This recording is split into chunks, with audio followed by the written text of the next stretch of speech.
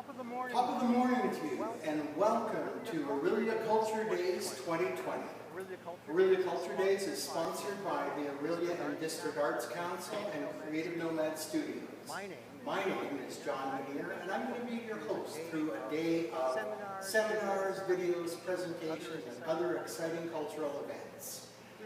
We respectfully acknowledge that we're gathering on the lands, the traditional territory of the Anishinaabe people. The Anishinaabe include the Ojibwe, Odawa, Potawatomi nations, which are collectively referred to as the Three Fires Confederacy. We also recognize that this land has been a place of meeting and sharing since time immemorial, and it's in that spirit that we are going to share the cultural community of Orillia today.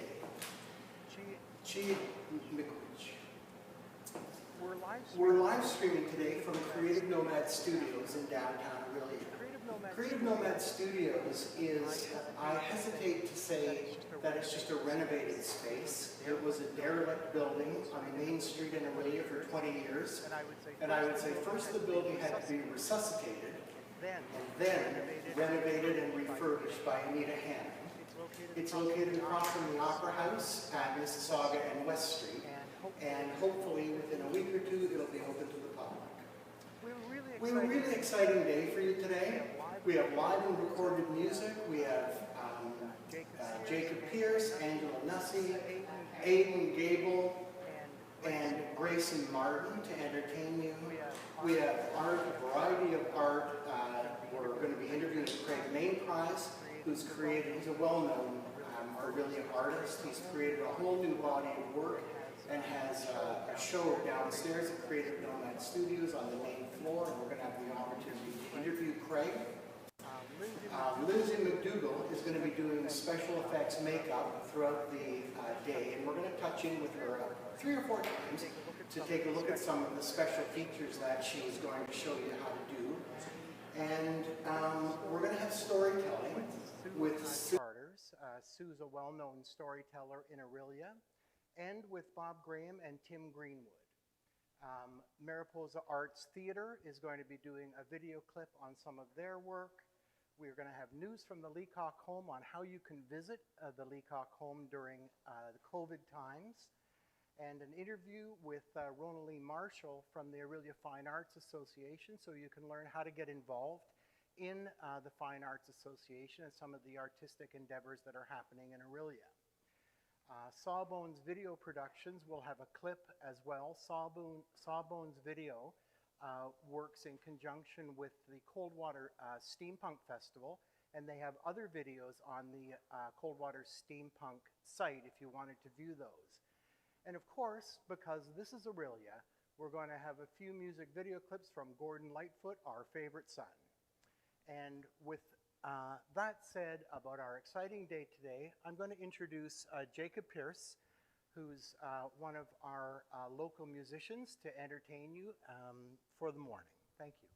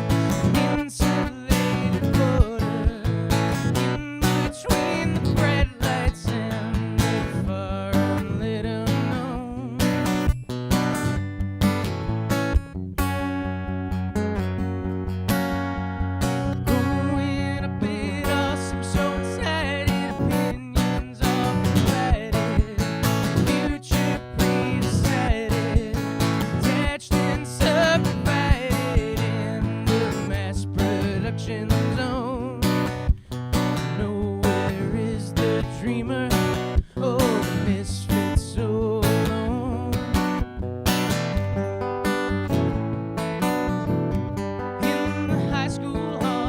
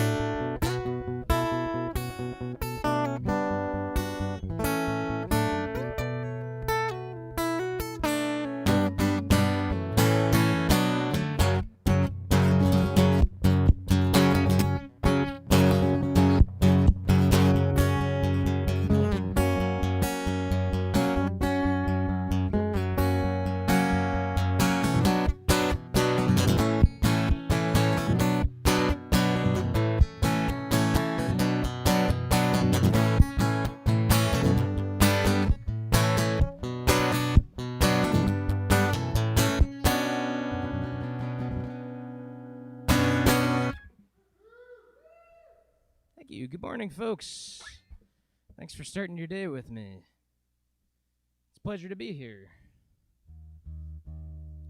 Just going to move on to a little Vince Gill tune. I have a couple covers, couple of originals, and that's how it's going to go.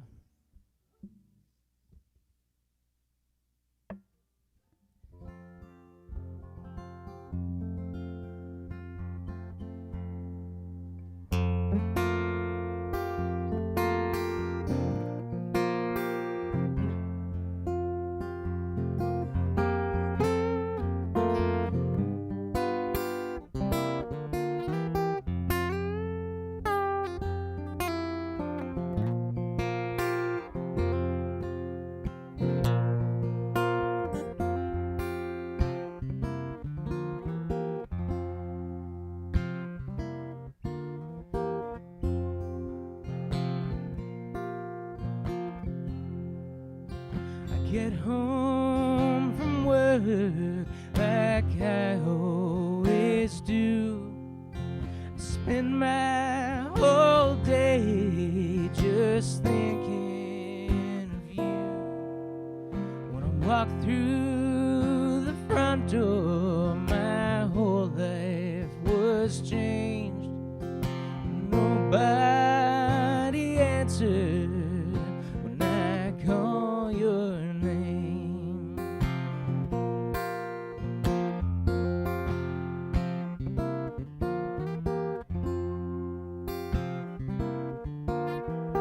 Note on the table, it told me goodbye.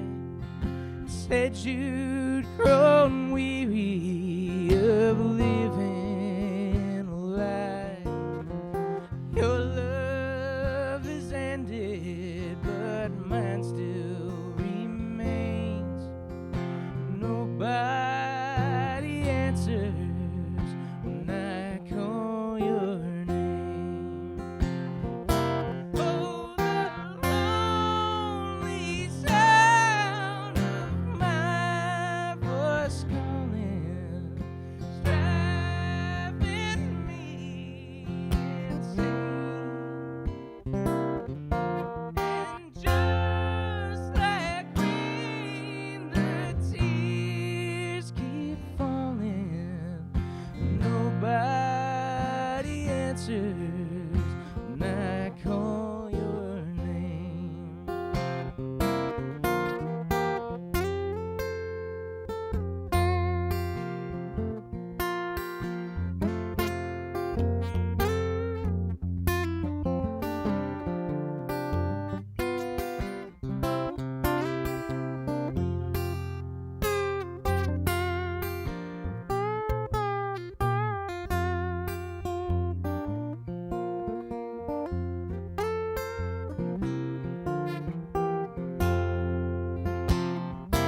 Oh, the lonely sound of my voice calling, driving me insane.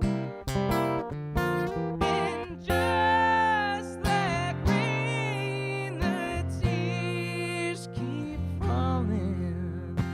Nobody answers when I call your name.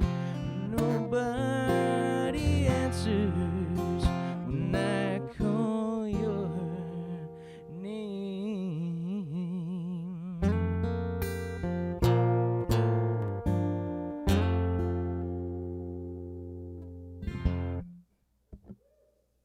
Thank you.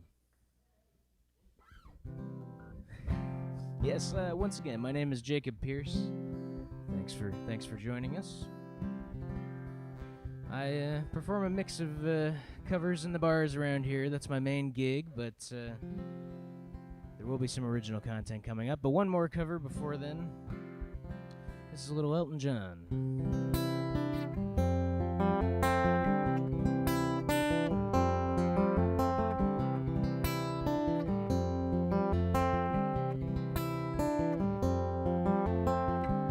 Blue jean baby, LA lady,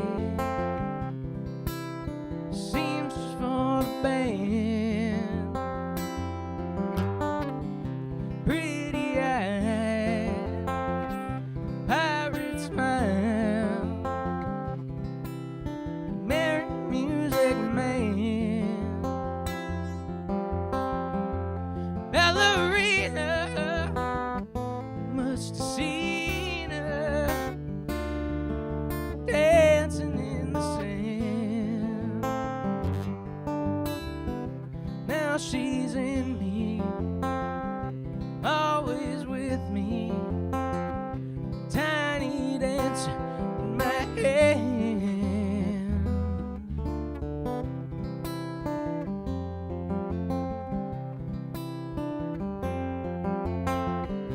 Jesus freaks out in the street, handing tickets out for God, turning back, she just laughs. Boulevard is not that bad, and a man makes a stand in the auditorium, looking on, she sings the song, words she knows, the tune she hums.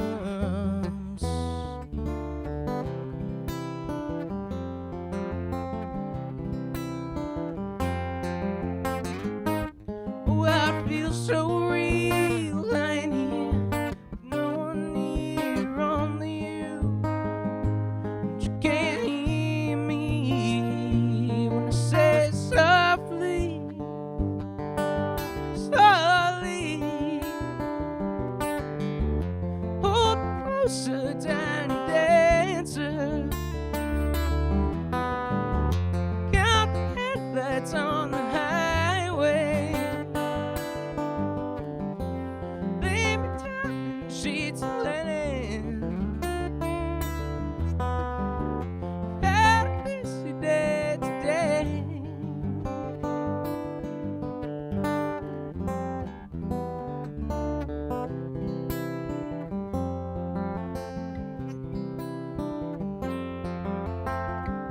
Blue jean baby, LA lady, seamstress for the band, pretty eye, pirate smile, merry music man, ballerina, you must have seen her dancing in the sand. Now she's in me, always with me, a tiny dancer in my hand.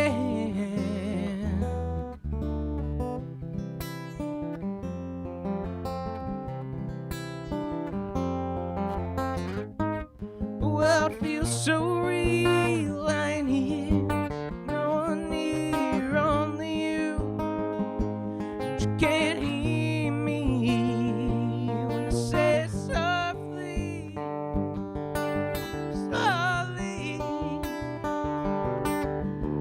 Hold me closer, tiny dancer.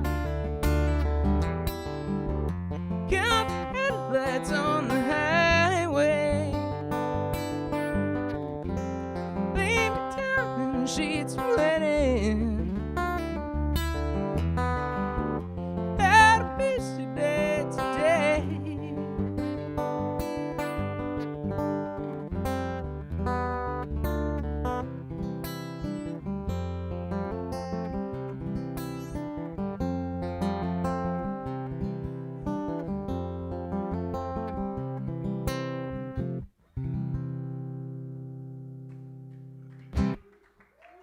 Thank you very much.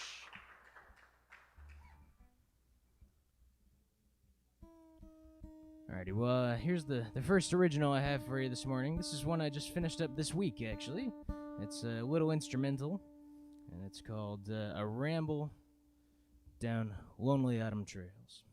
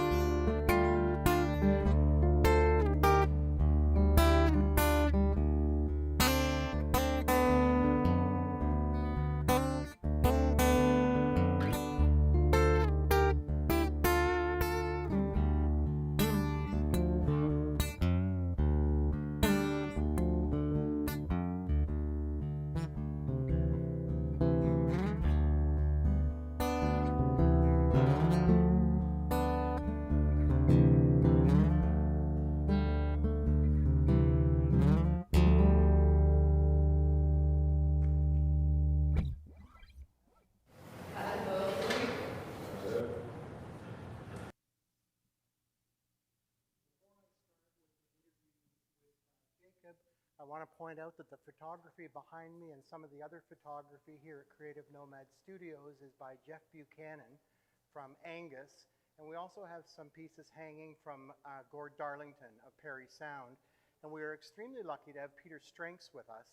Peter's going to be doing a seminar later in the day on how to photograph your art. Peter's a still photographer who works primarily in Toronto on production. So with that, I want to move forward and have a quick interview with Jacob. Yeah. Yeah. That's my spot. Okay, I've got my spot. Jacob, you have one big voice. Thank you. This is a pretty large room to fill with your sound, and it was amazing. I think you were telling me yesterday that you've only been doing this for 4 or 5 years. Is that right? Almost 6, 5 or 6, yeah.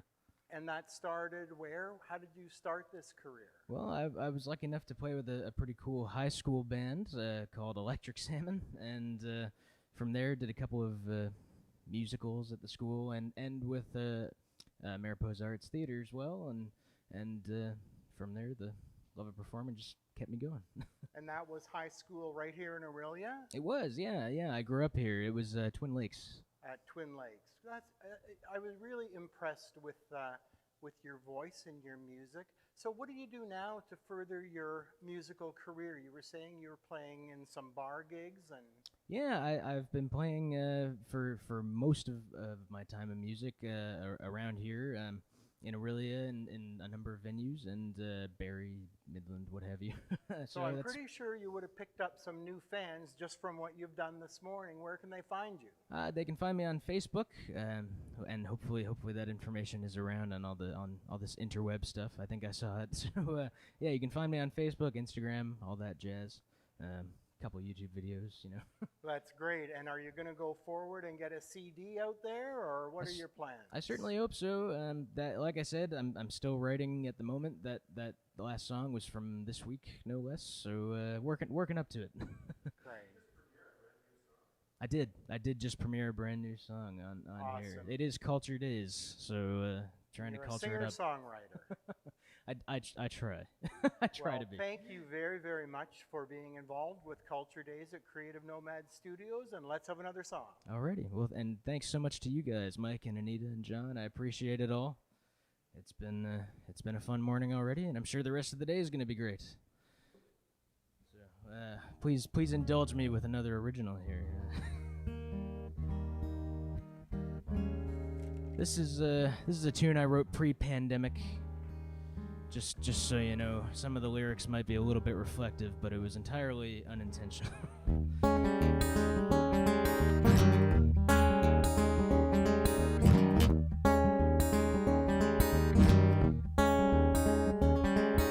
Spend my days playing for change. Spend my nights trying to make my name. In between, I'm just wasting away. I've got these millennial blues, and they're here to stay.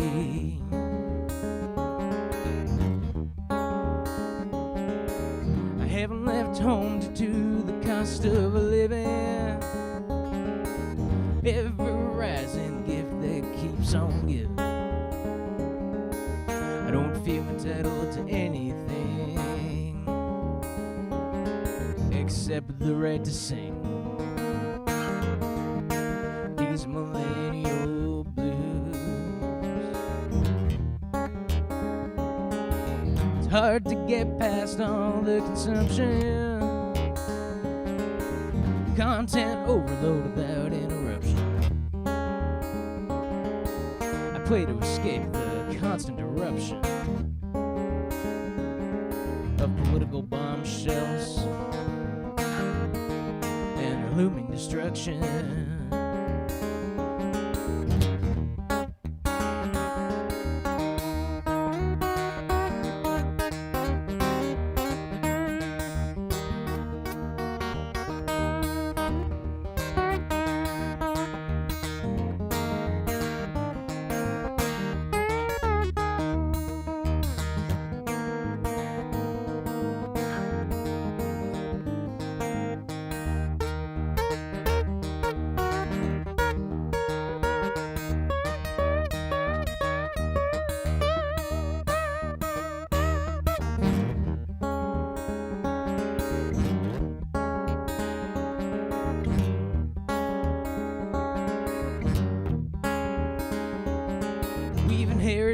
problems of previous generations, more than our parents in this new Great Depression, impacting each of us without exception. The only way forward is to reject this new normal and carve a new direction.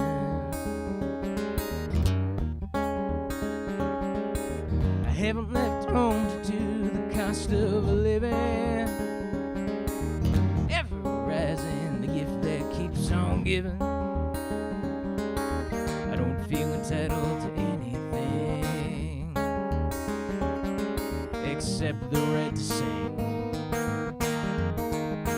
These millennial blues, these millennial blues, these millennial blues.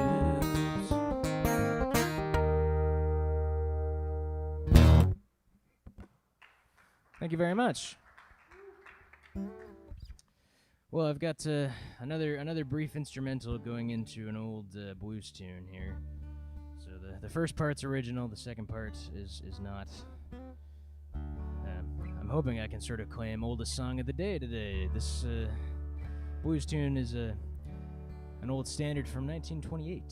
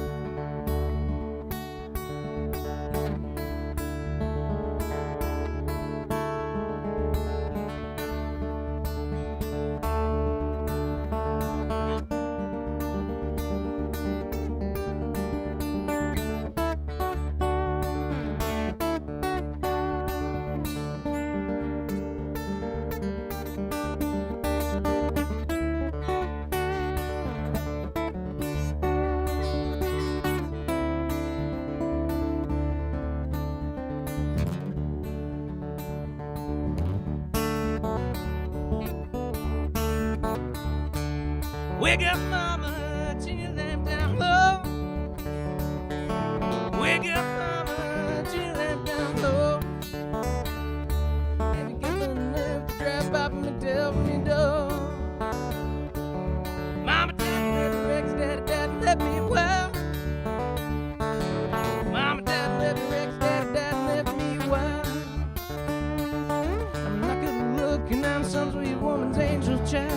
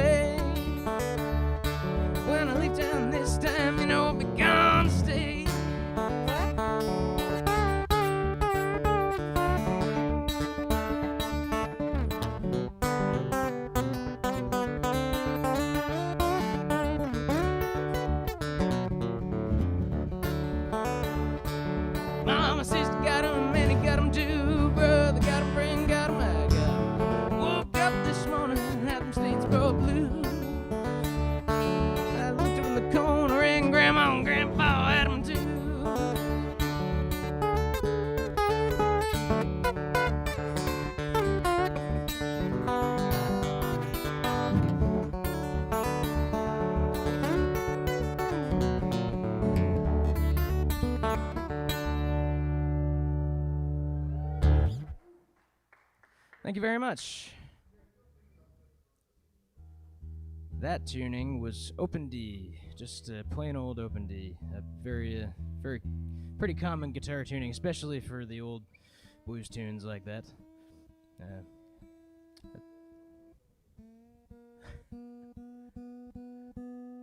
Yeah, I love old blues tunes like that. Some of them, like that one in particular, are almost happy, really. Which I suppose that one in particular is called country blues for a reason. Yeah, that was a Blind Willie McTell song for those keeping score. Exactly. Yeah, I can't deny that my own blues song written in open D tuning. I can't deny that there wasn't any sort of influence going on there. Nope, I got you. Well, what I mostly do is bar shows, as I mentioned. So this is a favorite of mine to play in those venues, and I'm a big fingerstyle guy, as you may have noticed by now, and I grew up listening to Fleetwood Mac, and they opened my eyes to so many different. They opened my eyes to so many different possibilities with fingerstyle. So here's a Fleetwood Mac song.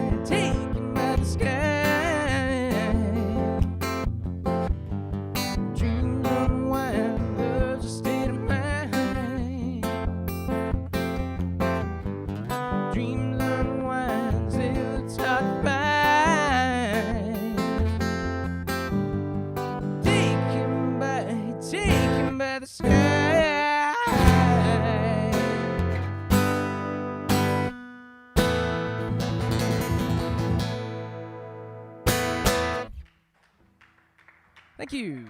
Thanks very much. Alrighty, Alrighty, cool. Just checking on time, folks. Just making sure we're still good. Alrighty, well, I'm gonna do another original then.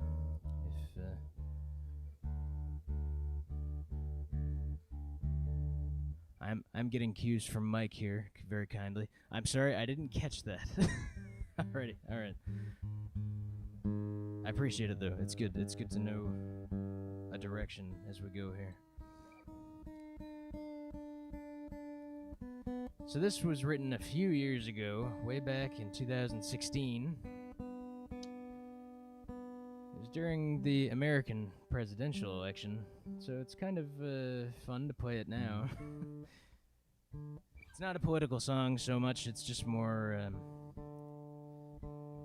about a bit of a frustration I was having at the time with the division that had been occurring among folks in America and everywhere, it seems.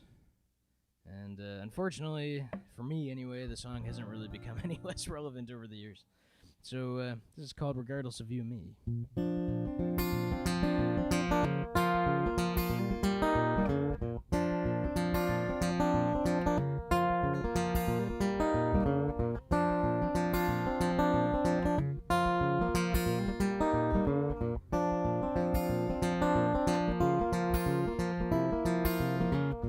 Feel the weight of the world's grief. It keeps me from sleeping. I know people will continue to be who they're gonna be.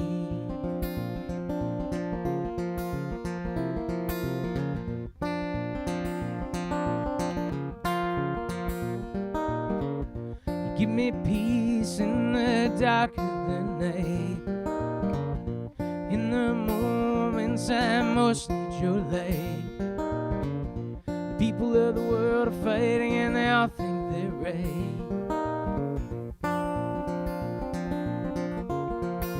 Regardless of you and me, you're the one I'm thinking of. As the world calls its own bluff, amid the panic no one remembers to love.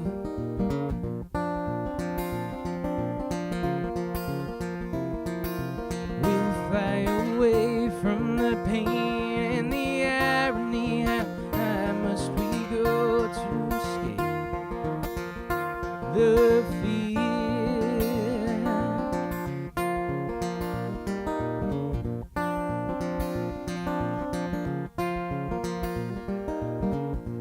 The world will still spin on and on,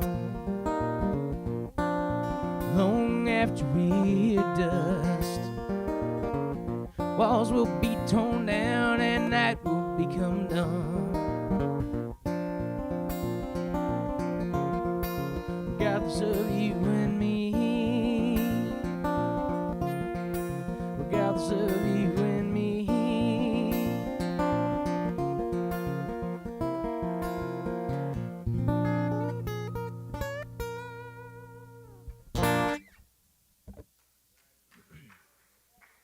Thank you very much. Pardon the tuning changes in between, folks. I do find alternate tunings are extremely handy as a writer. Well, yeah, in guitar terms, it just sort of opens up a different vocabulary, a different set of chords and phrasings and just different options you can use as a writer. And I suppose my greatest fear really is that I hope I don't use it as a crutch. Hopefully it's more as a tool, as I intend, not something to be entirely relied upon, but that remains to be seen. Far more of my songs are written in alternate tunings than standard, unfortunately. That's the trend at the moment, but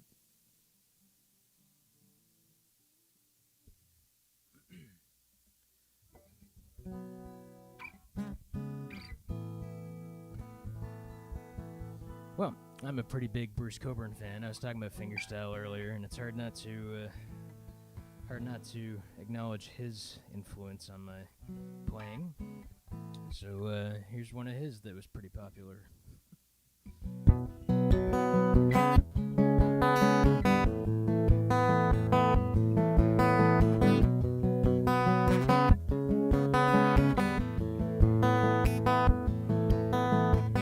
Don't the hours grow shorter as the days go by?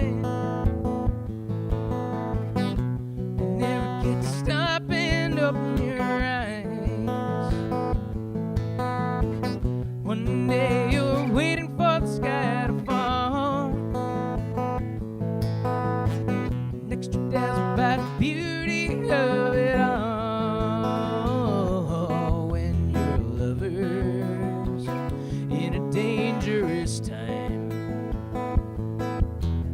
Lovers in a dangerous time. These fragile bodies of touch and taste. This vibrant skin, this hair like lace. Spirits open to the thrust of grace. Never a breath you can afford to waste when you're lovers in a dangerous time. Lovers in a dangerous time.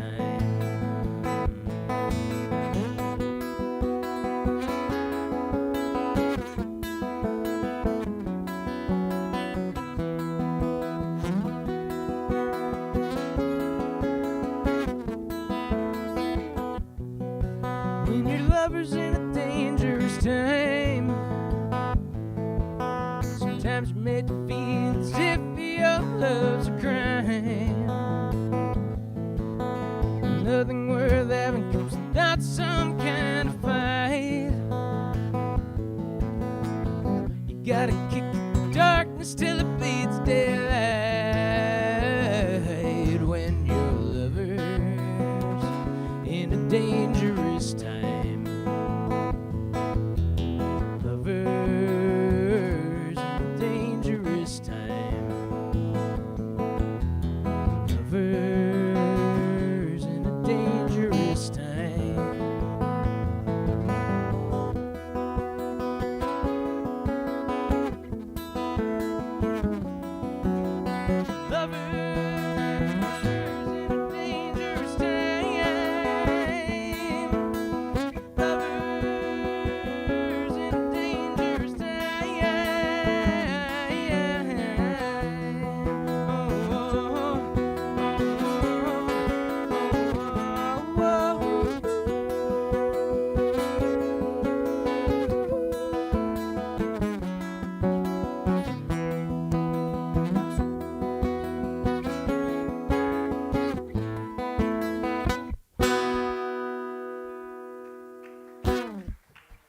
Thank you very much. Not easy hitting those high notes this early in the day, but it's fun to try. How are we doing? Time for one or possibly two more? Yeah, at least two. Alrighty. I will shoot for two then.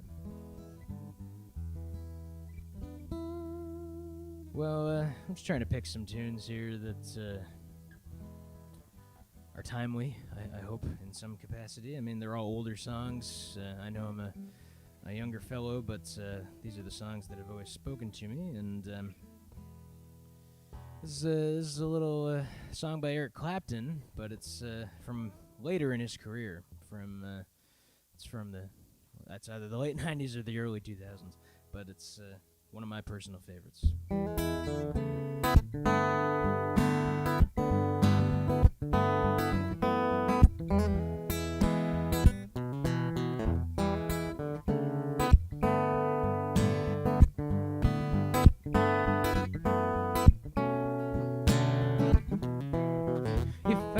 Reach the stars,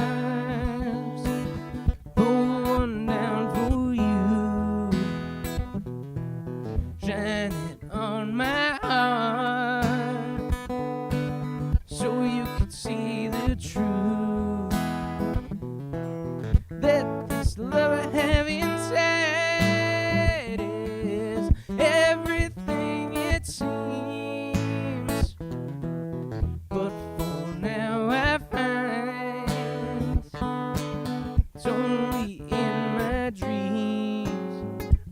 I can change the world, that would be the sunlight in your universe. You would think my love's really something good, baby, if I could change the world.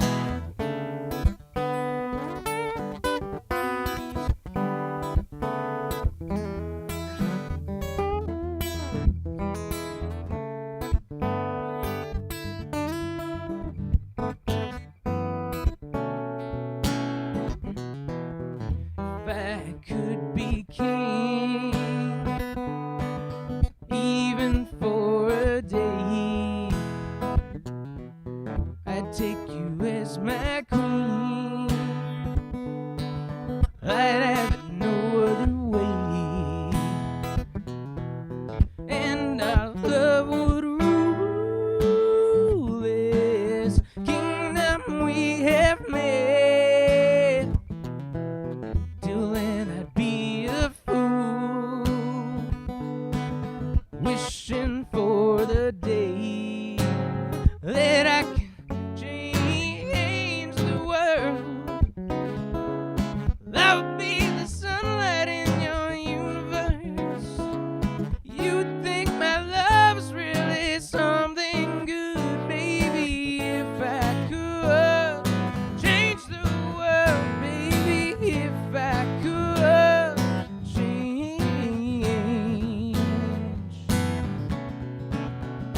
the world.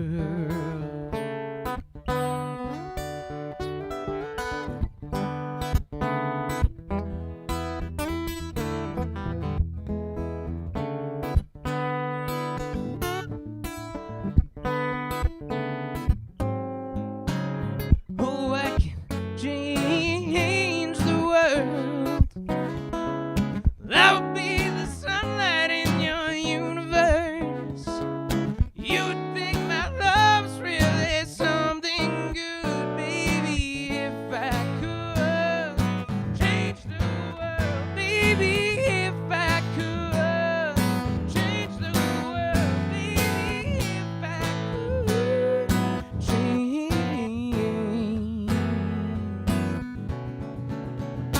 the world.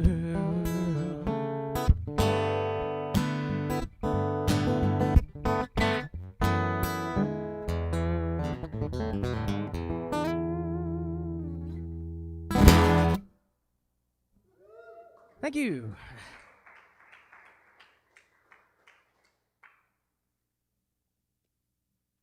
Alrighty, still okay for one more? Alrighty. Well, I'll just say now, thanks so much for tuning in, folks. Thanks so much again to Mike, Anita, and John, and everyone else in the room here for making this happen. It's been a pleasure. Been a pleasure playing for you. Once again, my name is Jacob Pierce. And this is another Bruce Coburn song to finish out, but it's not nearly as famous as the other one I played. This was released only ever on a live album called Circles in the Stream in the 1970s, and it's a wonder to me that it was never released on any studio recordings, because it's absolutely one of my favorite songs of his to play, and in particular finish shows with. So thanks again, folks.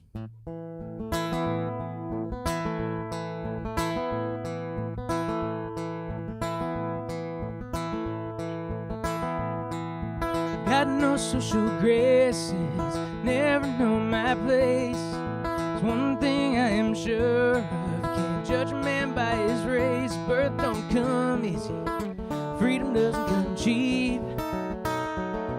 Rules and worlds get swept away while you waste your time in sleep. Grow up you, grow up me, grown together, free to be.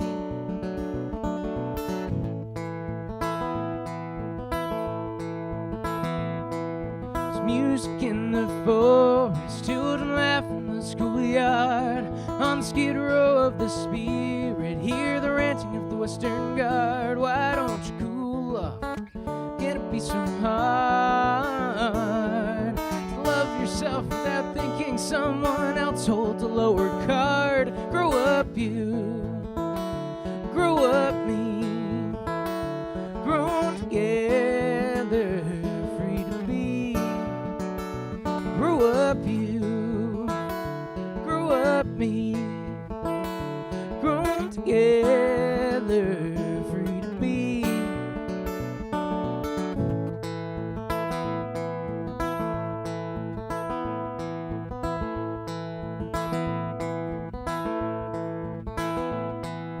Wired to the switchboard, always on the move. Things you love to cling to, there's nothing you can prove. You can only deal with what's before your face.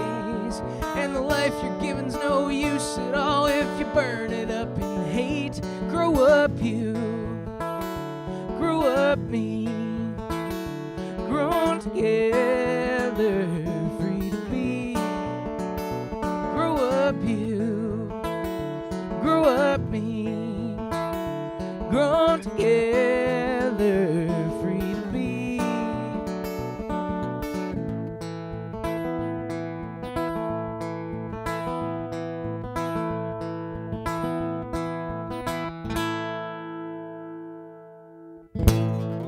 Thanks very much, folks. Thank you.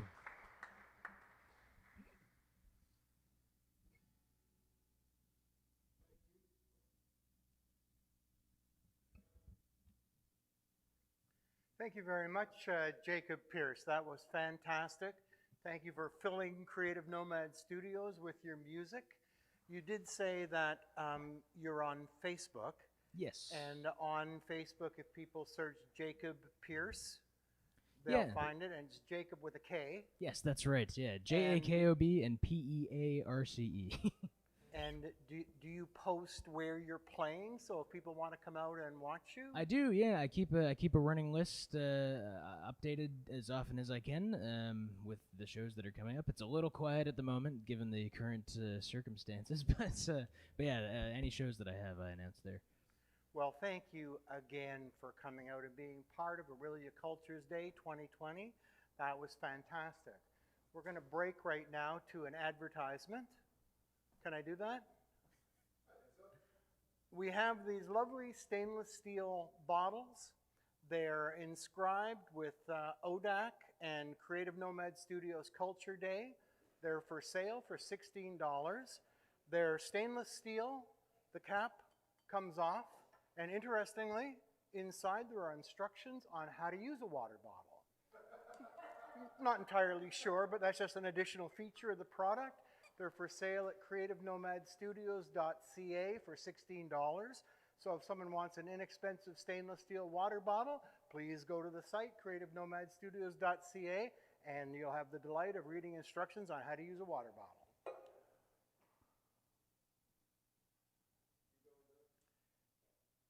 Hello and welcome everyone.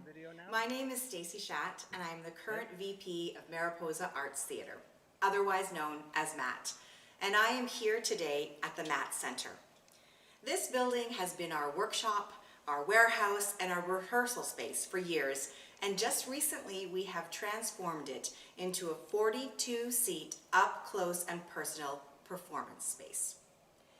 For the last 50 years, working closely with the Orillia Opera House, MAT casts and crews have mesmerized audiences with comedy and tragedy performances, musicals, classics, and edgy one-offs that keep you thinking. Our amazing artists, musicians, and dedicated backstage crew work their magic to captivate us, transport us, and just wow us with their fantastic performance. We are also thrilled by the enjoyment that our MAT films have brought to Orillia and surrounding area. These are highly acclaimed TIFF films, and they have sold out night after night. And we are so hopeful that we will be able to bring them back to you again soon. And we must take a moment to thank you for tuning in and joining us today. Thank you to our patrons, our members, our volunteers, and our sponsors for always believing in us and supporting us. And now we have a special treat for you. From Matt's award-winning production of Urinetown, the song Freedom. Filmed at the Orillia Opera House and performed by Orillia's own Josh Halbert. Enjoy. Run, freedom, run. Freedom, run away. My friends, you have to run, run. Freedom, run away. That freedom sun will shine someday. Till then, you better run, run. Freedom, run away. Well, as well you should be. You know, freedom is scary. Well, it's a blast, a cool wind that burns your face to wake you up, literally. Yes. There's a trickle of sweat. Dripping in your ear. But still you have to run. Now don't you fret. And never fear. Freedom's a run. Freedom, run away. There's a great big clapper on your trail. And full intention on your trail. Oh, I'm sitting there out to relax for you. Great big clapper making tracks for you. Ain't no time to relax for you. Run, freedom, run. Run, freedom, run. Run, freedom, run. Now, freedom, run away.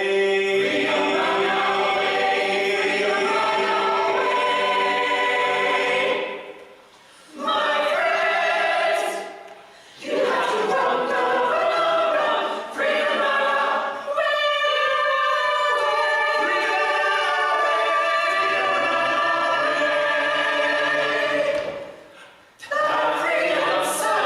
That freedom sun will shine someday. A 3, 4, till then you better run, better run away. Run, freedom, run, freedom, run away. My friends, you have to run, freedom, run away. That freedom sun will shine someday. Till then you better run, hallelujah.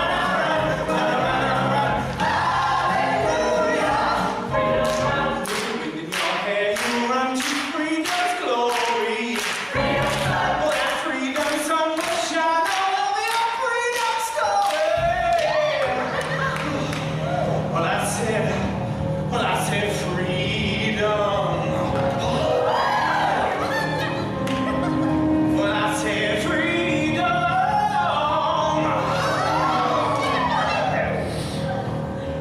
Well, I said freedom.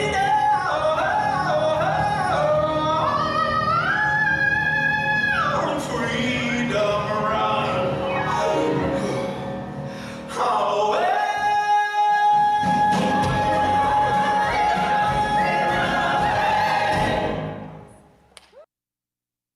Hi, it's Susan Charters, Storytelling Orillia. I'm going to introduce Tim Greenwood to you. He's a teller from Newmarket who comes up and is part of Storytelling Orillia. He is going to tell The Giving Tree, which he told recently at the Blue Skies Festival. Tim Greenwood telling a story for Blue Skies. And this is Shel Silverstein's The Giving Tree. There once was a tree, and she loved a little boy. And every day the boy would come by, and he would gather her leaves and make crowns and play king of the forest. And then he'd climb her trunk and swing from her branches and eat apples. And they'd play hide and go seek. And when the boy was tired, he would rest in her shade. And the boy loved the tree very much. The tree was happy. But time went by and the boy grew older, and he came to visit the tree less and less often. The tree was sad. And then one day the boy came back. And the tree said, "Come, boy, come and climb my trunk and swing from my branches and eat my apples and rest in my shade and be happy. I'm too big to climb and play, said the boy. I want to have fun. I want some money. Can you give me some money? I have no money, said the tree. All I have are my leaves and my apples. Come, boy, come and gather my apples and take them to the city and sell them. And then you can have money and be happy. So the boy climbed the tree and he gathered her apples and carried them off to the city to sell them. And the tree was happy. The boy was gone for a long time. And when he came back, the tree was so happy she shook. Come, boy, she said, come and climb my trunk and swing from my branches and be happy. I am too busy to climb and play, said the boy. I want a house so I can be warm. I want a wife and I want a family. Can you give me a house? I have no house, said the tree. The forest is my house. But you may cut off my branches and build yourself a house, and then you will be happy. So the boy cut off the branches from the tree and carried them away and built himself a house. And the tree was happy. The boy was gone a long time, and when he finally returned, the tree was so happy she could hardly speak. Come, boy, come and play and be happy, said the tree. Too old to play, said the boy. I just want to get a boat to get away from this place. Can you give me a boat? I have no boat, said the tree. But you may cut down my trunk and build yourself a boat, and then sail away and be happy. And so the boy cut down the trunk, carried it away, and built himself a boat and sailed away. The tree was happy, but not really. And the boy was gone a very, very long time. Finally, he came back, and the tree said, boy, I wish I had something to give you, but I have no apples. They're all gone. My teeth are too weak for apples, said the boy. I have no trunk for you to climb and no branches for you to swing from, said the tree. I am too old and weak to swing, said the boy. I have nothing left to give you, said the tree. All I am is an old stump. Well, said the boy, I don't need very much now. I am just looking for a place to sit and rest. Well, said the tree, an old stump, it's a good place to sit and rest. And the tree straightened herself up as much as she could and said, come, boy, sit down and rest. And the boy did. And the tree was happy. Welcome back to Orillia Culture Days 2020. We're very lucky today to have Peter Strengths with us. Peter's a professional still photographer, works primarily now in Toronto productions, but he's been actively involved in Orillia in the art scene. I believe at one point, Peter, you actually closed down Mississauga Street between Peter and Matchadash and did a huge photography project on the main street. Peter's been actively involved not only in the arts community doing his own work, he's on the board of the Ontario District Arts Council, and he's going to be leading us through a workshop today on how to properly photograph artwork, so that if you need to get your artwork done in a visual format, you'll know how to do it. So with that introduction, I'm going to turn over the program to Peter Strengths. Thank you very much. And I'm happy to share with you how to photograph your own artwork. It's something I get asked about a lot. And one of the things I want to talk about today is I'm actually going to show you the way I would do it with a lot of professional gear so that you understand what would be the ultimate way to do it. But I don't mean that in a disrespectful way, but most people say to me, can I do it with a cell phone? And I want to talk about that today because it was brought to me recently. It's a really great question. Everybody has one. I am going to show you how you might approach it with a cell phone, but I'm going to go over the technical aspects of how to do it correctly, and then maybe you can adapt it to your phone later if you wish. But I would, coming from the heart, I would much rather you did it this way. I have to say that I am a professional photographer, but the one thing I don't photograph are weddings. I just think they're so stressful an experience that I don't want to be that way. You know, I don't want to be a photographer for weddings because it's too much at stake. And oddly enough, I feel the exact same way about photographing somebody's artwork because they've put so much of themselves into their work, and the responsibility I find overwhelming to photograph it correctly. So I want to show you how to do it and share it with you so you can photograph your own work and I won't be stressed out about it. All right? So at any rate, one thing, so by the end of the workshop today, my objective for you is that you do understand how to make your art, how to photograph it so that you then have a digital image of your work. So a lot of people are saying, well, why would I photograph my work? I wrote down about 5 reasons that I think somebody might want to do this. All right. One, believe it or not, is backup for insurance, because if you're an artist, your work has value beyond what it brings to you emotionally. All right, it has physical value as well, and so you really should have a copy of all your work, because if there was a fire or if your house was robbed and it was missing, all right, then you have backup somewhere for your work, and I think that's essential. Also, I mean, if you collect work, that sort of thing's important. I know that a lot of you exhibit your work, so if you're trying to put your work into a gallery show or you're submitting it, they're going to want a digital copy of your work. All right, so if you have a really great image, especially if they're going to judge you by that image, all right, then it just increases the odds that you might be accepted or awarded. All right, so the other thing is that a lot of you might already have a website, and for example, on my website, I have a portfolio of all of my work. That's really easy because I'm already a photographer. I'm in the digital format already. But if you're a painter or an illustrator, then you've got 2-dimensional flat work.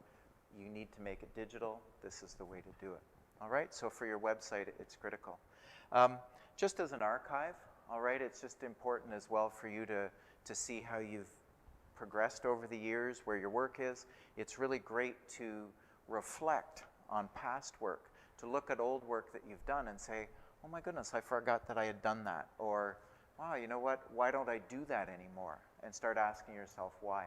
So as a tool for reflection and intention, having your work in a digital format that you can put up as a group and look at it together, it becomes really valuable. And finally, you may wish to monetize your artwork. You might want to make reproductions of your work. So if you would need a very, very high quality digital image of your work, and then from that you might be able to make prints, all right, giclée or something like that, that then you could send, you could make a collection, say of 100 images, and number them and sell them as a giclée or a fine art inkjet print that would have value. That way you keep the original, but you're putting your work out for sale. Does that make sense? Okay. And I am going to invite you today that if you have any questions, could you just say, hey Peter, what about? And then I'm going to repeat your question and give the answer for anyone else that's watching us. Okay? Great. So, one of the things I wanted to talk about is you have to light your work to photograph it. And today, as an example, we have a lot of different light sources in this room. And they would impact your work if we allowed them to be hitting the print when we were photographing it. All right?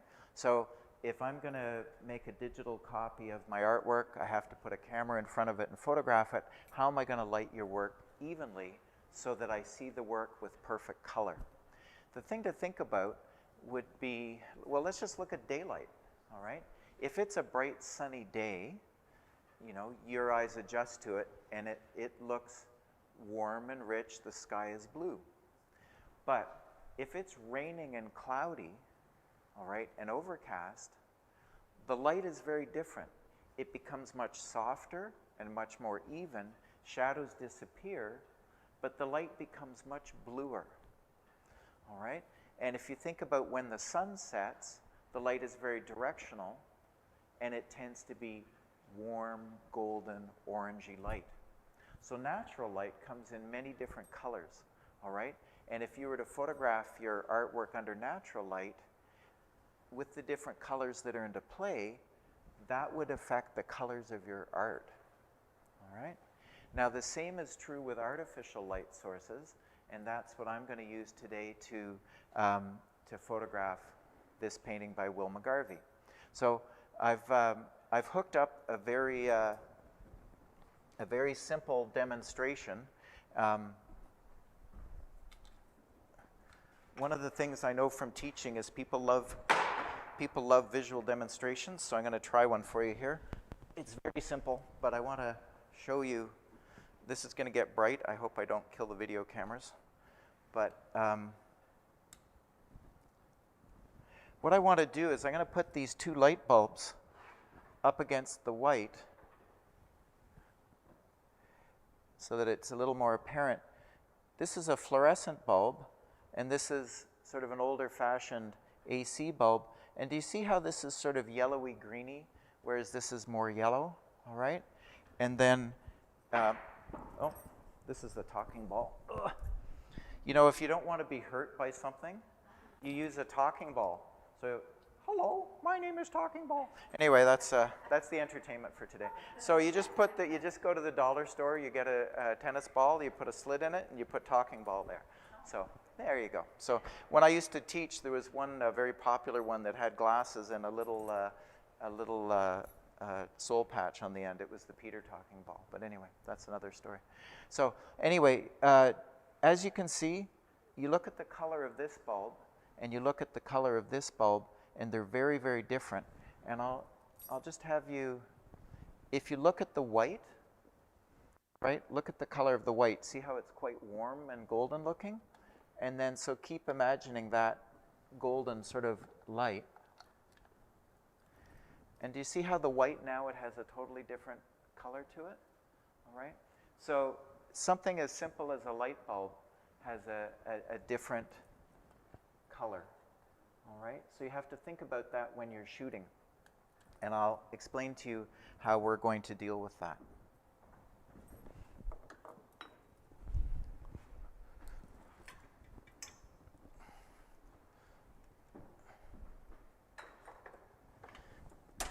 Keeping the movement alive here. Okay. So when we talk about the color of light, it has a value. They do it in Kelvin. So for example, daylight, most people think of daylight at around 5,600 Kelvin. But if you're using old-fashioned light bulbs, sort of like the one I showed you, it's actually 3,400 Kelvin. And I'm never one for loving the technical stuff, but the reason that's important is that you can actually, on a better camera, it will actually allow you to set the camera to record under a given light source. So it actually has a Kelvin rating. You might see a little symbol with a light bulb. So you're going to set, if you're using a tungsten light bulb, an old-fashioned light bulb, all right, then you would set your camera to that light bulb setting. And then the camera sees the light with the color that was intended, and it will render your painting the correct colors, all right? It also has it for fluorescent lighting, daylight, cloudy day, that sort of thing. So the reason I prefer artificial light over daylight is that it's consistent. As we mentioned, if you start from the very morning when the sun is rising, it has that pinky color. By noon, it's quite sort of bluish, around 6,000 Kelvin, 5,600, 6,000. But then by the end of the day when the sun's setting, it's changing color again. So if you want consistent results with your artwork, my suggestion would be if you have a big enough if you have enough room in your house, or maybe in your basement, I would set up a permanent area, and once you get consistent results, nothing has to change. You literally put your artwork up and take it down, and that is your spot, you know? So that would be my suggestion. Certainly if you go to a commercial copying studio, they have a room that's set aside and all it does is copy work, and it's absolutely consistent and flawless. But you can get, honestly, you can get very good results for yourself. It's just experimenting a bit, all right? Okay, so that was something that was important to talk about. All right. Now, okay. So another really important aspect of photographing your artwork is that you're as square as possible to the work, all right? Now I want you to think about if I'm standing beside a wall, and if I look in this direction, the lines converge, right? It's vanishing point. Well, when you're looking at your artwork, it's very similar in a way. If I'm looking from above my art, all right, the top seems bigger and the bottom of the art piece looks smaller, all right? So how you position your camera relative to your artwork is really critical, okay? So I've already set this up because otherwise I would spend 10 minutes fiddling with this and you would be quite bored, so I don't want to do that to you. So I've literally already set it up. But two things that I strongly recommend that you have in your kit, and almost everything I'm showing you that is do-it-yourself, you can actually get at one of the dollar stores or something like that. So you don't have to invest heavily in certain things, all right? So a tape measure is absolutely essential, and of course, a little level, okay? So one thing I did was that the painting that you see here, I wanted to know where the center of it was, all right? So I know that the piece is 27 inches top to bottom,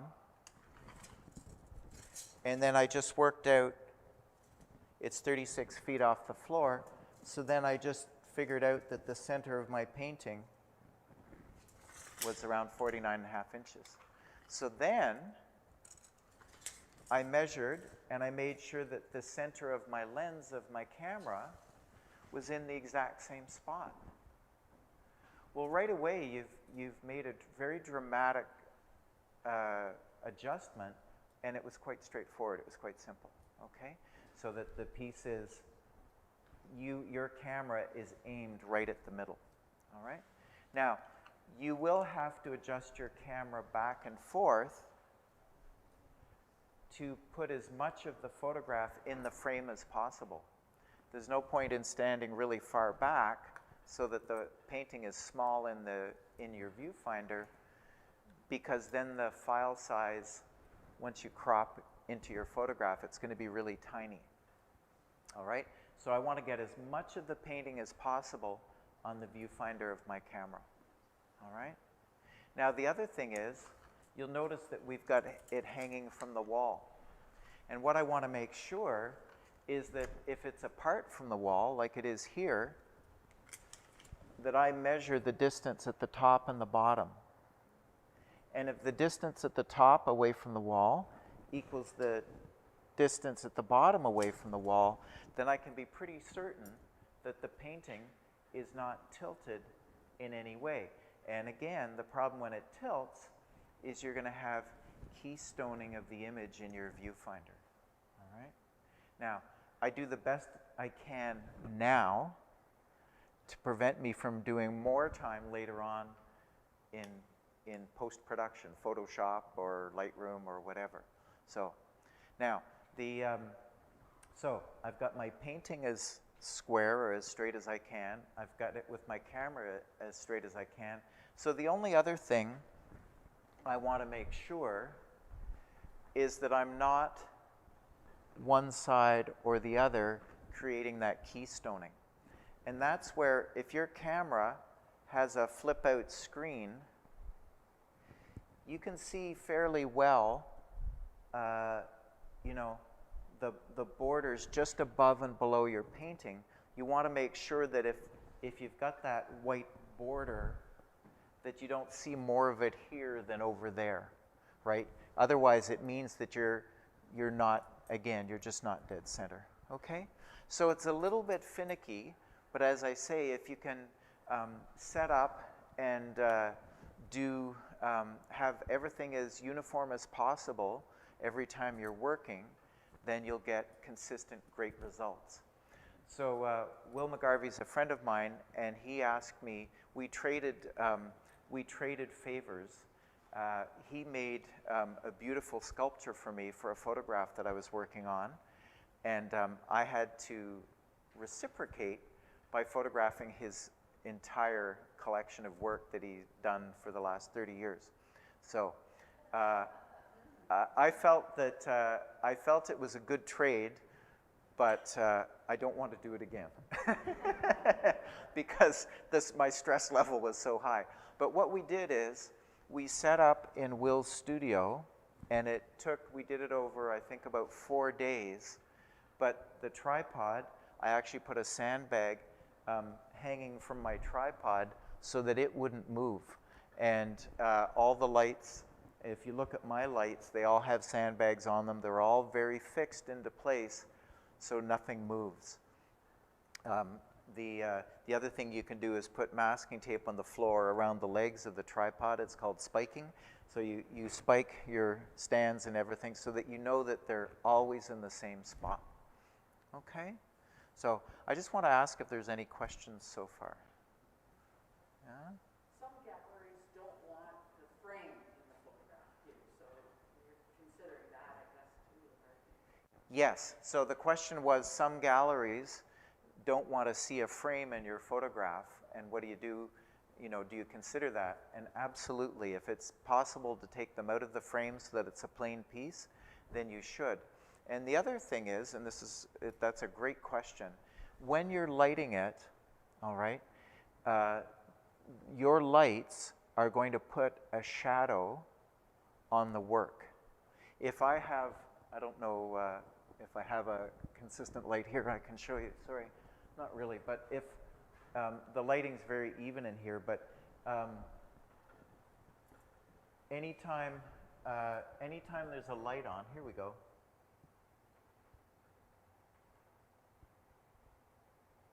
I actually use the light that I'm supposed to. There we go. Okay, this light is on, and it's very subtle, but you do get a shadow from the frame on the work there. This one's not so bad. I mean, it's the lighting I'm going to do and I'm going to show you, allows it to wrap around a lot.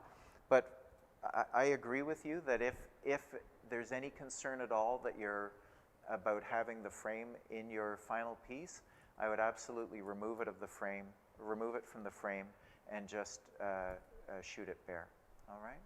So, and that now for some of you, you'll probably want to put your work in an easel that has those clamps, the wooden clamps like that. So that's something you're going to have to consider.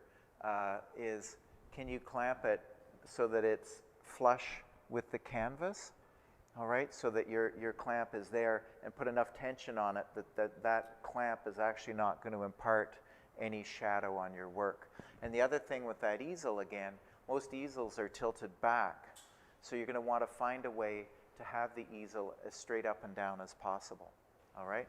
And again, your inexpensive level is really useful for that. Okay?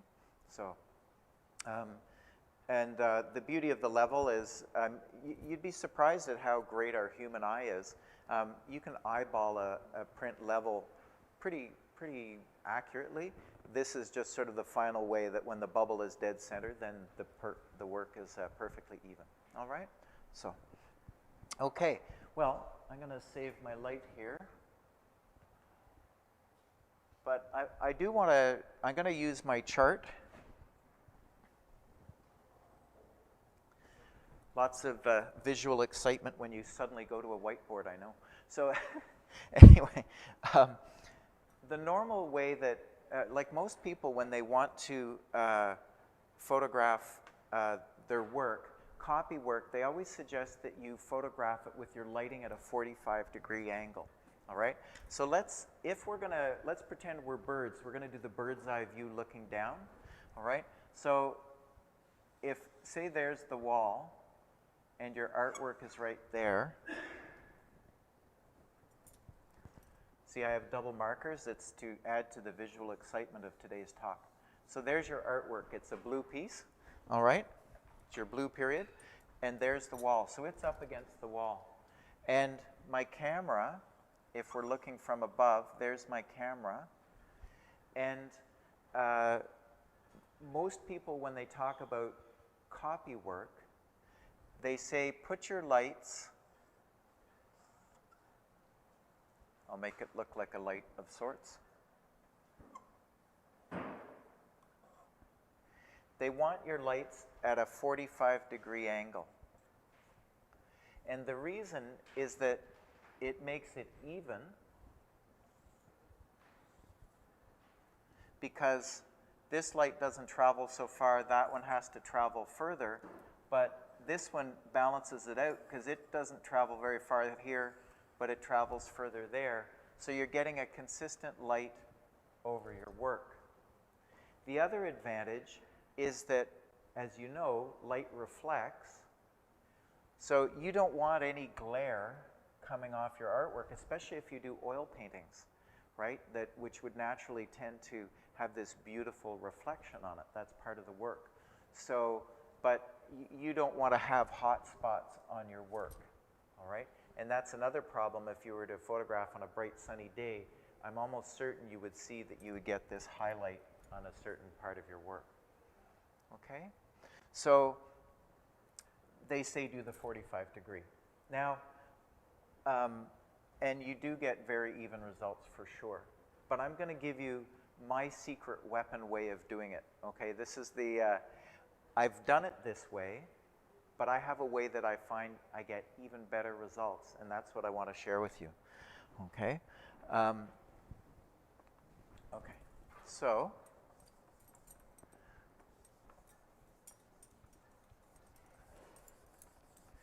I actually, I used to shoot for a lot of magazines in the old days. Does everybody remember magazines? When I used to teach, I would say to students, I'd say, you won't believe it, there's this new form of iPad. And I would pick up a magazine and I'd go, it comes with this incredible smell. And I would fan the pages and you could smell the ink in the paper. And I'd say, look, you know, when you go to a new link, you do it this way. And I would turn the page, right? And I'd say, every image in this magazine has been commissioned. Somebody expressed themselves and got paid and honored for their work. And I said, that's the difference between original published work and just scrolling through an iPad to see what's out there. And I think it's a great sadness for me that magazines are gone, you know, like they're still out there, but the day is coming, and I find that a tragedy. So I just love that you are making art and expressing yourself with something physical and tangible. It's really critical. Okay, so what's my secret weapon way of doing it? I actually put my light sources at 90 degrees.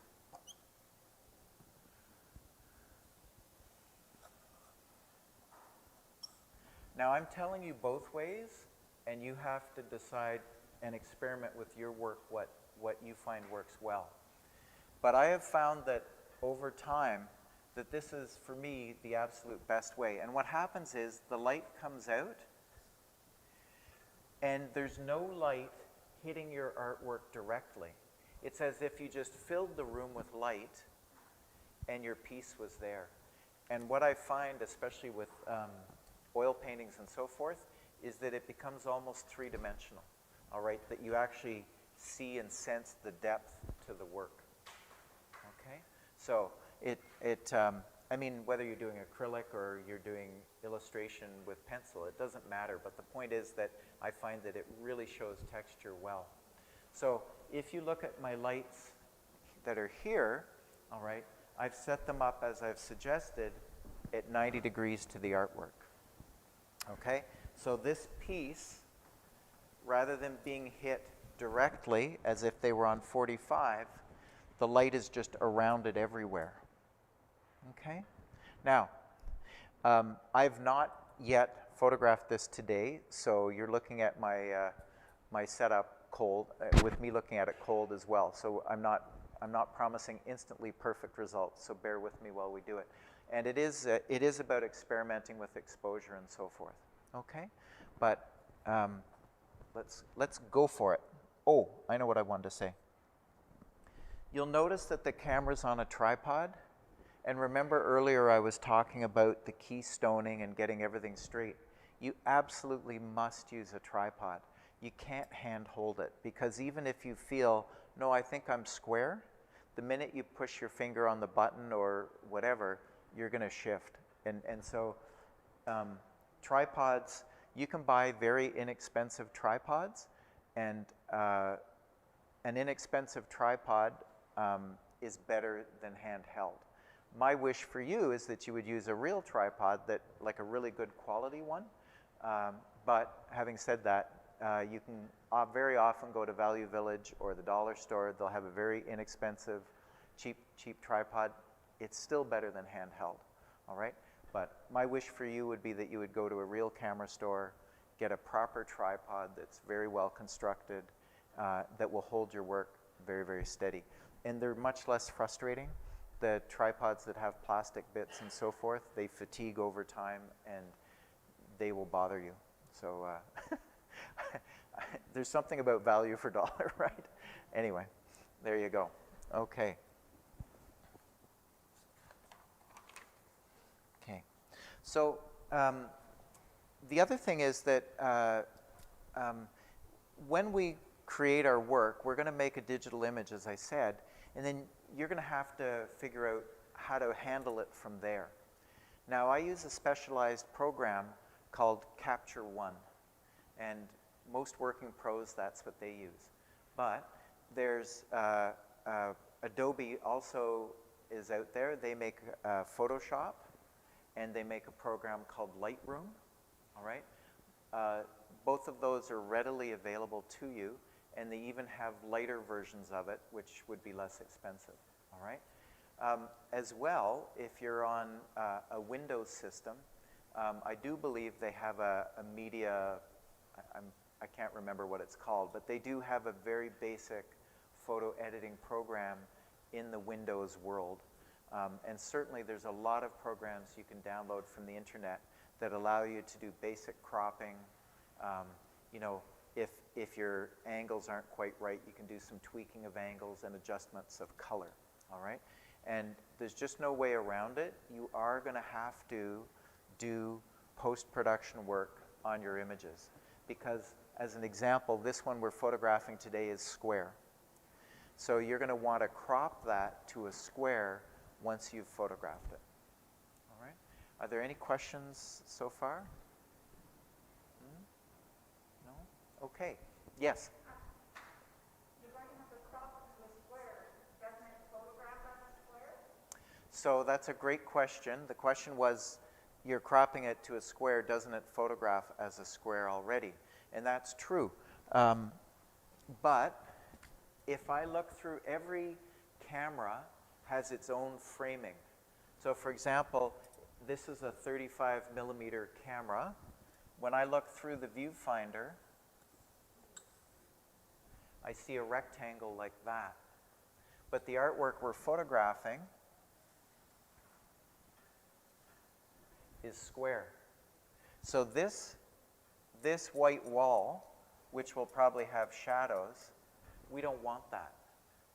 So later on, once we have the photograph, we're going to have to bring it into our computer, and we'll crop around that so that all we see is your artwork. In the same way that we don't want to see the frame in the photograph if it's in a frame. Okay? And that's what the software that you use in post-production, that's what it will do. Okay? Yes? The lights that you're using at the sides, if we're doing it, we're photographing our own work, do we have to buy those types of lights, or is there something that we could engineer ourselves? Yes. So that's a great question. I'm using professional lighting gear, which is quite expensive, and but I use it all the time, so I have it readily available. But I did buy a few work lights from Princess Auto for $12 each, and I'm going to show you how you might use them in the exact same configuration I'm doing, but in a much simpler way. And then work with that. And then as you feel you need to change it up, then you can do something different, okay? So I'm showing you, as I suggested at the beginning, I want to show you the best way, from my experience only, but I want to show you other ways that you can achieve very similar results using the exact same principles. So the principles I'm showing you are identical, just the gear will be different, all right? And to that note, what I'm using today is a flash unit, and the beauty of the flash unit is that it's very consistent day in, day out. The color is identical, which is 5600K, and the soft boxes that I'm using in front of the flash unit, they mush and soften the light out all over the place so that it's very, very even. Because what you want is to make sure that the light that's hitting your art is consistent throughout. You don't want it to be brighter on one side than the other. So that's where you're going to have to experiment with the lights that you use. All right? And I'll show you some of those. Does that answer? Yeah? Awesome. Okay. So the other thing is that, as I said, I use a program called Capture. And it allows me to shoot so that instead of it ending up in the camera, it goes right to my laptop. And I brought in a small monitor today, which I hope you'll be able to see. And so when I shoot, you'll actually see the painting right there. All right, so you get an idea of what I'm doing. Okay? Great. So what I did was, before you came, is I set up my lighting the way I know, and I took a light meter reading of my flash unit. If you're using, a flash unit, I keep thinking of things, I have to tell them about this. Anyway, when you use a flash unit, you don't really see it. There's a pop and it's gone. But if you use a light that's continuous, like a light bulb, all right, it's on all the time and you see it. So when I use a flash unit, I have to be able to judge how bright that flash is. And so as a pro, we have what's called a flash meter. And I take a reading of this flash, and I take a reading of this flash, and make sure that they're putting out the same amount of light. All right? Now, if one was a little brighter than the other, I can actually adjust the flash unit on the head. They have power settings, so I can dial it up or down, so I get very consistent results. You can,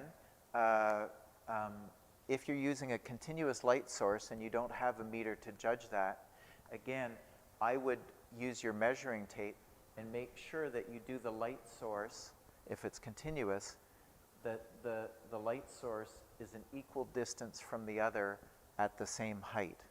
And then you're going to find that it's fairly consistent, all right? Now, LED light sources, which is what I'm going to show you today, they're very, very consistent. Something like an old-fashioned tungsten light bulb, they change over time, all right? And a fluorescent lighting, all right, takes a few minutes to get to its working temperature before it's consistent. So if you were to use fluorescent lighting, all right, I would have them on for a good 10 minutes before I started working with them, because it takes a while for them to heat up and achieve their optimum burn. But any light bulb, any continuous source tends to change over time, and towards the end of its life, it tends to get warmer, yellower, before it dies completely. Okay? So that's why I use flash units. But certainly in the old days, before flash was around, they always used continuous light sources. Okay? And don't forget, your light source, you want to set it in the camera if at all possible. If you're using a very, very basic camera that doesn't have the ability to manually set stuff, you're going to be working on automatic. All right?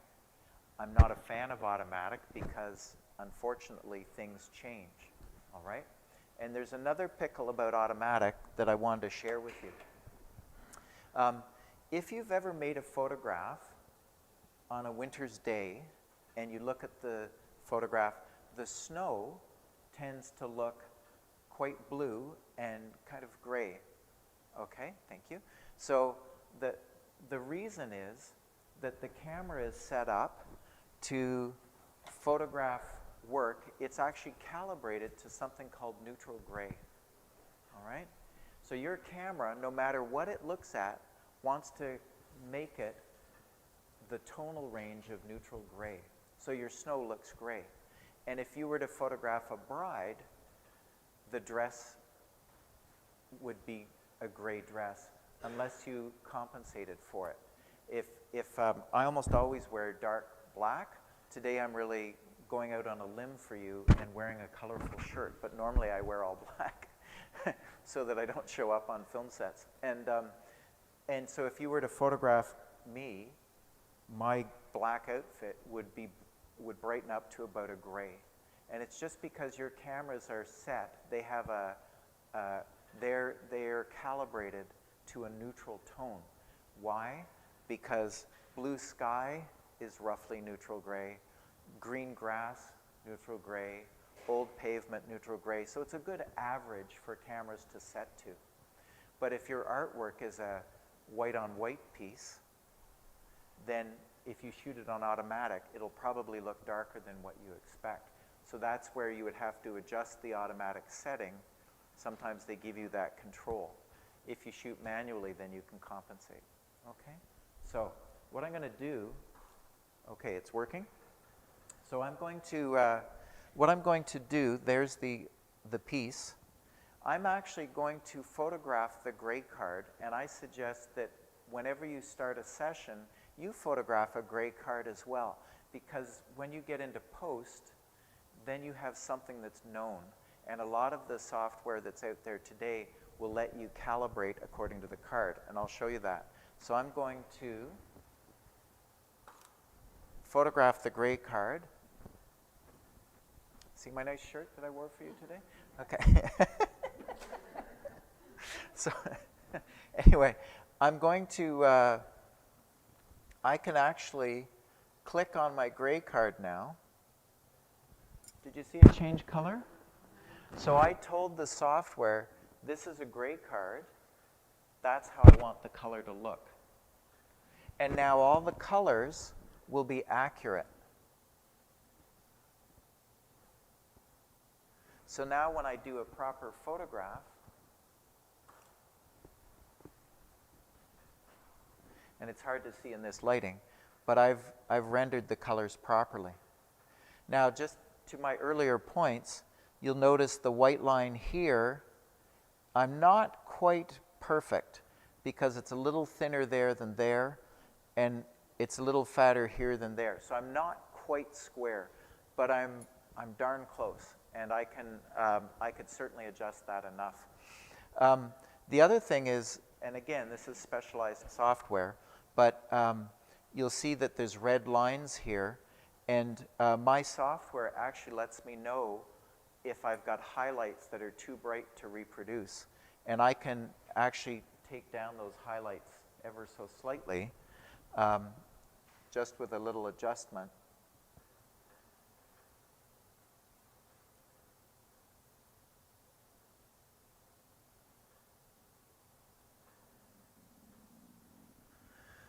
So, and again, this is very specialized, but it's just to give you an idea that that's the kind of control at times you can achieve. There's no more red lines here, so that tells me that I've adjusted the highlights and removed them, and now I've pretty much got a perfect copy of my work. Okay? Does that make sense? It's pretty cool, eh? Think of what you can do. Okay, so okay, so I'm going to be wrapping up soon, so I just want to make sure I've covered everything for you. Okay. One of the things that we do after an OFA show, the Orillia Fine Arts Association show, is we take photos to put on the website. Right. But sometimes the art is under glass. Ah. So I've heard that you could use a black sheet of some kind to help you keep the glare off the glass. Is that? That's okay. So the question was, how do you deal with shooting through glass? And that's a really brilliant question. If it was my own work, the first thing I would do is take it out. And I know that's hard in your situation. The reason and you had suggested, is there something to do with a black cloth that you can use? And it's a very good point. If I was to have a black drape here, velvet is the best because all the little fuzzies absorb light. Any light bouncing off the glass would just see black and you would see through it, all right? I find that I have shot through glass and my configuration where you're on either side works really well, as opposed to the 45 degree where you would likely get reflection. I'm going to just quickly finish off and show you something you might do inexpensively to start. And I even thought of cell phone users. So, so these lights are work lights that I bought from Princess Auto for $12 each. And, sorry, I'm just going to do this one because I got this one ready. They're very bright. So they have two light sources. I suggest you go as bright as you can with the two sources because it'll just be a little bit more even. But they could sit like that, very straight with your work.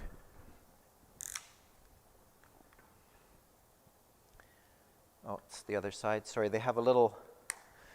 If you buy these and say, why isn't it working? It came with batteries.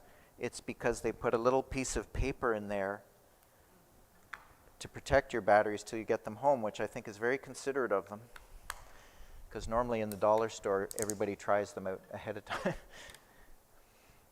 Okay, so now I've got two sources. And you'll see, remember I told you can see texture in oil paintings. You're seeing the texture of my fingers showing up. But if, do you see how it's very even right there? I'm going to, so you can get fairly even lighting. Sorry, losing my microphone. And if you find that the source is too direct, and this is where you need to experiment, you can get simple tracing paper and with clothespins make a loop of tracing paper here, and it will mush the light out in the same way that my softbox does. The other thing you can do, and this is what when I photographed Will's work, is I had 3 light sources and I had a big sheet of tracing paper in front of it, just hanging in front of it, and then it was this very even source over everything. And it's not really that big an investment. I mean, you know what I mean? For what you're going to do over time, that to me becomes a fairly inexpensive investment. Now, if you're still insistent on using a cell phone, and I wish you wouldn't, I'll tell you why.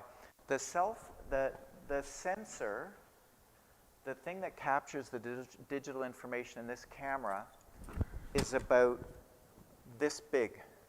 So it's capturing a lot of information. Your cell phone, the sensor is smaller than my finger, like my fingernail. It's like a half the size.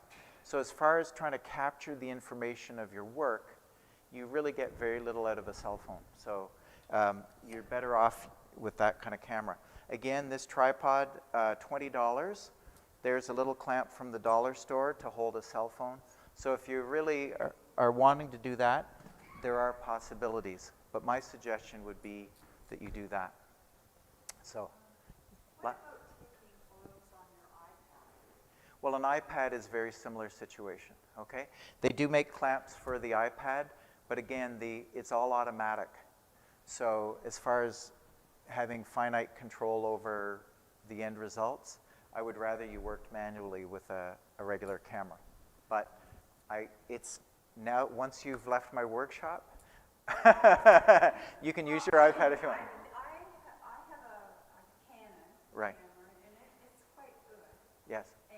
But I have trouble downloading my Files. pictures on this Windows thing we have, a desktop. It's very, very confusing. There's so much stuff on it Okay. that I'm left in a confusion trying to get them into the folders. Okay. Well, there's no doubt that taking the images from your camera to the computer can be challenging at times. That's a bit about file management. One thing is I don't hook my camera directly to the computer. I get a card reader, so I take the card out of the camera, put it in the card reader, and I find I get much better results. One last thing, sorry, and then I have to stop. But a really good camera will offer up something called a RAW file. That tends to be the best information. It's got all the information that your digital sensor can grab, it takes. If you shoot JPEGs, because it's a compression file, it tends to throw away information and then rebuild it later on when you look at it. And sometimes, unfortunately, you lose detail. So if I was to photograph my work to its best, I would photograph it as a RAW, do all my work as a RAW file, and then export it as a JPEG to whoever. Okay? Yeah. So anyway, believe it or not, we're out of time. But thank you so much for sharing with me today, and I wish you great luck with your copy work. Okay? Thank you.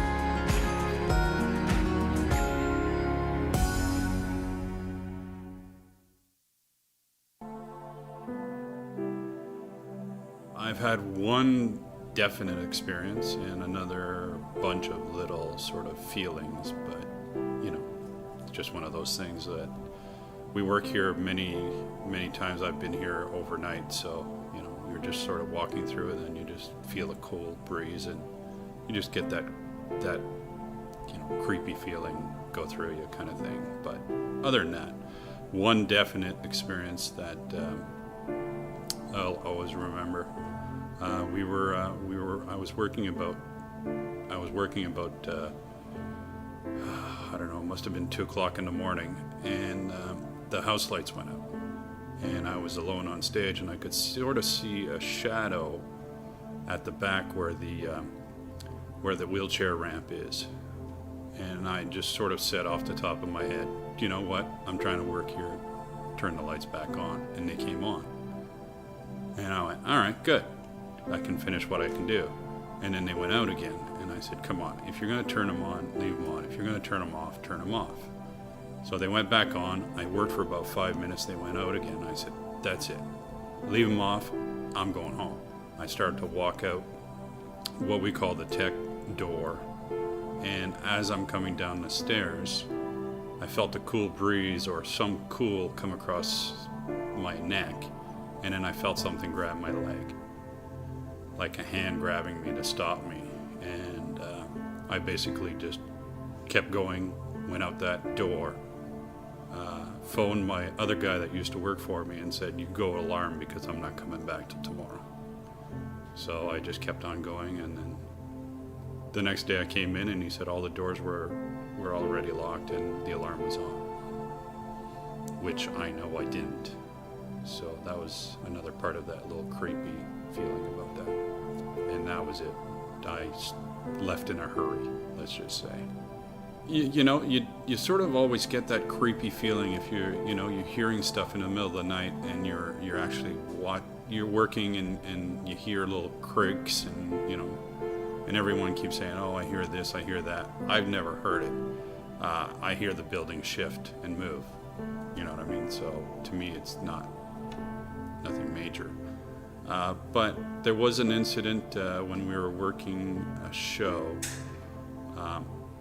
Eric Bogle comes to mind, and it was him and another fellow playing guitar on stage. And at the end of the show, about 6 or 7 people came to me and said, how did you do that effect? How did you do that light in between the two?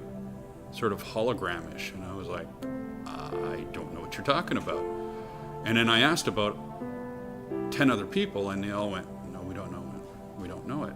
But by the end of the night, there was 7 people, at least 7 people that had asked myself or Terry Rossiter, the house manager, how we did that effect. And we're like, not a clue. But it was creepy enough that 7 people, you know, came to us. So it's also, you know, what can you really, really believe? I don't know.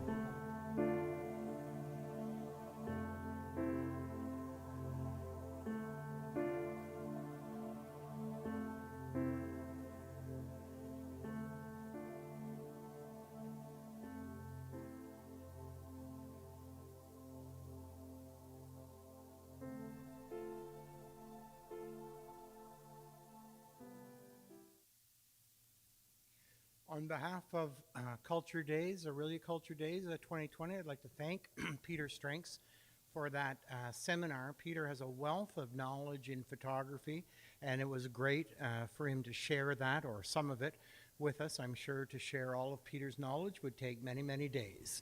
But thank you very much, Peter, for that seminar and workshop. That was great.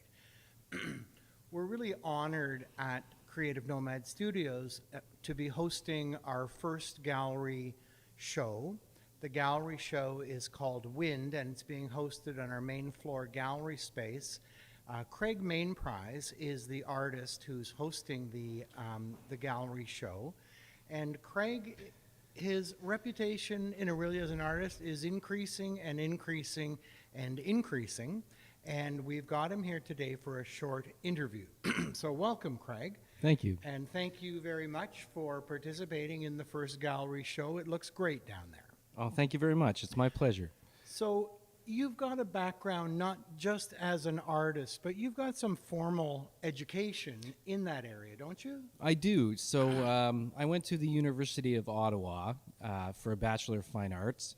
And so my focus was in sculpture and painting and art history. And that was a 4-year program. And strangely enough, I actually focused on sculpture more than painting. And only, in the past 3 or 4 years did I really focus on painting on a professional level. Well, I've certainly seen around town over the last 2 years a couple of your pop-up galleries. I believe you've done both down around Mississauga and Matchedash. Yes. What led you to, or how did you even get into that pop-up location? That was the confluence of just luck, I think, and very similar to what's happening here at Creative Nomad, where there are buildings in our community that are beautiful buildings, but it takes vision in order to reimagine what they can be. And I think I just happened to walk by a couple of buildings that I thought, well, I could do a show in here. And the landlords were thankfully, very, very generous in terms of, I didn't cost very much, or it was free on some occasions. So well, and it certainly helped to bring your name forward as an artist in Orillia and get you moving forward.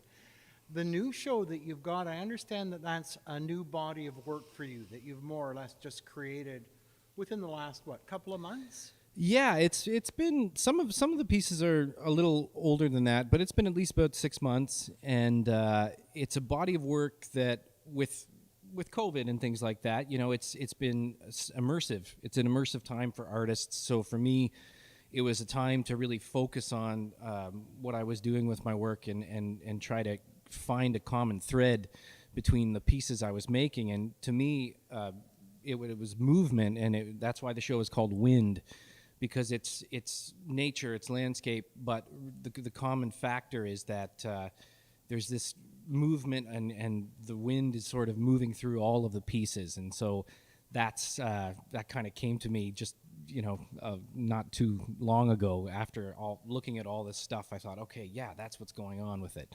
And your paintings, I don't know whether you're increasing the size of your paintings or if you always have, but you're painting large now. Yes. I've painted large and small, and these are larger pieces, so they're a lot of things that are about 30 to 40, 50 inches in height or width. I think I'm going to go larger after this, so it just seems to be an attractive thing, because it becomes more of a your body has more of a relationship with the canvas. You're making larger gestures and things like that, and I like that. I like to feel present physically with the painting. Well, clearly the work that I saw at Creative Nomad Studios in the gallery space is pretty dramatic. So if you get larger, I guess it'll get more dramatic. Probably. For people who want to see the show, it's at 23 Mississauga Street West in downtown Orillia at Creative Nomad Studios. You can also view it from the outside. You can street view the gallery space. It's all clearly visible, and Creative Nomad Studios clearly will be announcing when people can come in to see the work. But that's been a great kickoff for us at Creative Nomad Studios, Craig, and I think a great step forward for you. So thank you very, very much for that. My pleasure. Thank you very much. Welcome to the Sawbones Society Hospital. With all due respect, Miss Morphing, just because you have medical professionals in a building does not hospital make. You'd be surprised. Miss Abby Synth, apothecary, Mr. Edward Ether, surgeon, the lovely nurse Clariform, and our alienist, Dr. Alexandra Heroin.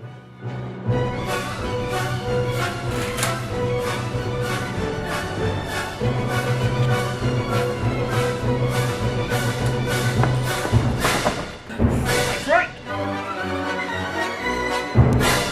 Why don't you shut up already?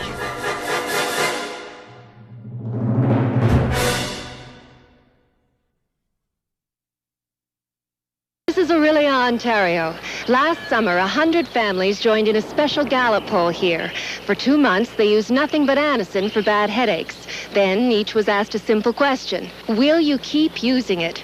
Some people said no, some said maybe, but 77% of all the families said yes. And the interesting part is not one of the families was a regular Anacin user before. Anacin. In Orillia, 77% said yes. Orillia Culture Days 2020 is really excited to introduce our next musician, who is Grayson Martin. Grayson comes from an Orillia musical family, and in fact his dad, Mike Martin, is sitting behind our sound stage helping produce this. But Grayson, you're the artist of the day. Dad can take a back seat, and I want to introduce him to everybody, and there you go. Take over the show. Thank you. So the first song I'll be playing is a song I wrote. It's called Coffee Shop. Here it goes.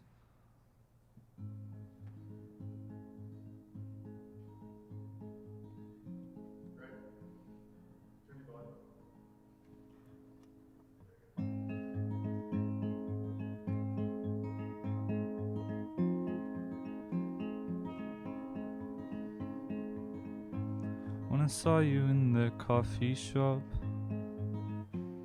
with a smiley face made out of foam, took me a while to say hello.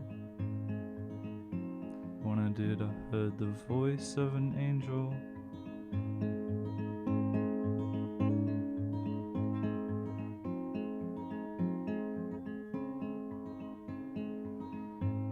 You and me, we could be something more that makes us forget about the world.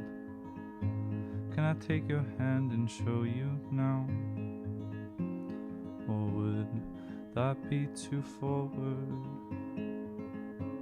'Cause we could fly away, as long as there's no one who hears our escape. I'll take you anywhere.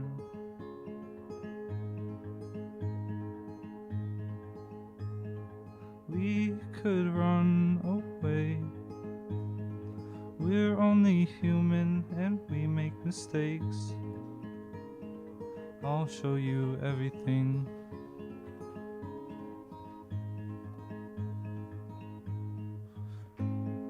How could I phrase those 3 words?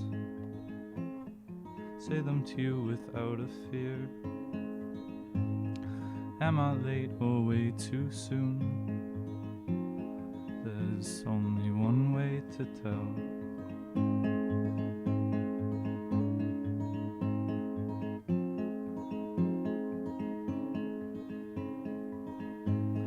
Driving at night with the windows down, the messy hair, but we don't care. It was the first time I'd seen you without a frown. I hope your smile never leaves. We could fly away, as long as there's no one who hears our escape. I'll take you anywhere.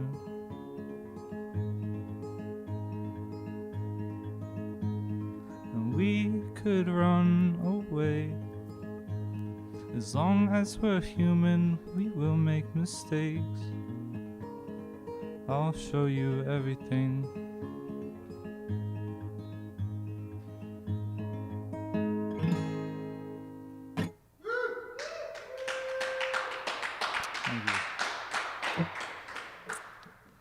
So this next song is a favorite of mine. It's called Best Part by Daniel Caesar.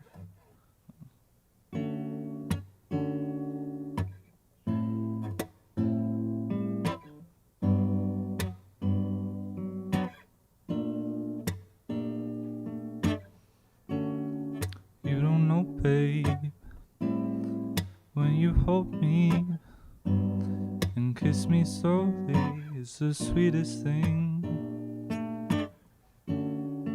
and it don't change. If I had it my way, you would know that you are.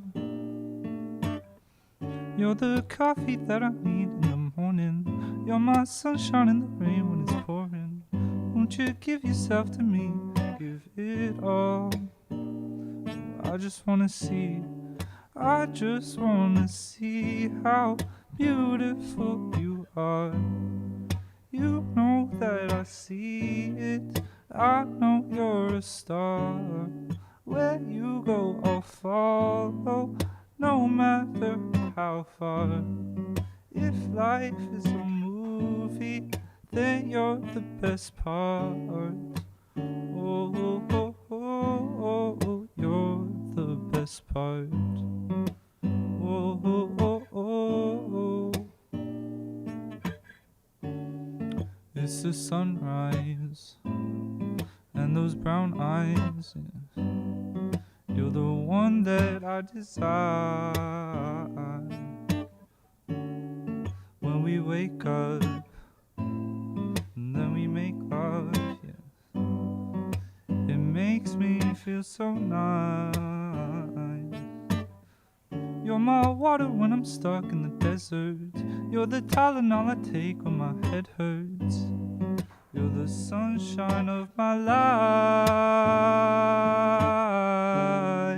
I just wanna see how beautiful you are. You know that I see it. I know you're a star. Where you go, I'll follow, no matter how far. If life is a movie, then you're the best part. Oh, oh, oh, oh, you're the best part. Oh, oh, oh, oh. If you love me, won't you say something? If you love me, won't you? If you love me, won't you say something? If you love me, won't you? Love me, won't you? If you love me, won't you say something? If you love me, won't you? If you love me, won't you say something? If you love me, won't you? Love me, won't you?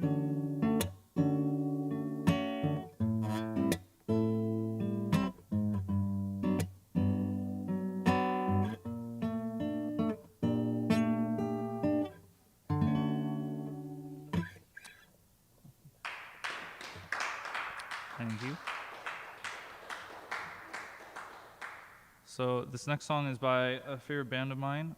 It's called Nothing But Thieves is the band. And the song name is called Sorry.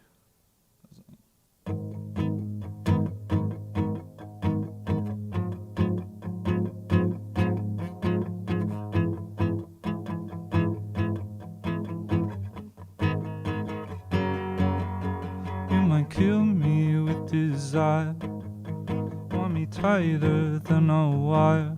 It's something that you do to me. I run away like Mercury, and I know you think it's rough when you try to patch us up, and I say, honey, what is love? You just say I drink too much. Maybe I'm defective, or maybe I'm young. I'm sorry, so sorry for what I've done. Maybe I'm bad-natured, or maybe I'm young. I'm sorry, so sorry for what I've done. On the t-shirt that I wear, take the phones out of my head. I broke your heart so carelessly, but now the piece is part of me. Now it hurts what we've become, 'cause I taught you how to love. It's me who taught you how to stop, and you just say I drink too much. Maybe I'm defective, or maybe I'm numb. I'm sorry, so sorry for what I've done. Maybe I'm bad-natured, or maybe I'm dumb. I'm sorry, so sorry for what I've done.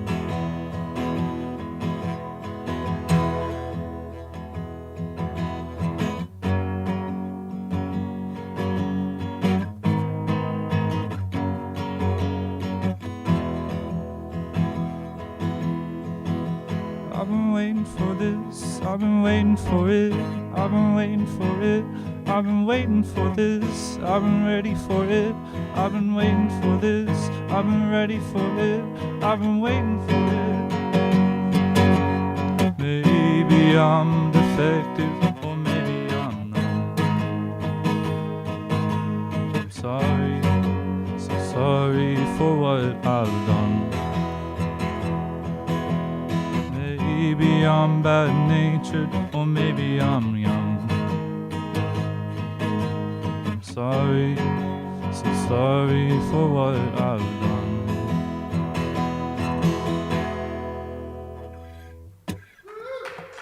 Thank you.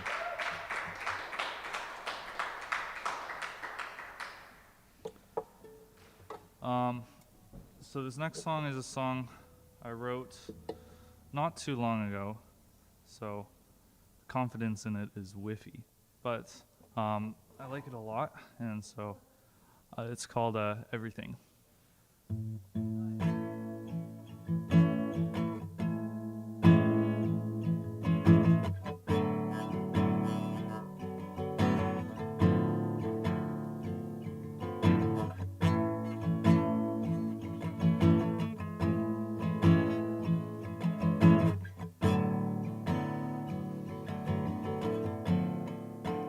I know you are the only one who could get me this far.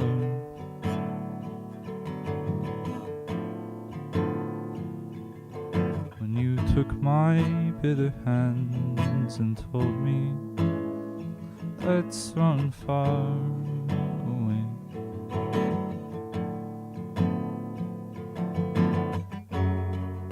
'Cause I can't stop this feeling, you're making my heart beating.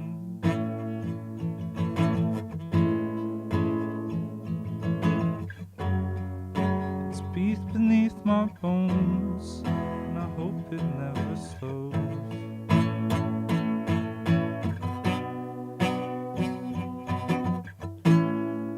'Cause everything's changing, but you stay on my mind.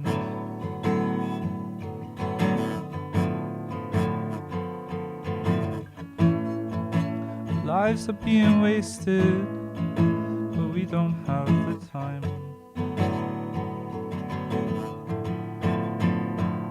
Do you remember the days with no cares in the world?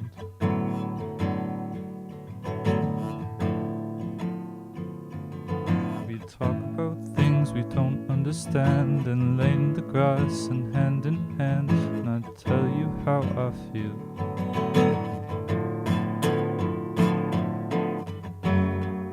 'Cause I can't stop this feeling, it's deep beneath my bones.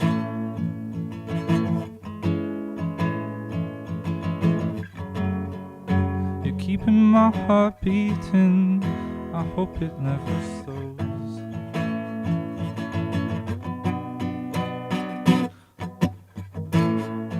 'Cause everything's changing, but you stay on my mind.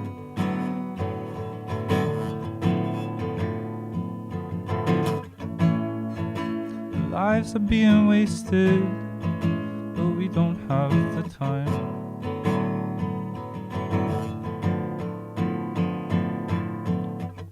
So say to me that you care, say to me that you'll be there when I'm not at my strongest.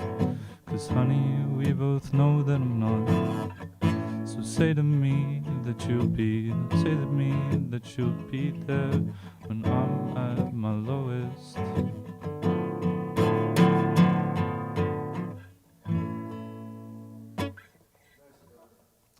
Thank you.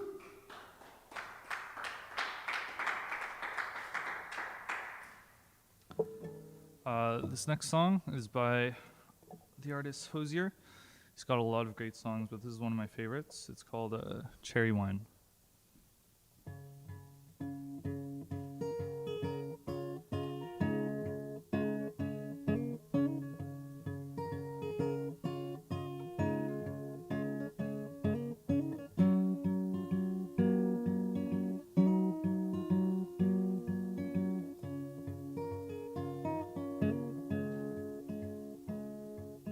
Eyes and words are so icy, oh, but she burns like rum on a fire.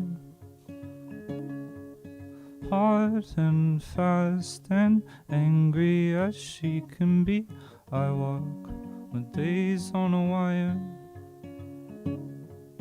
It looks ugly, but it's clean. Oh mama, don't fuss over me. Way she tells me I'm hers and she's mine. Open hand or closed fist, or would be fine. The blood is rare and sweet as cherry wine.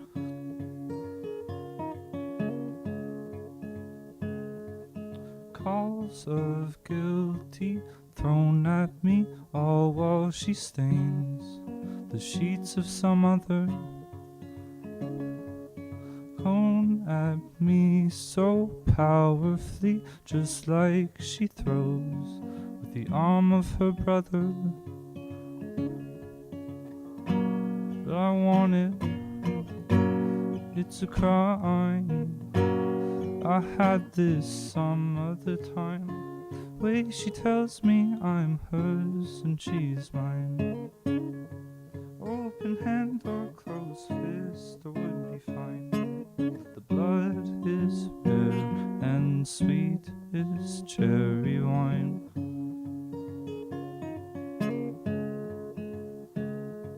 The blood is rare and sweet as cherry wine.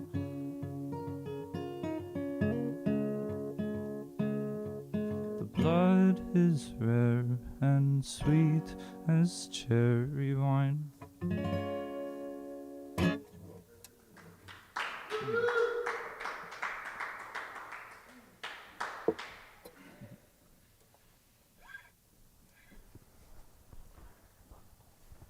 Graydon, that was wonderful. Thank you very, very much. So, you, as I said when I introduced you, you come from a musical family. How long have you been performing? Well, started taking piano lessons when I was 8, so around then, because they make us do musicals every year. Oh, like recitals and... Yeah, recitals, all those. So for a while, I guess you could say, yeah. So I guess you're an old hat at this, even though you're a young man. Yeah. And you're also now writing your own songs, is that right? Yeah, doing my best. It's just that they're all works in progress, you know. Yeah. So how many do you have on your work in progress file? Ones that I'm comfortable sharing are about 3. 3. Ones that I don't think are good enough, or there's a lot more. That's a long list, is it? Yeah. Well, like everything, music is an evolution, right? Yeah. Well, that's been really exciting to have you here.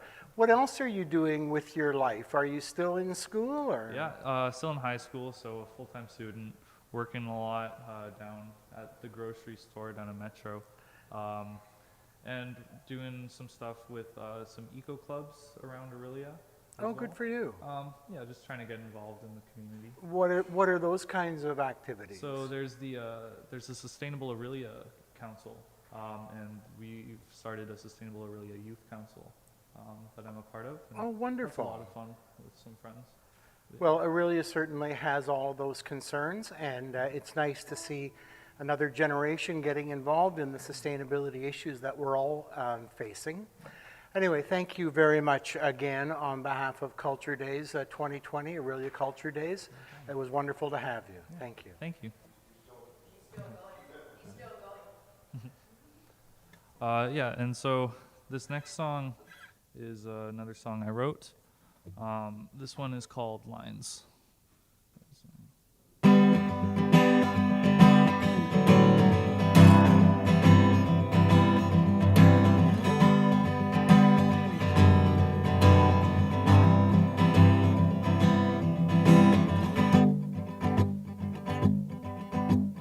Flowers white with yellow crowns.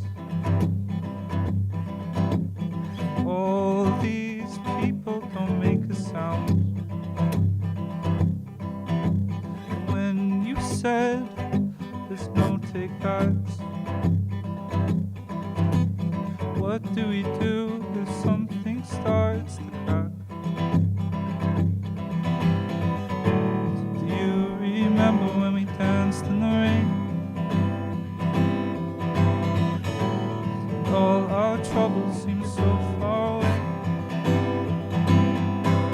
'Cause I can't see through these lines, they're holding me back. And these broken emotions are giving me a heart attack. And the thought of you is something I can't bear. Without you here, I try to not even care.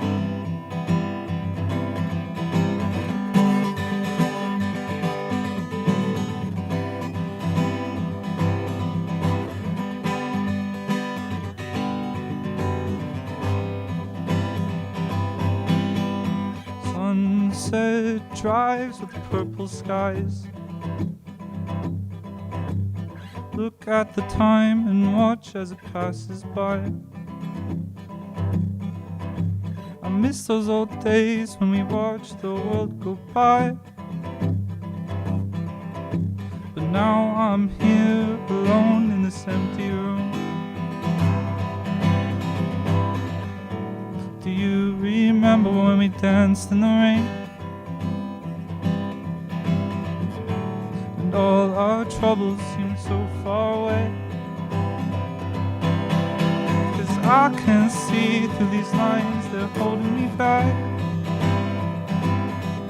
And these broken emotions are giving me a heart attack.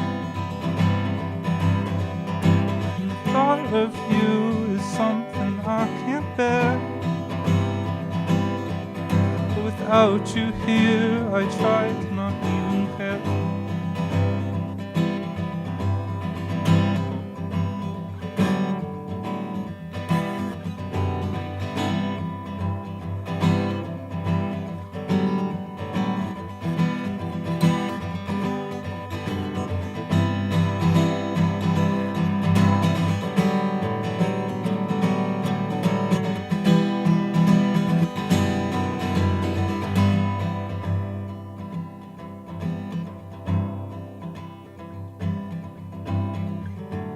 Do you remember when we danced in the rain? And all our troubles seem so far away. 'Cause I can't see through these lines, they're holding me back. And these broken emotions are giving me a heart attack. And the thought of you is something I can't bear. Without you here, I try to not even care. Without you here, I try to not even care.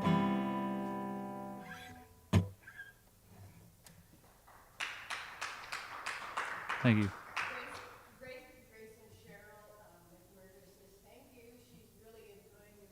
Oh, thank you, Cheryl. This next song is one of my all-time favorites. It's by the artist Rex Orange County. This song's called Sunflower. Oh, oh, oh, oh. I want to know where I can go when you're not around and I'm feeling down. So won't you stay for a moment so I can say that I need to know, 'cause right now you know that nothing is new, and I'm obsessed with you. And I fell to the ground for a moment so I can say that I don't wanna see you cry. You don't have to feel this emptiness.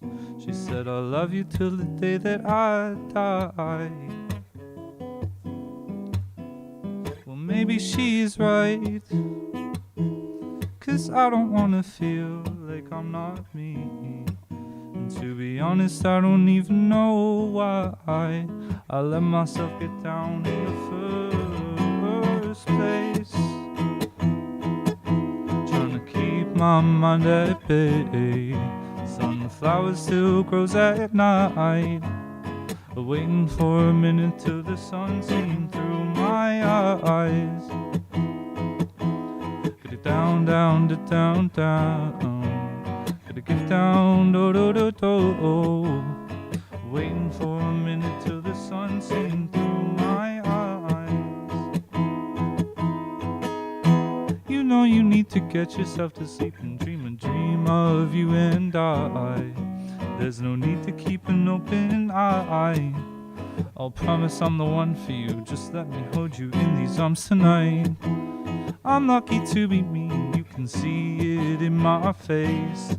Back when I've been up too many times, why would I let myself get down in the first place? Trying to keep my mind at bay.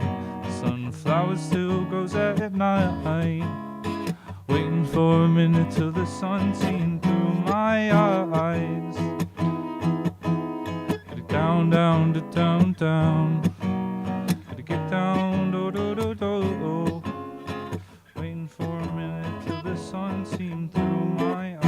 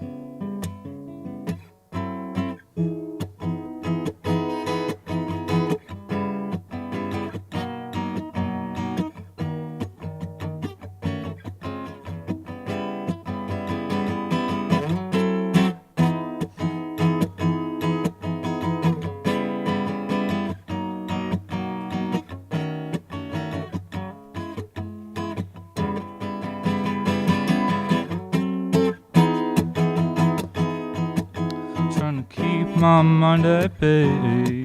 Sunflower still grows at night, waiting for a minute till the sun seen through my eyes. Get it down, down, down, down.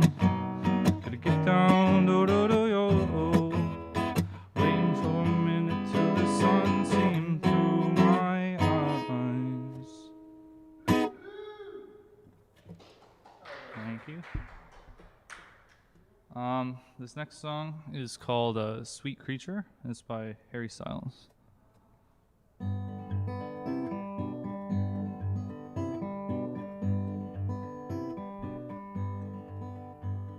Sweet creature, had another talk about where it's going wrong, but we're still young. Don't know where we're going, but I know where we belong. Oh, we started two hearts in one home. It's hard when we argue, we're both stubborn, I know. But oh, sweet creature, wherever I go, you'll bring me home. Sweet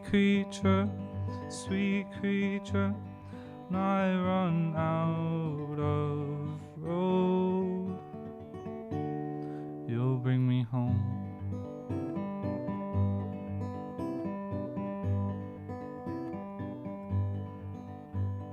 Sweet creature, we're running through the gardens where nothing bothered us, but we're still young. I always think about you and how we don't speak enough. So we started two hearts in one home. It's hard when we argue, we're both stubborn, I know. But oh, sweet creature, wherever I go, you'll bring me home. Sweet creature, when I run out of road, you'll bring me home.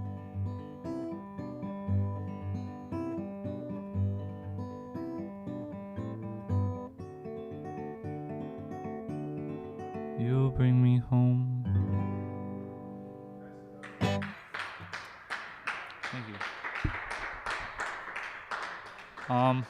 Got time for one more song? Yeah. All right. So this song is called "Drunk Drivers." It's by Car Seat Headrest. Car Seat Headrest. Yeah. I was like, in the back seat of my heart, my love tells me I'm a mess. I couldn't get the car to start. I left my keys somewhere in the mess. It comes and goes in plateaus. 1 month later I'm a pro. My parents would be proud. Oh, I fall asleep on the floor, forget what happened in the morning. There are notes in your handwriting, but you can't make it out. This is not a proud race, it's not a race at all. We're just trying, I'm only trying to get home. Drunk drivers, this is not a good thing. Don't mean to rationalize, oh, I'll try and explain it away. It's not okay. Drunk drivers, it's too late to articulate it. That empty feeling,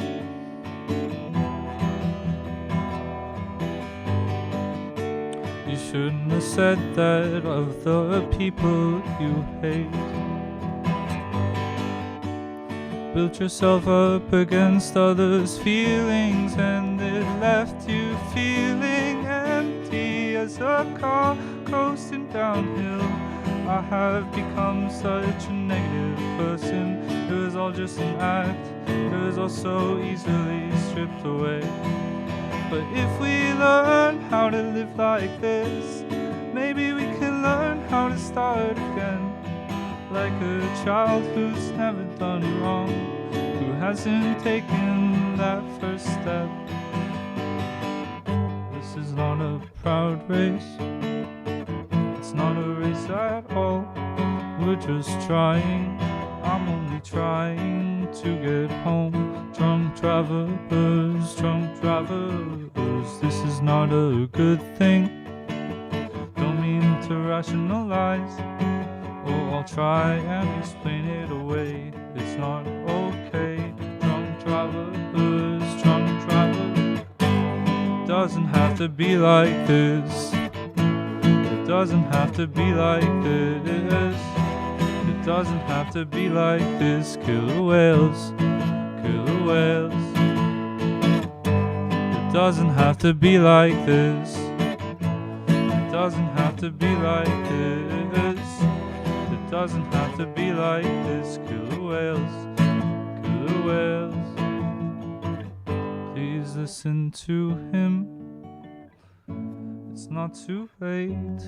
Turn off the engine, get out of the car and start to walk. Drunk drivers, drunk drivers, drunk drivers, drunk drivers. It doesn't have to be like this. It doesn't have to be like this. It doesn't have to be like this. Killer whales, killer whales. It doesn't have to be like this. It doesn't have to be like this.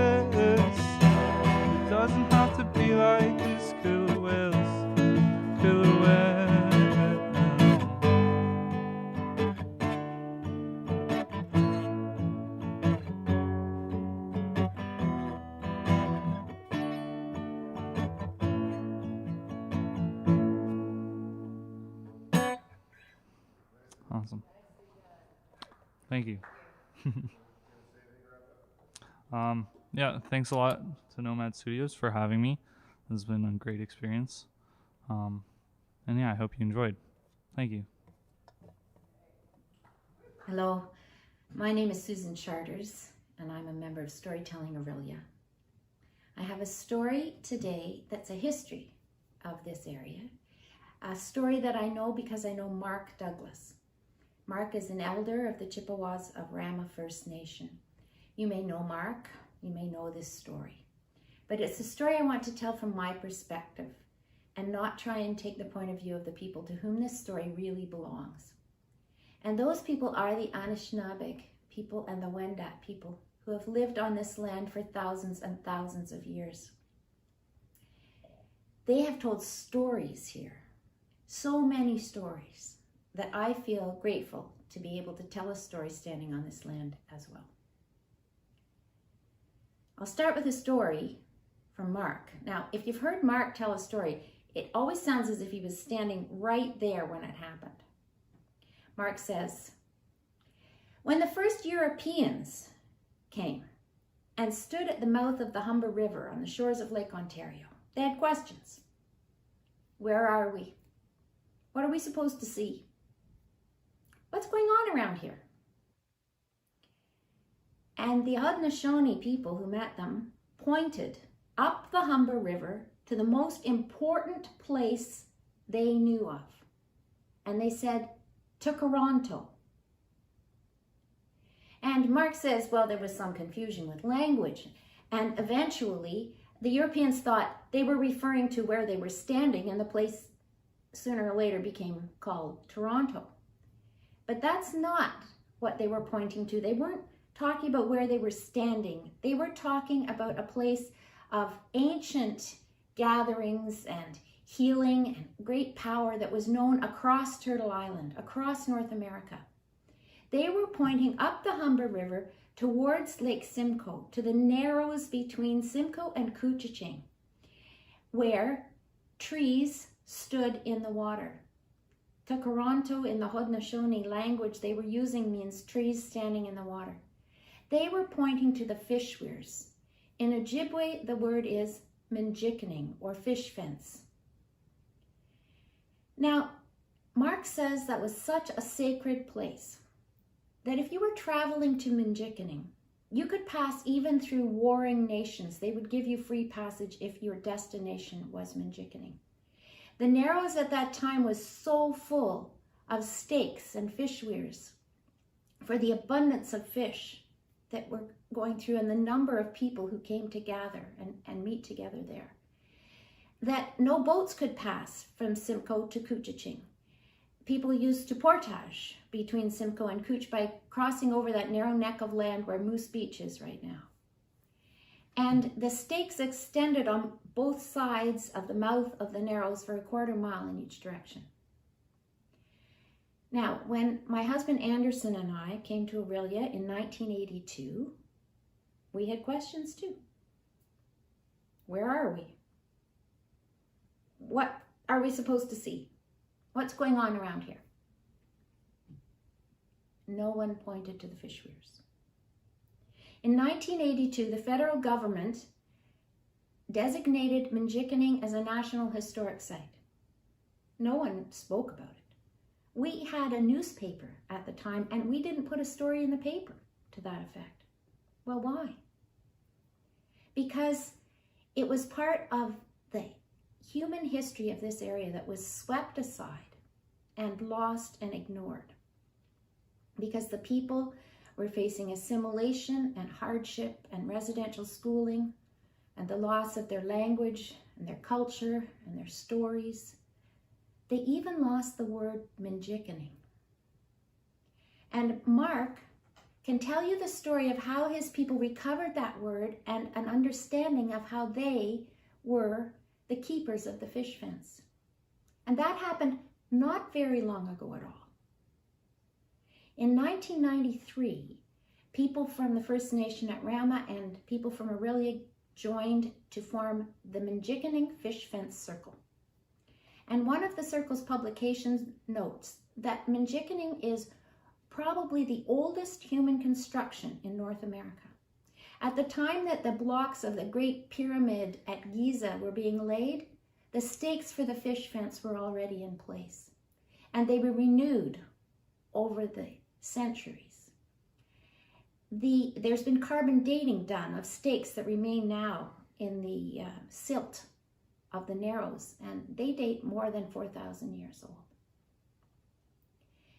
That fish fence was used for thousands of years until a channel was dredged from Simcoe to Couchiching in 1857. But, the Fish Fence Circle says, even up until the years before the Second World War, the fish fence was used. Well, the work of the Fish Fence Circle goes on to educate people and to preserve the site.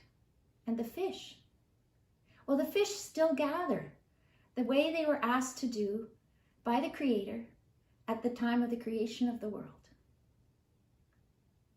But we still need to have the importance of that place pointed out to us. Where are we? What are we supposed to do? What are we looking at? Now, Mark says what's going on is positive.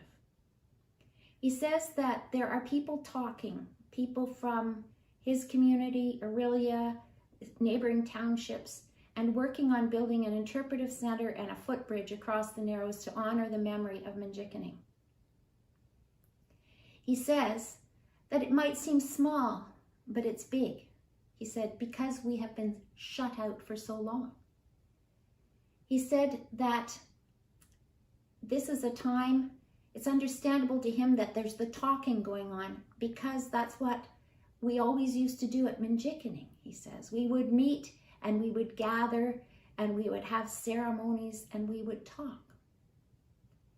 And he says that something big is coming, and when we hear about it, we should join in.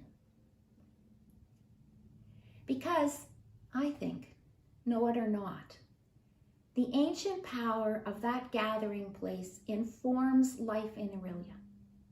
It informs the kind of community that Creative Nomad Space is building. And we have to know that story to know our own story. Thank you.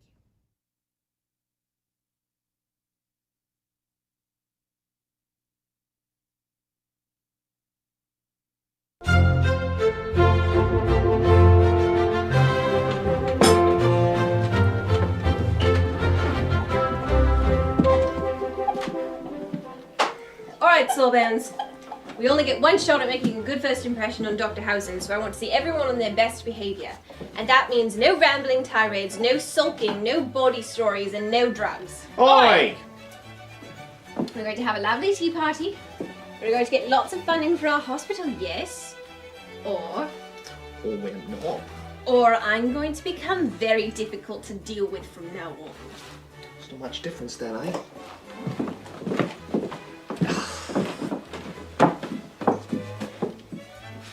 Just how long have you had this anxiety about new people here? Oh, let's leave the random diagnoses for after tea, Dr. Heroin. Classic avoidance. I'm not avoiding anything. Eating today. I'm not in denial. And wild aggression. Have you ever thought of hydrotherapy? I think it would really help someone with your condition. I'm not aggressive. Why would I be aggressive? I'm perfectly calm. I see. Of course. Delusion. No scleroform. Just do as you always do. Yes, miss. Finally, someone I can depend upon. Get rid of this.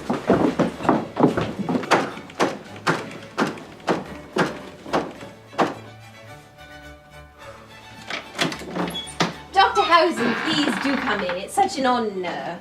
Miss Morphine, I presume? Doctor, yes. Welcome to the Sawbones Society Hospital. With all due respect, Miss Morphine, just because you have medical professionals in a building does not hospital make. You'd be surprised. See? I must. Right this way.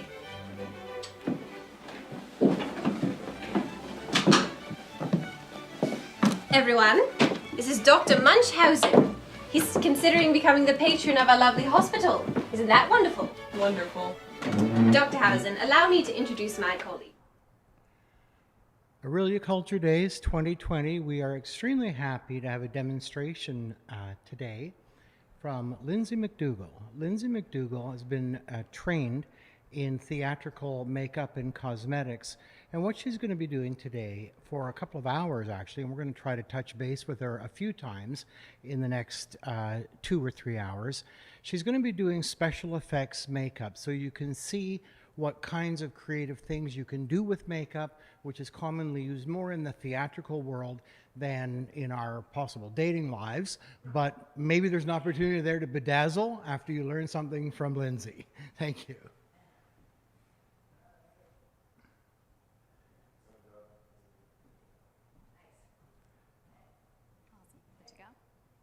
Hi, I am Lindsay. I went to the Humber School of Technology and got a diploma in cosmetic management. So what we're going to be doing today is some out-of-kit special effects makeup. You can do this at home with pretty much anything that you've already got in your makeup kits. Head on into a party city near you. It's October. They've got all sorts of really great stuff in there. So the great thing about this kind of makeup, you don't need to spend a whole lot of money to get something really, really cool. So I'm going to bring over Miranda, who's going to be helping us out today. If you want to just grab a seat here. Basically what we're going to be starting with, we'll be doing some bruising, some fresh bruises. Some as they start to heal, they do look a lot different. I'm sure everybody's whacked their knee on something before. We're going to start out with some of that, move into some cuts, some scrapes, and eventually we're going to get into quite a gnarly zombie bite. It's all going to be happening on her arm here. So we're going to try and ignore that. Other than that, she's super beautiful and focus on the disgusting. The first thing that we're going to need is just your standard makeup brush. To make a bruise, very, very important to get your texture. No bruise is ever flat, so you're just going to take the top here, just start ripping some pieces out. Doesn't have to be nice, doesn't have to be symmetrical. It actually shouldn't be. And once we've got some chunks out of it, looks like Swiss cheese, then we're good to go. What's really important in bruising is the colors. We're gonna start by laying in some purple, just to get a bit of a base. What we wanna be careful with here is that we don't do too much coverage in one place. We don't want it to look too flat, so we're just gonna start stamping on. Any shape is great. That's our base layer. We're gonna build in a little bit of red.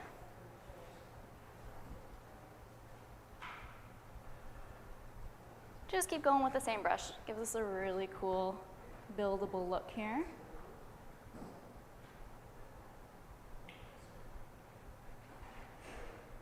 So already she looks like we hit her with a bat, which is great, but not if you're Miranda. One thing you may have noticed as you've gotten bruised in the past, the impact point, always, always darker, takes longer to heal. So we're gonna go in with a tiny, tiny bit of black, and we're just gonna build in a little impact point here.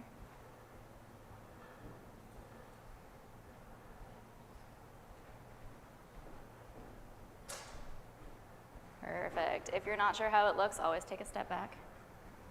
Looks pretty gnarly, but I think that we could use a little more purple. And we're gonna get a different texture.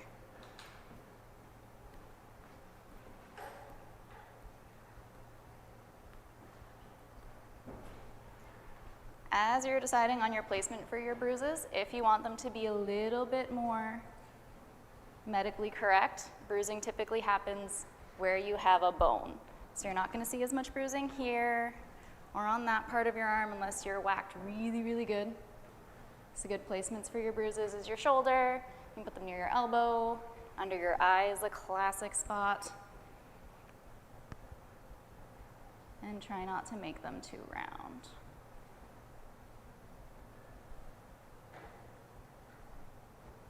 Perfect. So this is more of a fresh bruise.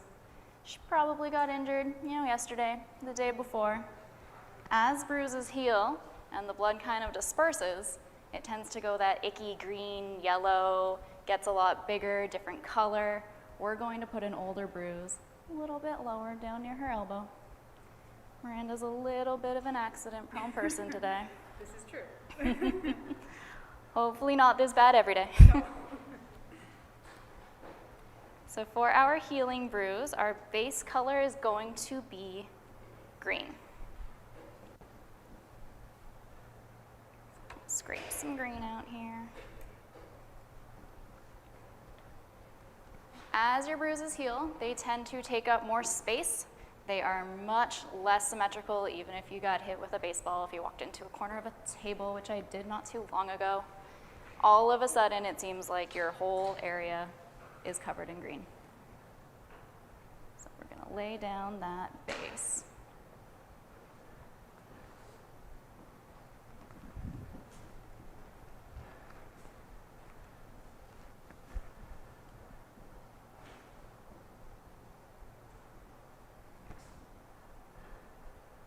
One of the other colors you're going to see a lot in a healing bruise is kind of a yellowy. We've got a bit of a bright yellow and a little bit more of a faded yellow, so we're just going to go in with both those here. And we're going to use the corner of this guy. So you're going to layer it in a similar way, leaving kind of the green a little more near the edges. And focus on the yellow a little more in.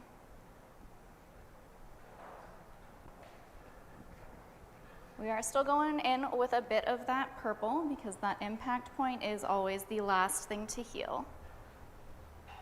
So we're going to take a little bit of purple. We're going to say right here is where we hit Miranda.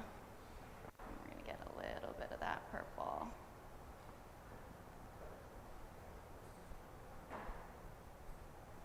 You do want to bring it out a little bit kind of towards the edges, concentrate it more in your actual impact point. But we're not going for too perfect, too symmetrical. So we're going to stamp and some purple. Perfect. Always, always take a step or two back. The thing with special effects makeup is the closer you are to it, the less it's going to look the way you want it to look. That distance is important, much like abstract art. That's what we're doing here. Perfect. Alrighty, we're gonna get one more. This one's gonna be down on our wrist. Miranda, do you want a new bruise or an old bruise? Let's go new. New bruise? Alrighty. We were doing well. This one was healing. And then just crashed in. This one's gonna be just a little smaller, just got her right on her wrist bone. One of the more painful places to hit your arm. Sounds like something I would do.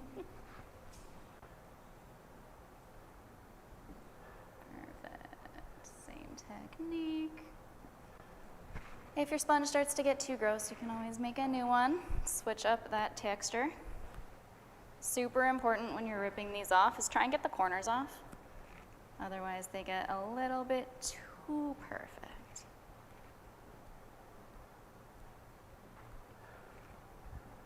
And we'll go in with a little bit of black right over that bone.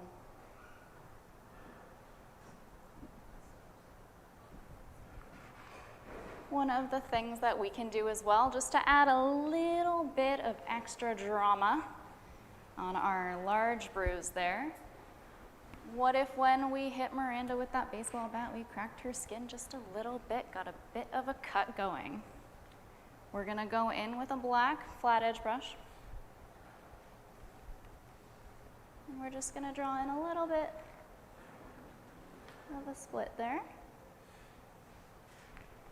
And then my personal favorite part, we're gonna add a little bit of blood. I like to use the gel because it's not as messy, just in general, but it still gets that good drip. Just drip that on there.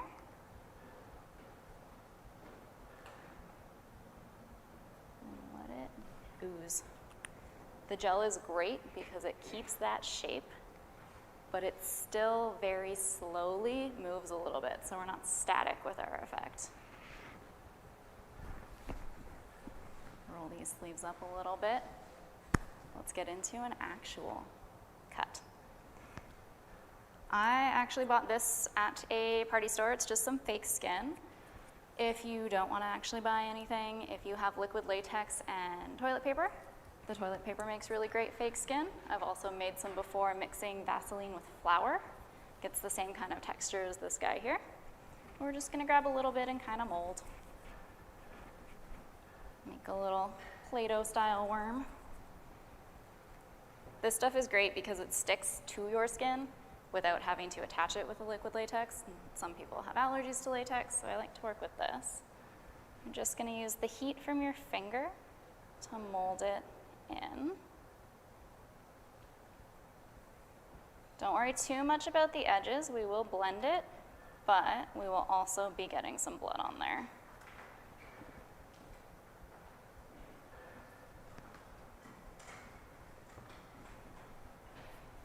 So once we've got our section of skin, we can actually carve into that.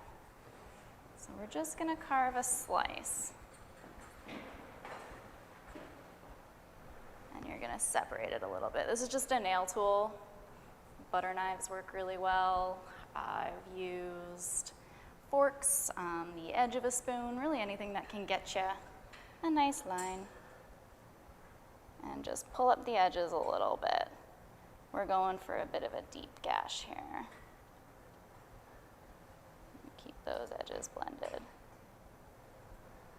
What you will find if you use either this fake skin or toilet paper is the edges really peel up and away. That's exactly what you want. When you cut your skin, it's not going to be a nice slice. You're going to get a little jagged. You're going to get some texture. You want to see that. When we go to fill it in with color, we're going to take just a really, really tiny brush and some black. And start by filling this middle here with the black. It's okay if it goes up the sides, as long as we've got that really deep color. Now we're going to go in with some red. If you just do red at the bottom without that black, it's going to look fake. Because your blood, when it's way in there, actually looks a lot more black than it does red. Red's kind of closer to the surface once it gets at the air, the sun, and the oxygen. So we're going to put some red just at the tip here.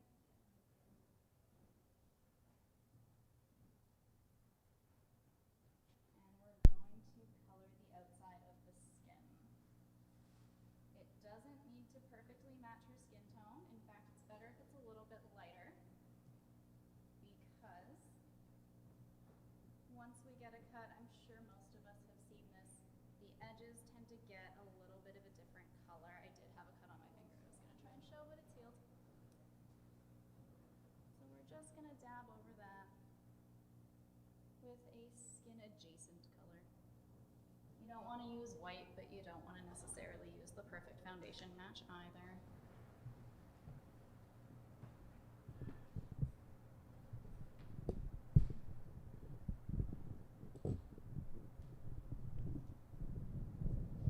And now we're going to add our blood. We're going to try and work with the natural laws of gravity and have most of our blood coming out the bottom. Let it ooze, let it drip. This will wash off, I promise. I believe you. With a cut of this magnitude, there would be some fallout, some splatter. Things are happening above it. Never be afraid to add more. Spread it around. Take that step back just to double check how it's looking. Same with the bruise. We don't want to be symmetrical. So where I'm getting a little too symmetrical up here, we're just gonna pull it over, pull it down, pull it up, move it around. Once that blood's on there, because of the nature of our fake skin and its moldability, we can open this cut up a little bit. really get that gash.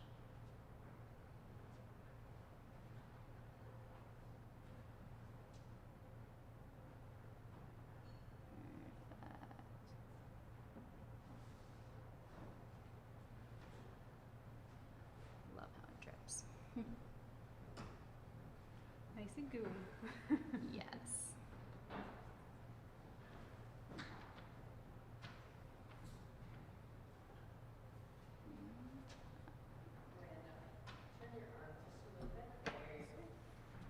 I think we're looking pretty gross.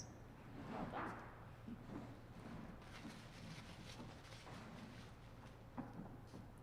Just want to get a little bit of this. There we go.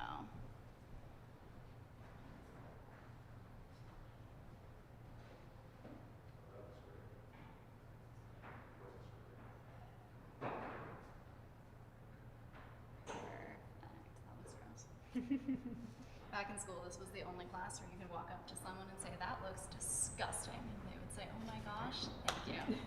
That's what I was going for. Not a single other class was that good.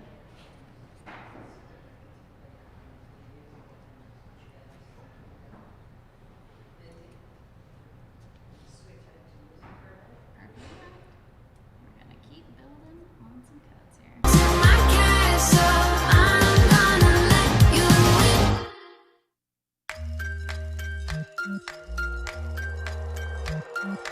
Welcome to my castle. I'm sorry for the hassle. The guards at the gate had a terrible day again. Hauntings in my hallways and ivy drapes the staircase. My jester wears a sad face. It's an enchanted mess. Mine is a crooked crown, and I wear it so well. Dance in the dust with me. I'm not a fantasy. Welcome to my castle. I'm gonna let you in. Dance in the dust with me. Don't wanna make believe. Welcome to my castle. I'm gonna let you in. Poison in my chalice. It's Wonderland. I'm Alice. No king in my throne, and I'm perfectly fine with it. My portrait looks so pretty.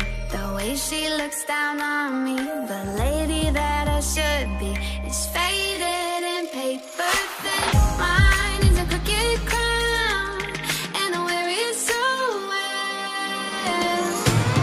Dance in the dust with me. I'm not a fantasy. Welcome to my castle. I'm gonna let you in. Dance in the dust with me. Don't wanna make believe. Welcome to my castle. I'm gonna let you in. To my castle. Welcome to my castle. Welcome to my castle. I'm gonna let you drop the drawbridge. Let the weight lift. I'm not hiding. You can walk right in. My door is open and I might be broken, but I like the state I'm in. Dance in the dust with me. I'm not a fantasy. Welcome to my castle. I'm gonna let you in. Dance in the dust with me. Don't wanna make believe. Welcome to my castle. I'm gonna let you in. To my castle. Welcome to my castle. Welcome to my castle. I'm gonna let you in. To my castle. Welcome to my castle. Welcome to my castle. I'm gonna let you in.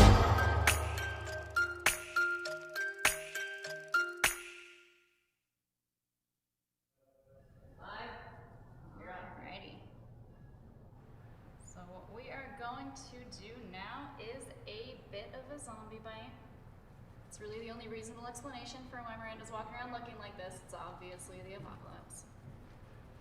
So to get a good bite going, we're going to go back to our fake skin and make a slightly longer worm.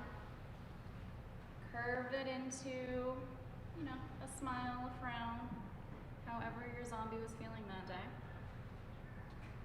And we're gonna pop that on to Miranda's arm. Blending out the edges the same way. It's okay if it sticks up a bit, because we are going to be carving some teeth into here. Doesn't have to be perfectly straight. It's all right if, you know, we've missed a trip or two to the dentist. Didn't get their braces on. We're gonna go in with our tool, but I'm gonna use the other end this time to get those teeth. I like to start in the middle and carve out those two front teeth, the big guys. From there, we're going to move out into some other teeth shapes. Just carve them in.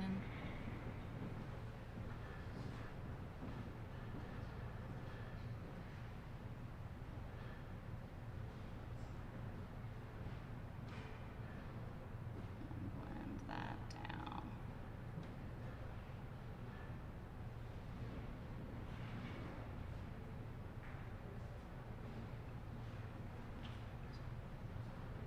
Really in there.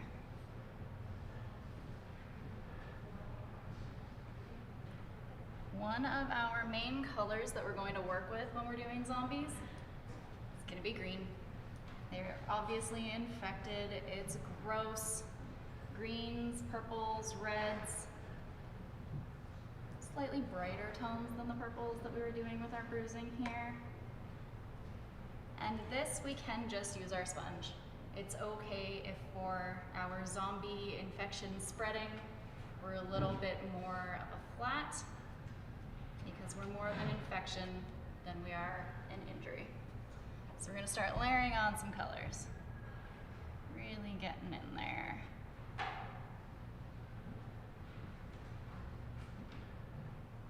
Again, we don't need to be too symmetrical.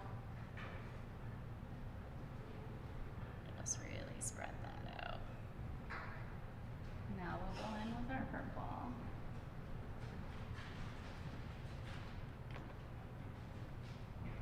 And the other side of our sponge.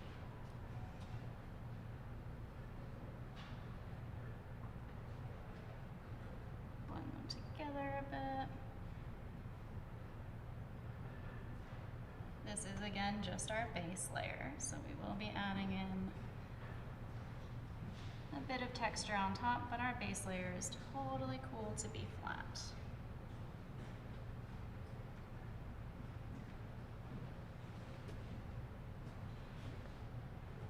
I'm gonna grab the same sponge that we used for our fresh bruise. Take a little bit of that bruising color, and we're gonna go around our bite incision. So if something has bit you hard enough to break your skin, I can bet you it's leaving a bruise.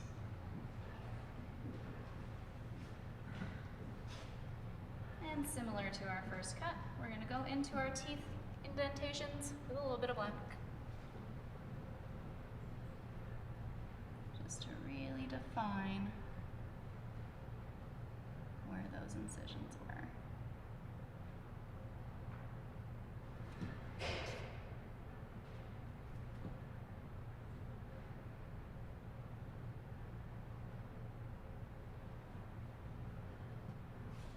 Now, if we are trying to bring about the impression that we are now getting infected by this zombie virus, what we can do is go in and get some veins. So we're gonna take a bit of a dark red and just draw in some veining. This doesn't have to be perfect. Just draw in some patterns there. Little offshoots.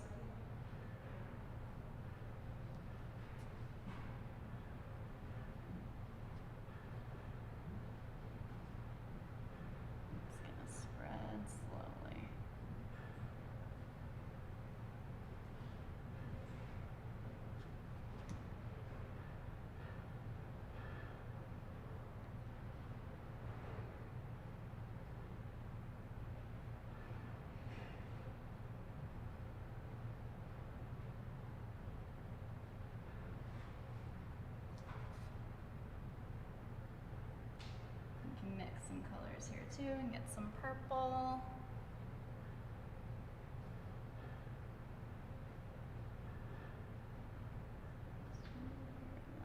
We're gonna try and connect it a little bit to this bruise here.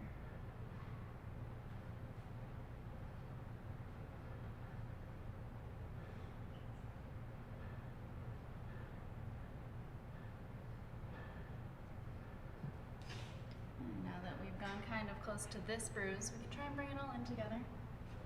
Our zombie infection spreading into our bruise. We're just gonna stamp in some similar colors. Layering over a bit of yellow to really get that gross infection feel.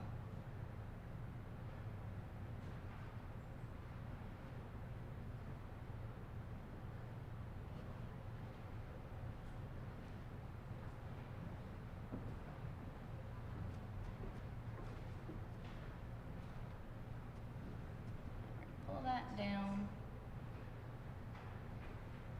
so that we don't just have a straight edge.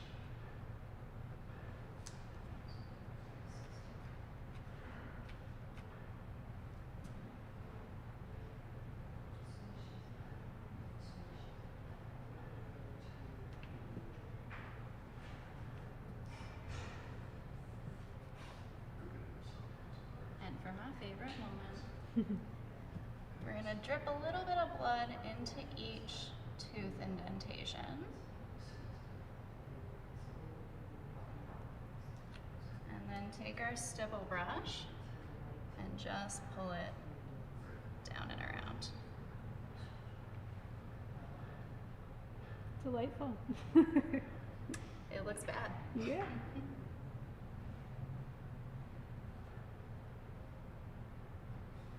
One of the most important things I ever learned from my special effects teacher is if you don't like how something is looking, throw some blood at it. It's gonna really bring it all together. When It's in doubt, true. make it bloody. Throw some blood on it and take a step back. It looks better than you think. We can spread some of that bruise. We've got some more blood. Can't really have too much blood. And we'll bring that down around as well.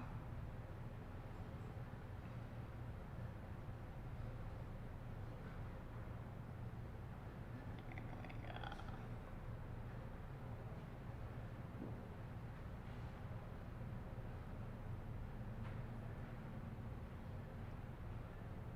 Just want the teeth marks to be a little oozy.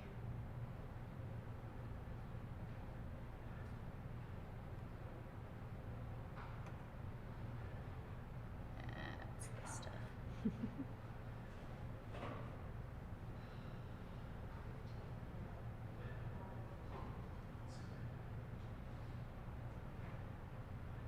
Got some fibers there.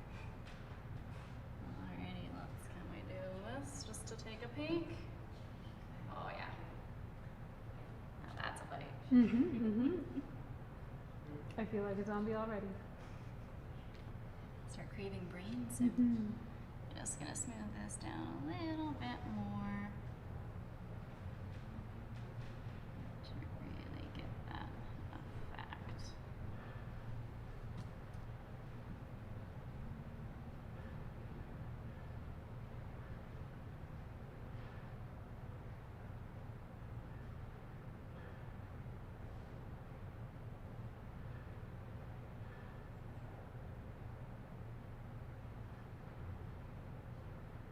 I like the stipple blush for bread because it gives you that texture without really having to work too hard for it. Nice. Alright. That's a bite.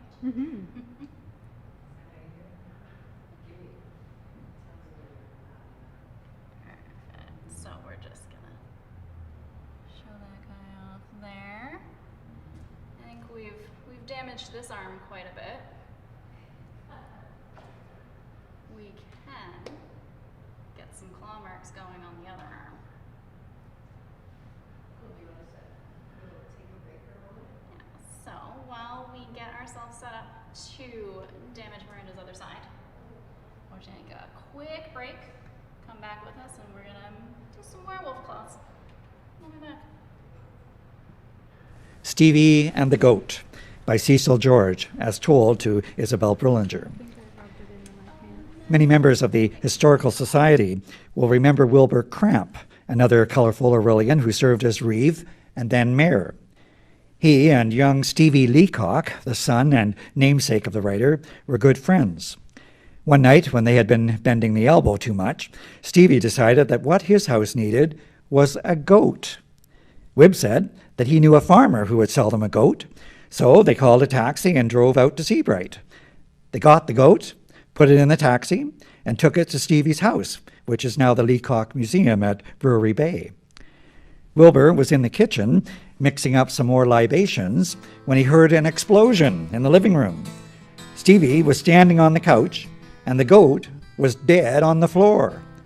As you know, goats will eat anything, and this one had been eating the furniture, so Stevie shot it.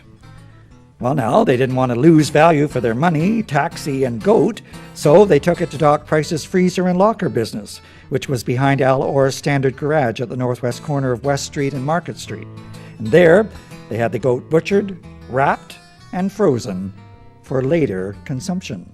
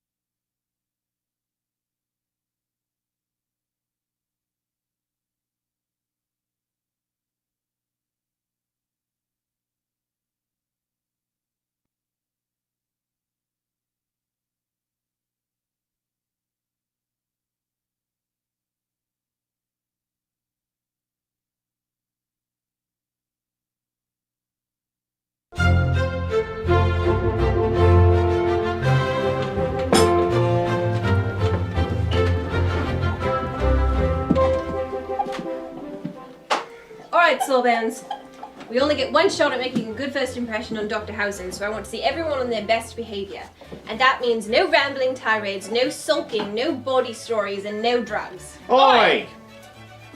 We're going to have a lovely tea party. We're going to get lots of funding for our hospital, yes. Or we're not. Or I'm going to become very difficult to deal with from now on. There's not much difference then, eh?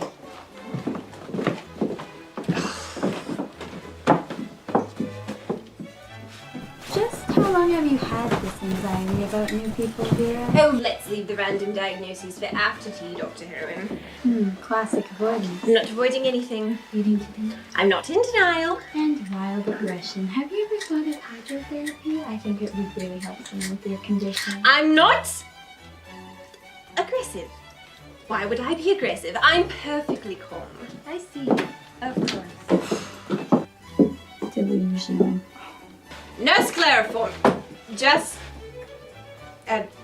do as you always do. Yes, miss. Finally, someone I can depend upon. Get rid of this.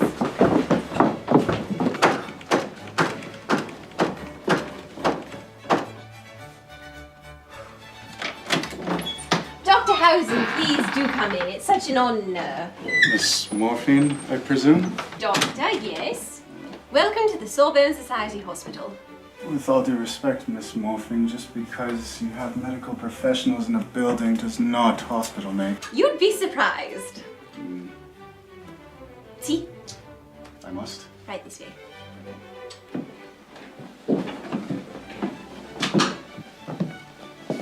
Everyone, this is Dr. Munchausen.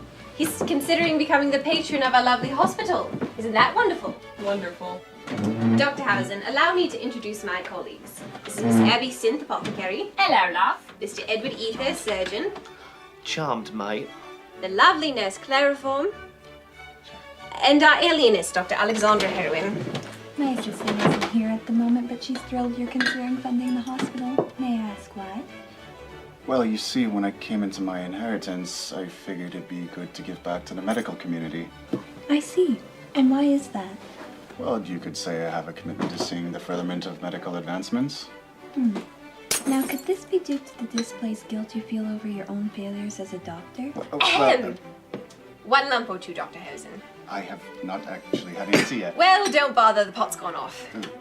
Abby, why don't you go make a new pot? No. Why not? Don't feel like it.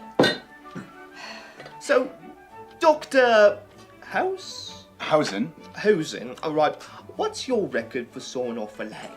Mr. Ether. Because I'm sitting on 36 seconds myself, but I'm determined to get it down to 28 by the end of the year. I see. See, it's all in the saw, you see. You see, you got 24 teeth per inch, which is much less painful for the sod, but 16, that's where you get the speed. Mr. Ether. And I will tell you this for free.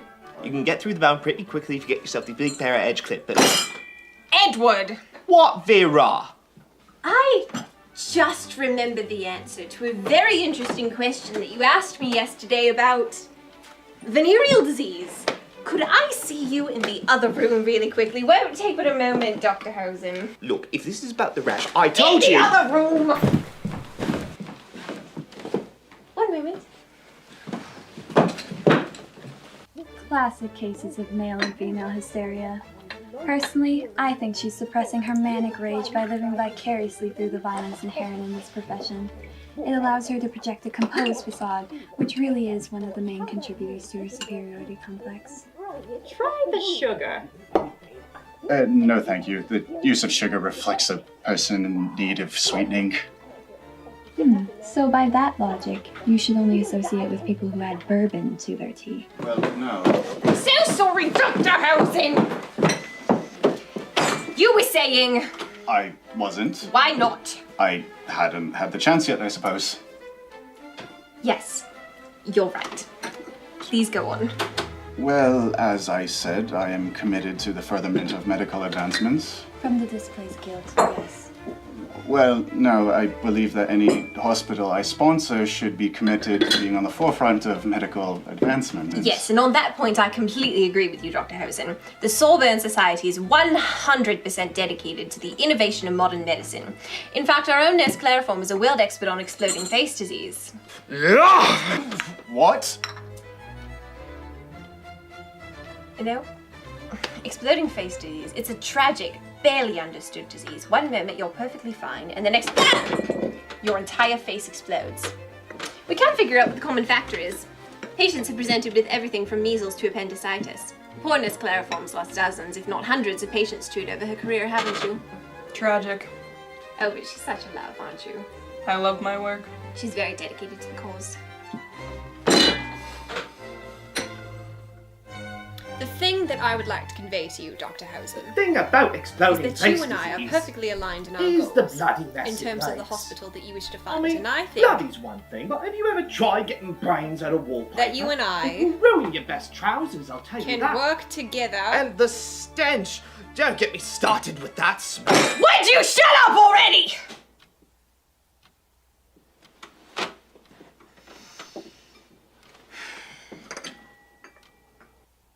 And then there's the repressed.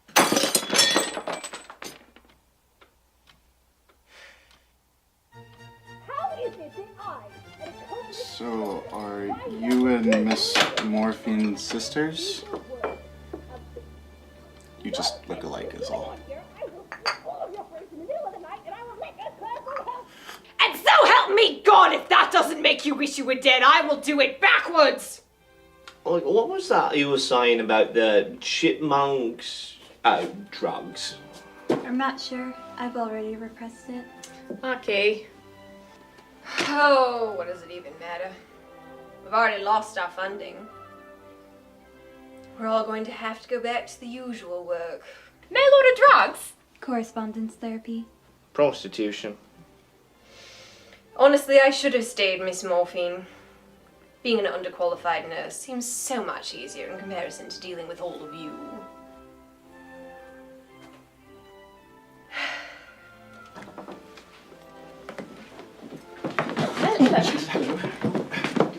Hello. Dr. Hausen, I am so sorry Miss about... Dr. Morphine, sorry. Yes. I do regret to inform you I must be going, but I'm going to be funding your medical establishment.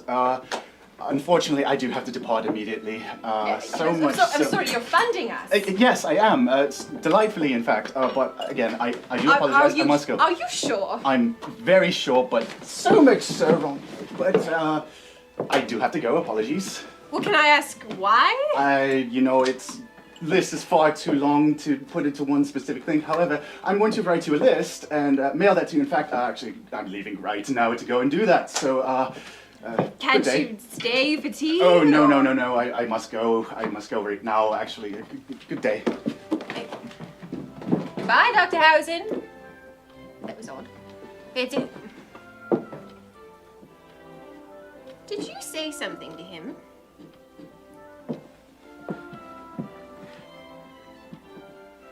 Edward. What? Edward, did he say we had money? Oh, no, did he? He's... So you're funding us? We have money. We have money! Thank God! Oh, thank God!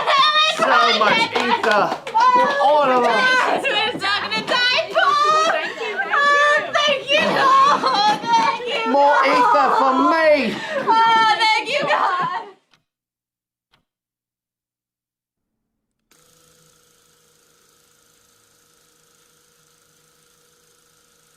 Does coughing keep you up at night? Is your constant sneezing alienating you from your friends and family? Are you running out of handkerchiefs to pull from your bosom? Fear not. Science has found the solution. Miss Abby Sinth's Miracle Pills. Each easy-to-swallow tablet is loaded with opium and cocaine to stop coughing at its source. The brain. Say no to influenza. Say yes to Miss Abby Sinth's Miracle Pills. Side effects may include coughing, sneezing, collapse of the sinuses, death. Miss Abby Sinth's Miracle Pills are not responsible for any and all injuries sustained by its users. Do not take Miss Abby Sinth's Miracle Pills if you are pregnant, expecting to get pregnant, know someone who is pregnant, have ever seen a pregnant lady in real life. Do not take Miss Abby Sinth's Miracle Pills if you have already consulted a doctor. Ask your local quack if Miss Abby Sinth's Miracle Pills are right for you.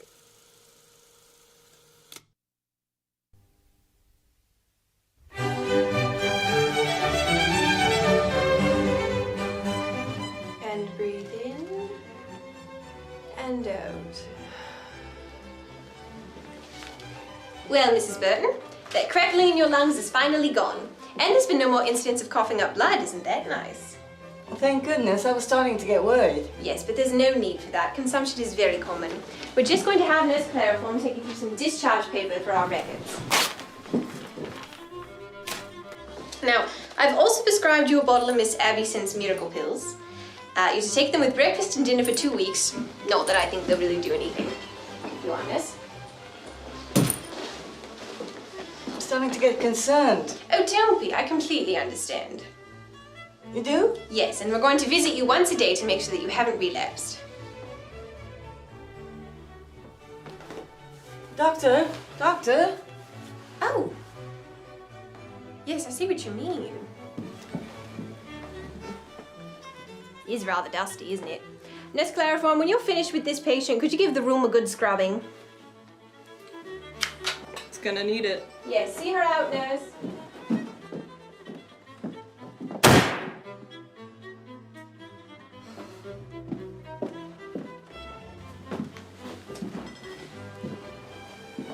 Don't tell me, let me guess. Exploding face disease. I swear it is the most frustrating disease. If only there was some kind of sign.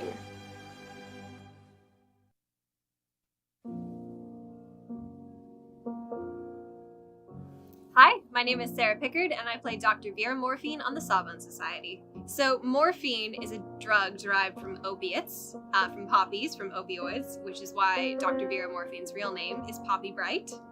Opioids are used as depressants, so it would have been used as a sleep agent in the 19th century, which is a little ironic for Dr. Morphine, as she's probably the least relaxed person on the show. So Dr. Vera Morphine is the physician and the hospital directress of the Sawbones Society Hospital. She's in charge of all of them, and she recruited all of them. And initially, she spent about 6 years as Miss Morphine, being a very shady, not qualified nurse. and then decided she had been a nurse long enough and self-promoted herself and stole a degree and decided to start a hospital to give other malpracticing medics a chance. Today we tend to think of a physician or doctor and a surgeon as being kind of the same thing, and this was not at all true in the 19th century. A 19th century physician was of a much higher social class and economic class than a surgeon. It was considered a gentleman's position, so you actually went to school to be a physician in a very academic sense, except as opposed to a surgeon, which is more of a trade school. So a physician would go into medical school, they would spend their years there, and it was all theoretical. They would actually never see a patient until they started their practice after graduation, as opposed to a surgeon who would have been practicing throughout medical school until their graduation. And a physician would be known as doctor, whereas a surgeon would be known as Mr., which is the difference between Dr. Morphine and Mr. Ether. So a 19th century physician, a doctor, as they would have been known, as opposed to a surgeon, an apothecary, a nurse, was basically to cater to patients' actual illness as opposed to injury. A physician spent most of their time and made most of their money doing house calls for their wealthy clientele. So a physician would go into a person's house, go up and see their aunt, assess what was wrong with their medical knowledge, write a prescription, and basically nothing else. They were not qualified to mix medication. They were not qualified to remove limbs. They really were only writing prescriptions, giving inoculations, and maybe doing leeches or bloodletting.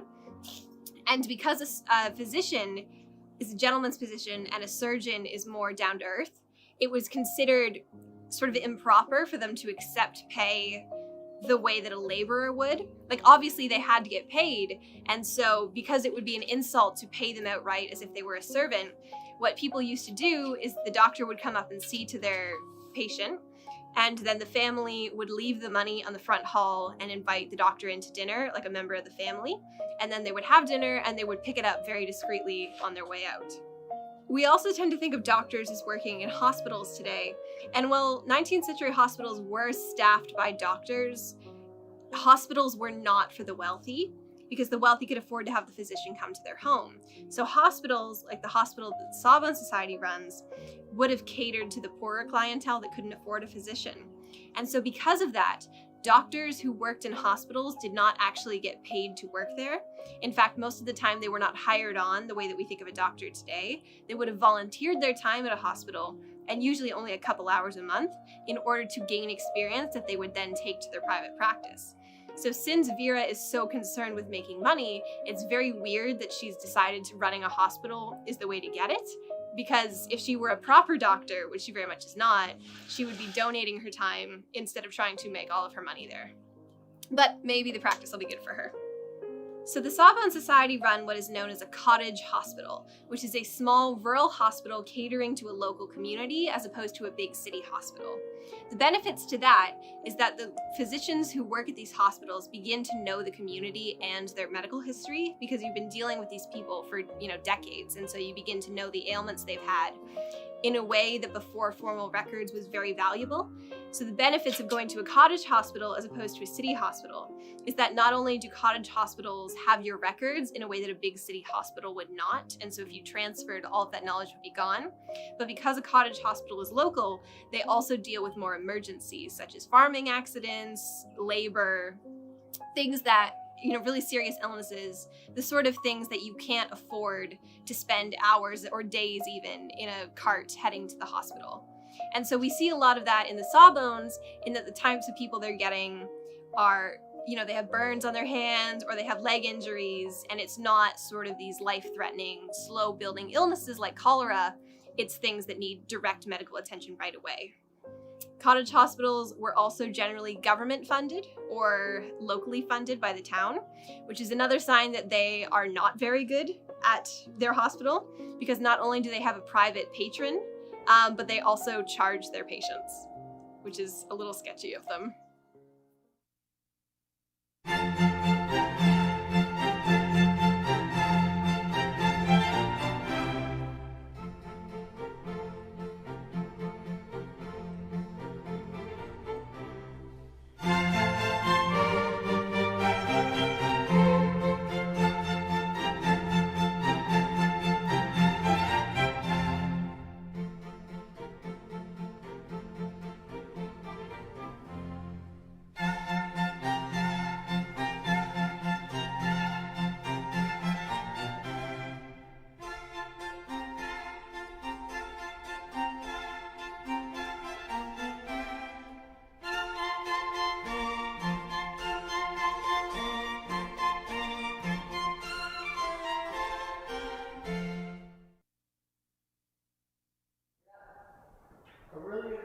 Days 2020. We hope you enjoyed that version from Sawbones. And we are back here with Lindsay McDougall, who is in the process of horrifying and terrifying us with her special effects makeup. Lindsay, can you tell us where we are now? Right now we've completed some bruising. We had a couple fresh, one that was a little bit older, so just when Miranda thought she was safe, she was wrong. And we cut up her arm a little bit, a zombie got at her, that infection's starting to spread. So all in all, she's not having the best day, but maybe it'll look up. I have a bad feeling that it won't, but we'll see. And whatever inspired you, Lindsay, to get involved in the special effects theatrical makeup? Originally, way back in the day, I got hooked on the YouTube tutorial videos of the nice looking, beautiful smoky eye, perfect red lip. Then I went to Humber doing the cosmetic management program and just head over heels fell in love with special effects. I love that things that are quick, they are fairly easy, have this high impact, crazy result. And I love Halloween, so it all kind of came together. And I'm assuming that, given that we're starting to see more movie filming in around Toronto and in Ontario, that there's a little more of a market now for the kind of special effects work, or is it more limited to theatrical work? It's definitely coming a little bit more north now that Toronto and Vancouver are really expanding that film production. There's definitely more available than your typical bridal. You can get into fashion, editorial, there's definitely a production side. My heart kind of belongs to the actual theatrical on the stage kind of special effects. But you gotta try out whatever you can get, right? Yeah, and the steps that you're taking to move your career forward, I guess, are tied both to the theatrical and the movie. Or are you more interested in one of those particular genres? I've been doing more with the theater. The past couple of years I've been running workshops with Theater Aurora with their youth camps. A friend of mine actually helps out running those. So I usually come in at the end, show them some of this, but also a little bit more geared towards whatever production they're doing at the time. Last year we did superhero masks.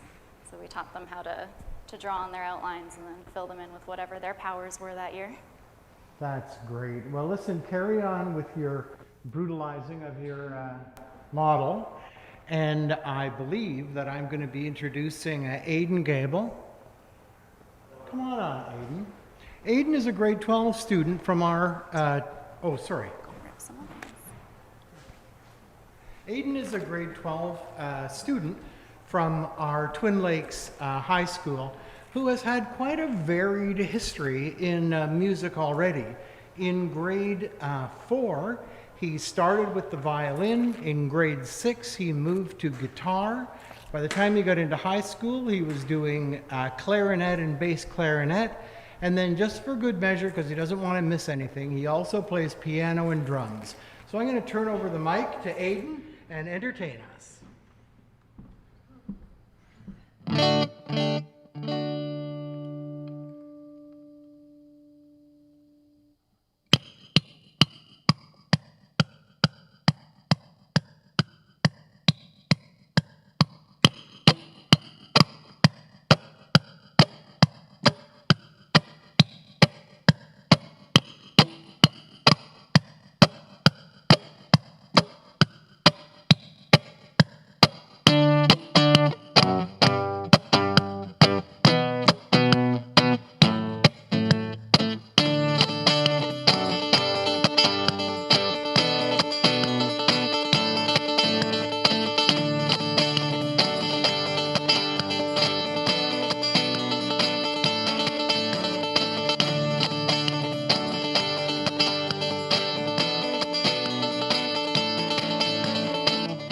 When I was 6 years old, I broke my leg, running from my brother and his friends. Baked in the sweet perfume of the mountain grass, I rolled down. I was younger then. Take me back to when I found my heart and broke it here. Made friends and lost them through the years. I've not seen the roaring fields in so long. I know I've grown, but I can't wait to go home. And I'm on my way, driving at 90 down those country lanes, singing to Tiny Dancer, and I miss the way you make me feel that it's real. And we watch the sunset over the castle on the hill.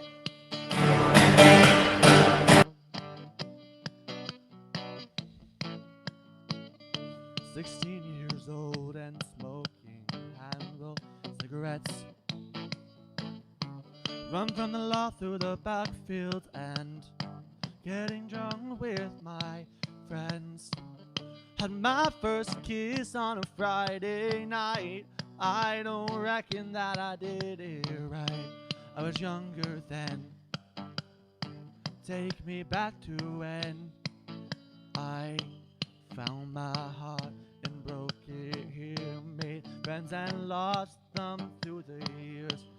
I've not seen the roaring fields in so long. I know I've grown, but I can't wait to go home.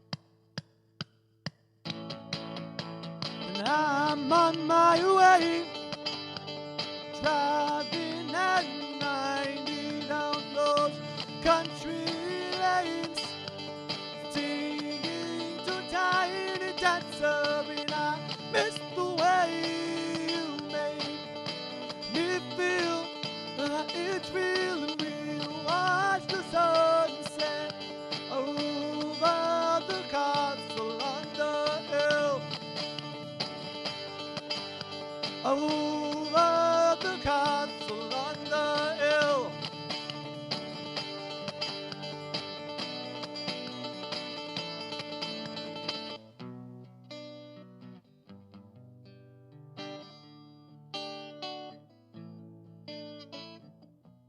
One friend left to sell clothes, one works down by the coast, one has 2 kids but lives alone. One's brother overdosed, one's already on his second wife, one's just barely getting by.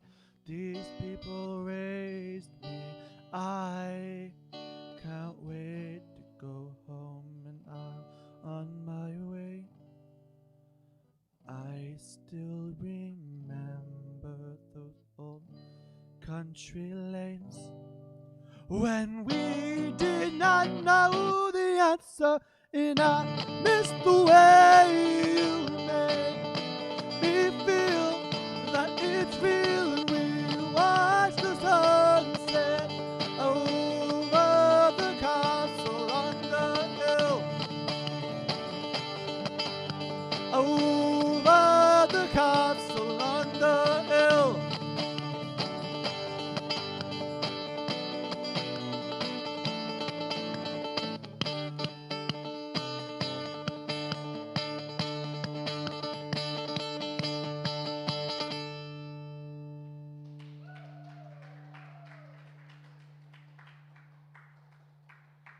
Okay, time for something a little bit older.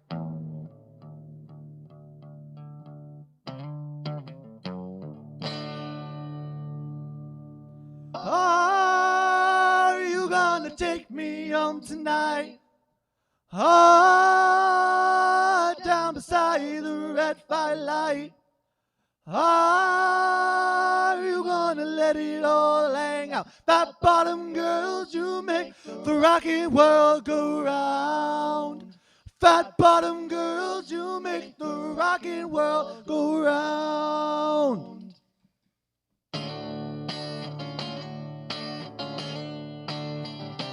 I was just a skinny lad, never knew no good from bad. I knew life before I left my nursery. Lived alone with a big fat fatty. She was such a naughty, naughty, a big woman. You made a bad boy out of me.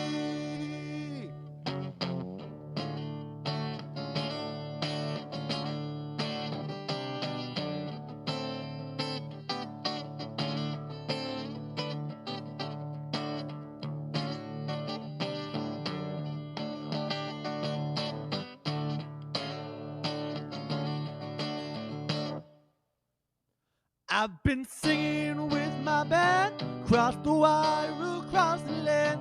I've seen every blue-eyed Lucy on the way, but their beauty and their style were kind of smooth. After a while, take me to them dirty ladies every time.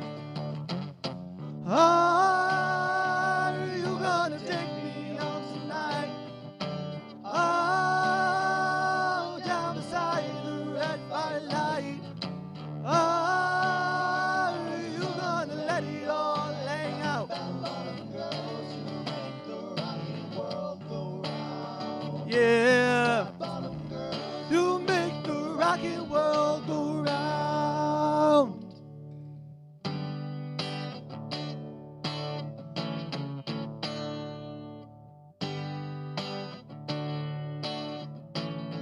Get this, all your mortgages and homes. I got stiffness in my bones. Ain't no beauty queens in this locality, but I still got my treasure, still got my greatest pleasure. A big woman made a bad boy out of me. Oh, please.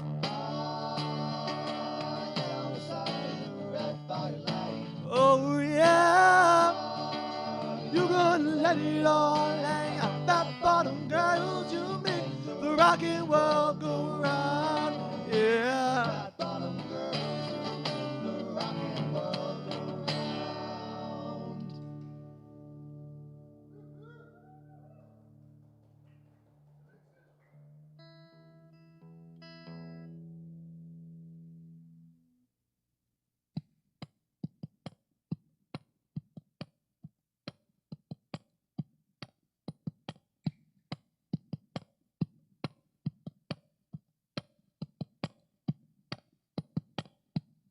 Nope. A little fast. Let's try that again, shall we?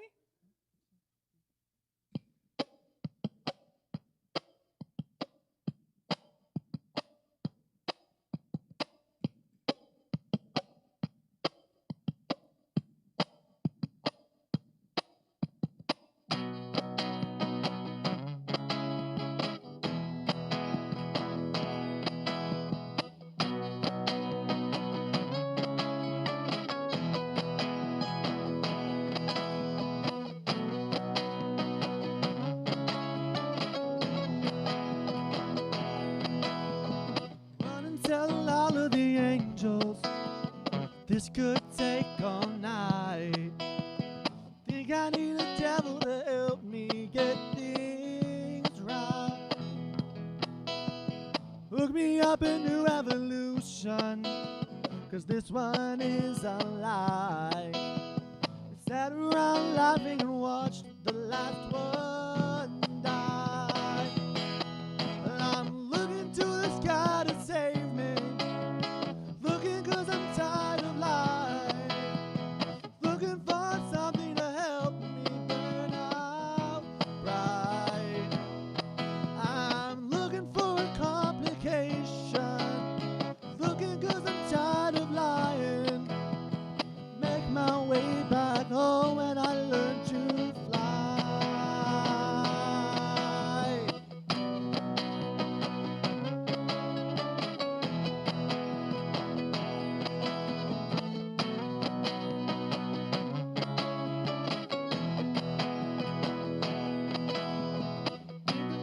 Nothing but patience, they can wait one night. I'd give it all away if you give me one last try. We never trapped if you just saved my life. Run and tell all of the angels that it's alright. I'm looking to the sky to save me. Looking 'cause I'm tired of lying. Looking for something to help me burn out bright. I'm looking for a complication. Looking 'cause I'm tired of trying. Make my way back home when I learn to fly. Fly along with me, I can't quite make it alone. Try to make this life my own. Try fly along with me, I can't quite make it alone. Try to make this life my own. I'm looking to the sky to save me. Looking 'cause I'm tired of trying. Looking for something to help me burn out bright. I'm looking for a complication. Looking 'cause I'm tired of trying. Make my way back home when I learn to. Looking for a complication. Looking 'cause I'm tired of trying. Make my way back home when I learn to fly. Make my way back home when I learn to fly. Make my way back home when I learn to.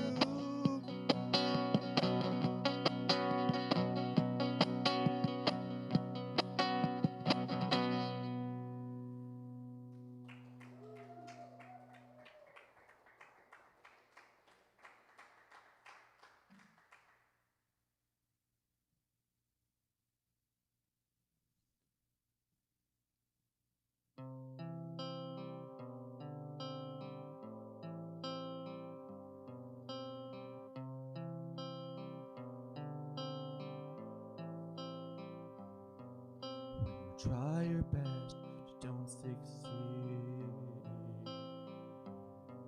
When you get what you want, not what you need. You have to try, but you can't leave. Could it be worse?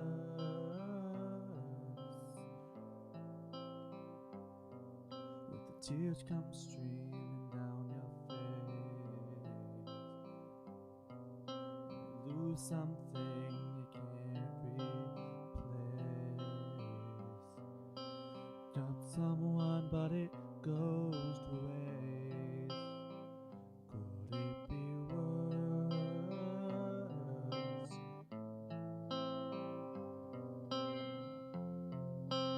Lights will guide you home and ignite your bones. I will try to fix you.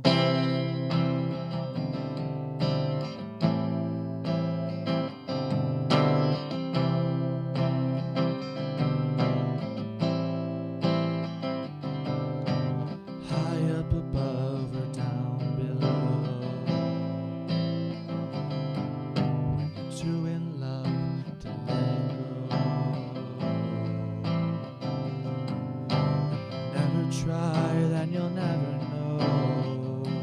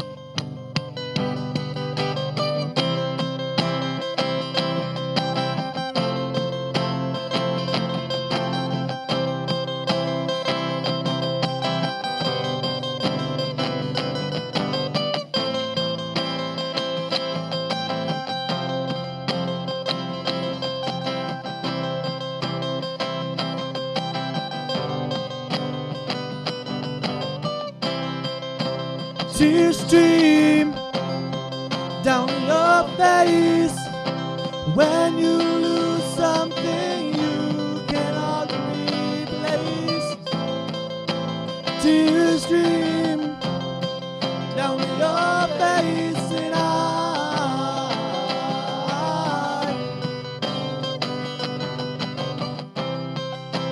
tears stream down your face. I promise you I will learn from my mistakes. Tears stream down your face, and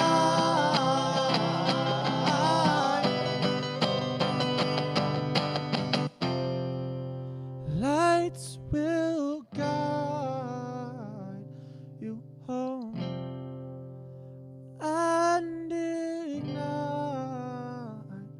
your bones, and I will try to fix you.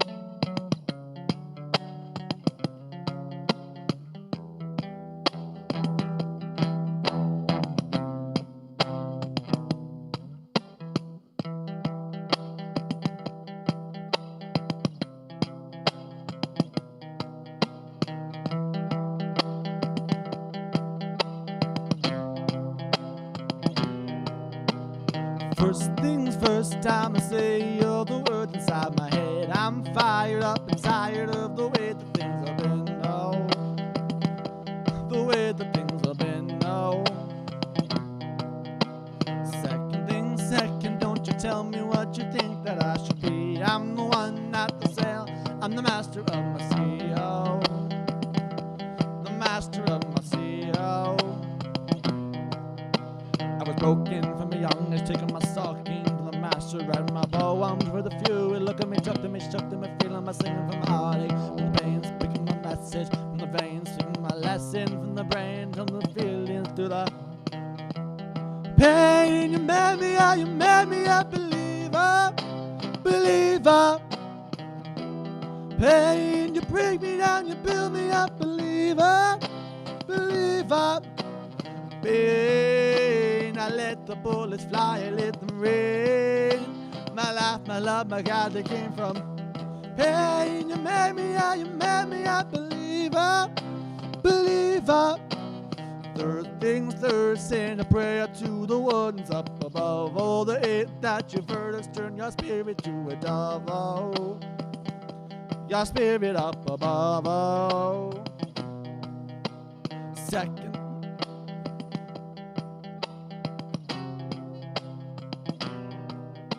I was choking in the cloud, feeling my range to the cloud, falling like ashes to the ground, hoping my feelings they would drown, but they never did, ever lived, ebbing and flowing, inhibited, limited, till it broke up and rained down like pain. You made me a believer, believer.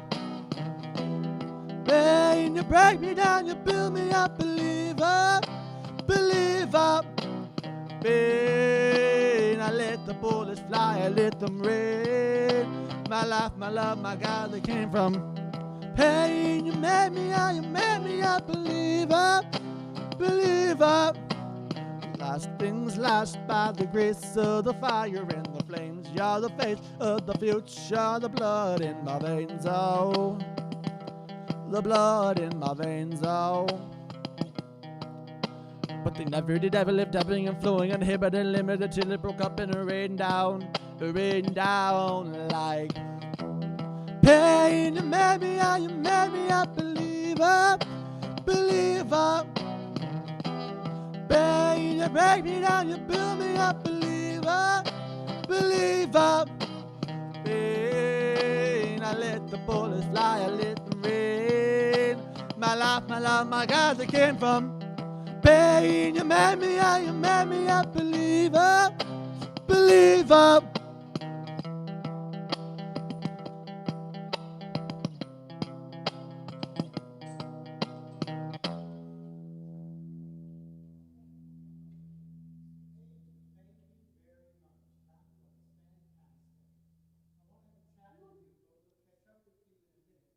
Over and see what our special effects makeup artist, Lindsay McDougall, has been up to for the last half an hour.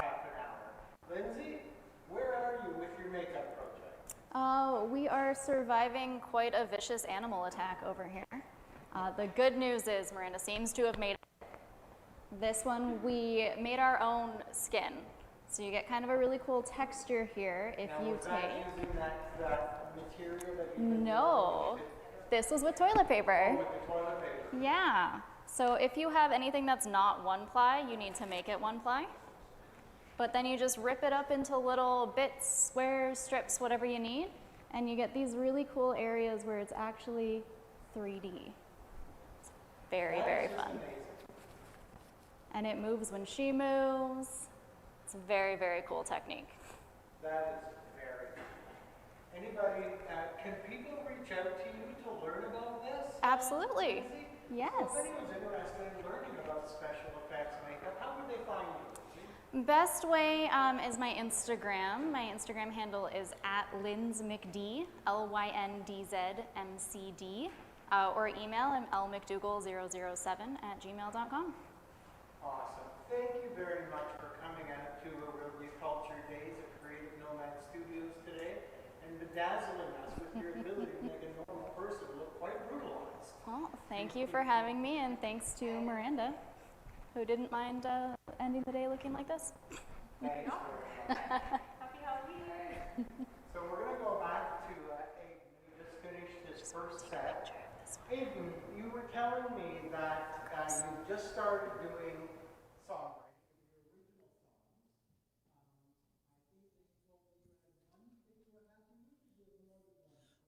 So I have two that I'm happy with, one of which isn't very conducive to this setup, and the third one that's almost done.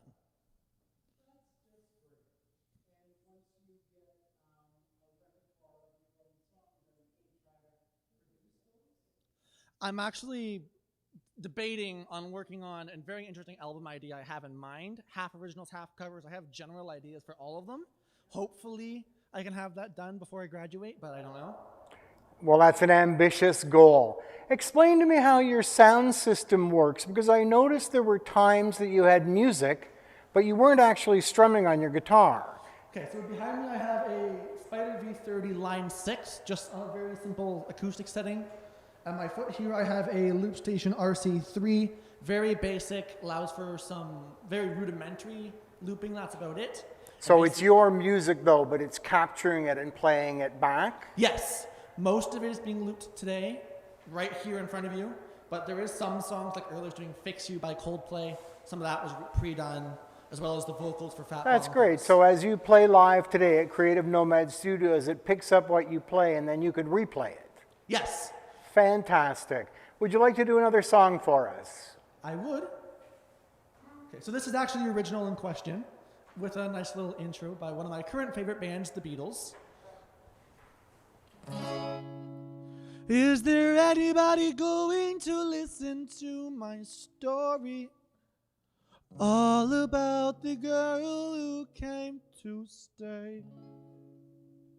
She's the kind of girl who makes you wonder if you're sorry, but you don't regret a single day.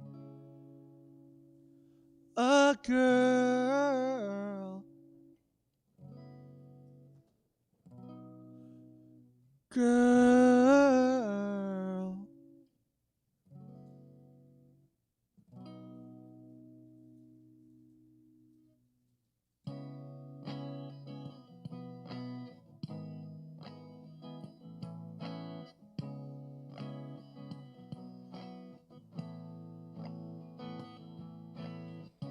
You were the only one I'd go to.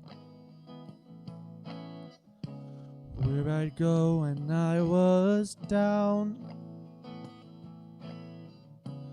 You were the only one that knew me, that could flip my frown around. And it sucks that I can't see you anymore, but now you're gone.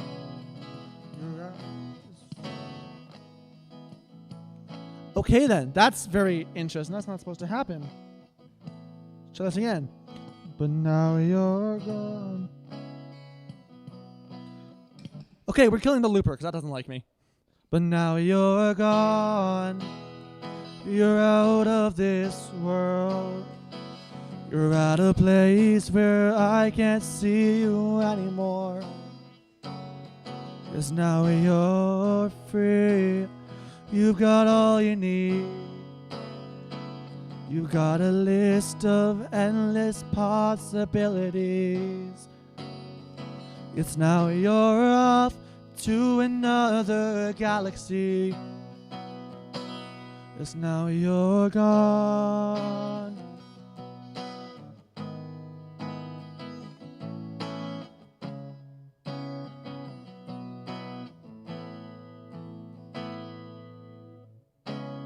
You were always at my age, where I'd go when I need to talk. You didn't care how I was portrayed. Thanks to you, I would never sulk. And it sucks that I can't see you anymore. 'Cause now you're gone. You're out of this world. You're at a place where I can't see you anymore. Yes, now you're free. You've got all you need. You got a list of endless possibilities. Yes, now you're off to another galaxy. Yes, now you're gone. Yes, now you're gone.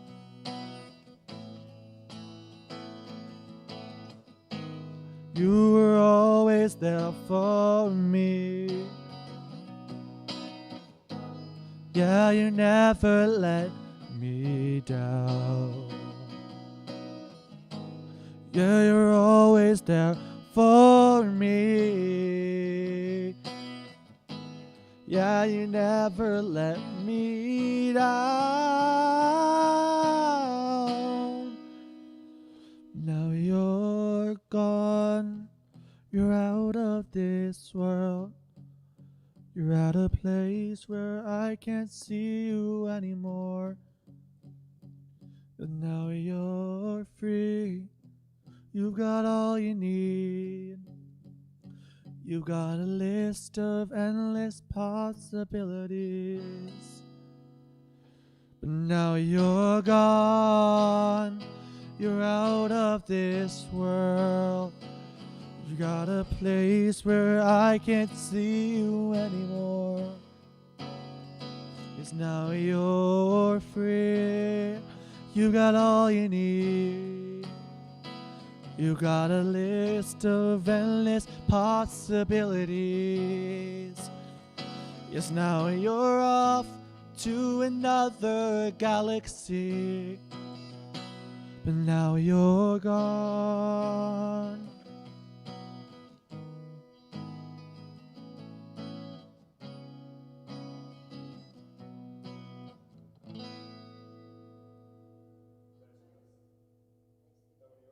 Yes, that was the original.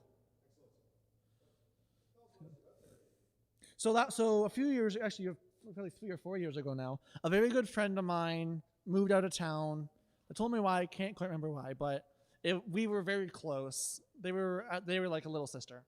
So when they wrote it, it took them about a year, but eventually I finished it just in time for them to come visit. And it was very interesting because I had just finished vocals as she walked into the youth center, and I just bring out the laptop and she's crying her eyes out. It's interesting. So how much more time do I have, just so I know?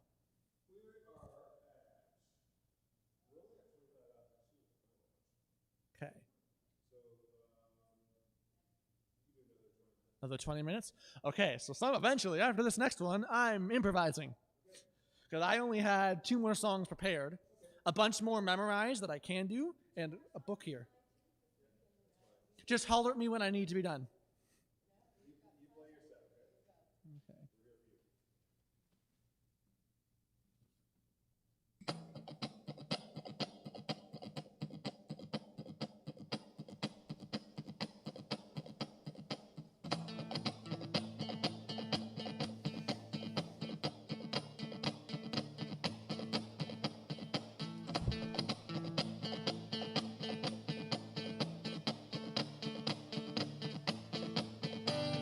Jojo was a man who thought he was a loner, but he knew it couldn't last.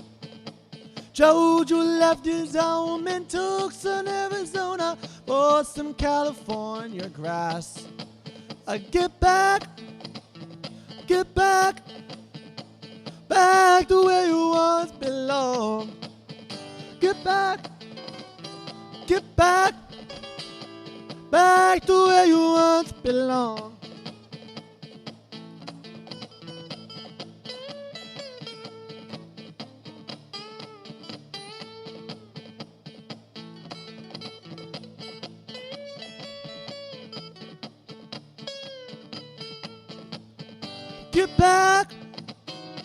Get back, back to where you once belonged. Get back, back to where you once belonged.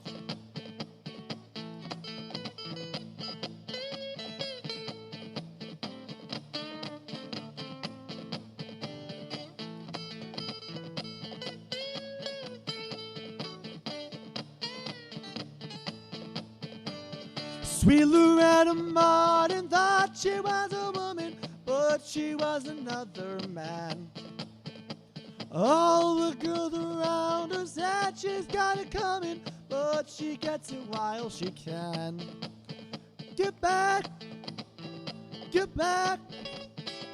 back to where you once belonged. Get back, back to where you once belonged.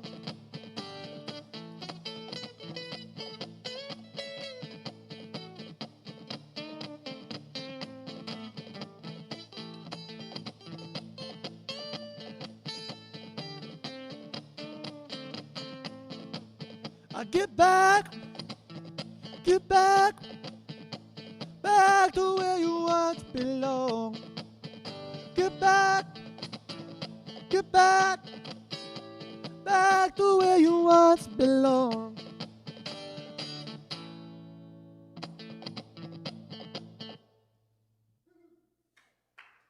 Okay.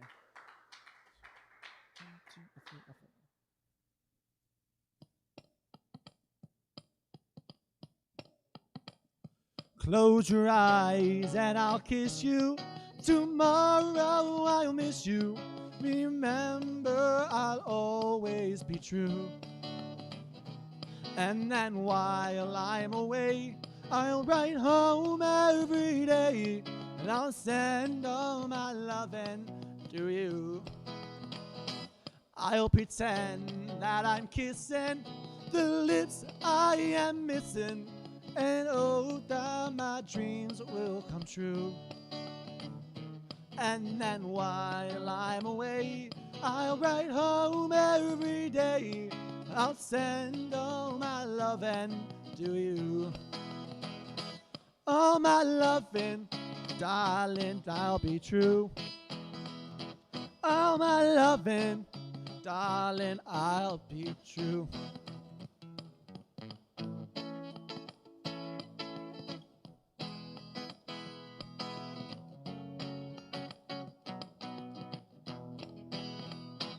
Close your eyes and I'll kiss you.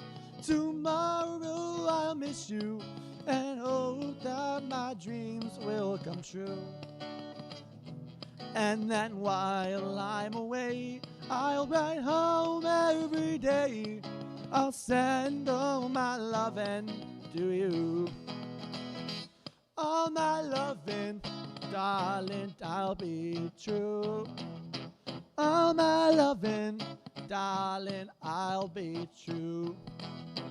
All my loving, all my loving, all my loving, darling, I'll be true.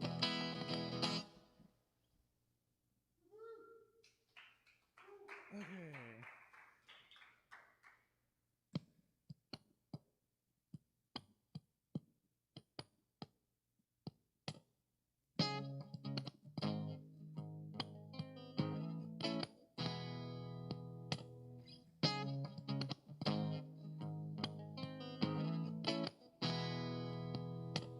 Somebody's hiding, it's crowding my icebox. Somebody's cold one, it's giving me chills. Icebox is ready to blow. Oh yeah.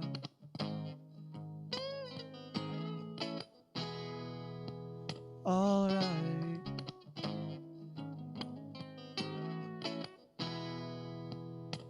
Flip on the telly, wrestle with Jimmy.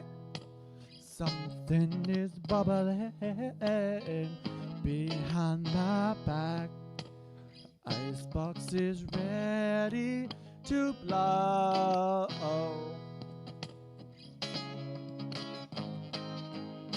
Say it ain't so.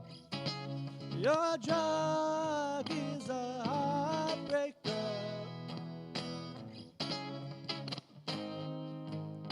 Say it ain't so. My love is a life taker.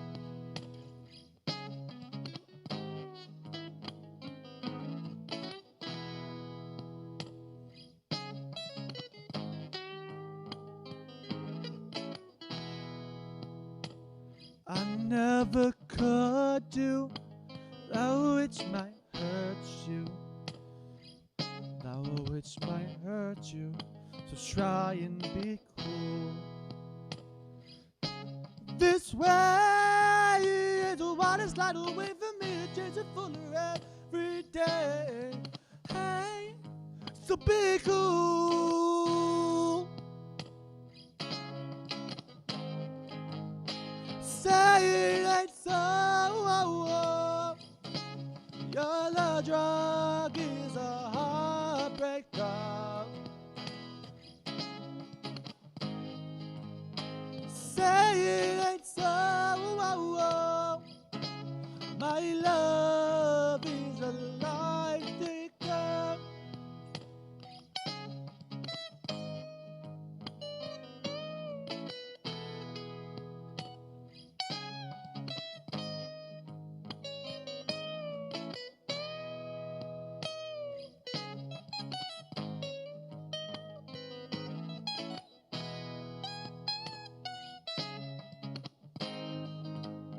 Say it ain't so.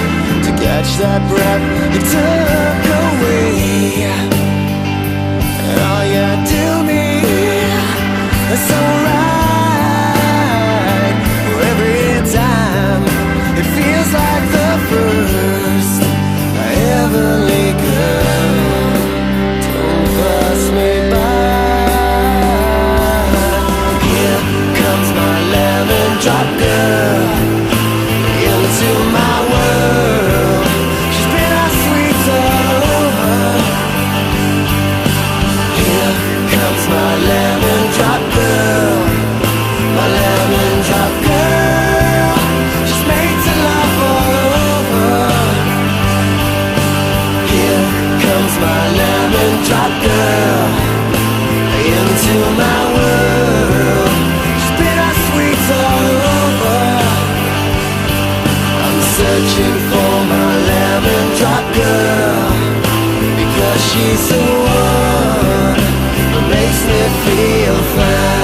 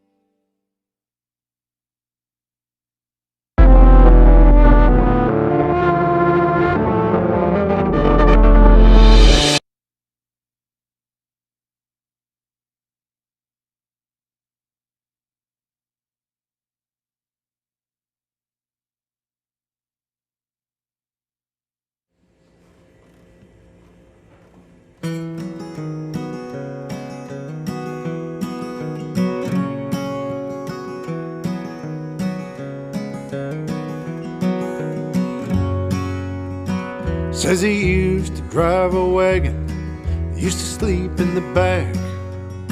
He played shows all across this country, Nova Scotia and back. Says he knows every town and diner, every AM station between. He's my rock and roll dad, at least he used to be. Now he's working 9 to 5 and he does the best he can. Let's get the kids out the front door and get to work by 9 a.m. Traded all those late nights, those mornings sleeping in. He's a working 9 to 5 dad, he drives a minivan. Says there's nothing better than the wind in your hair, a 10-hour drive across the prairies to breathe that mountain air. Said he played for hundreds of thousands, he could have made it big. He's my rock and roll dad, at least he used to be. Now he's working 9 to 5 and he does the best he can. Let's get the kids out the front door and get to work by 9 a.m. Traded all those late nights, those mornings sleeping in.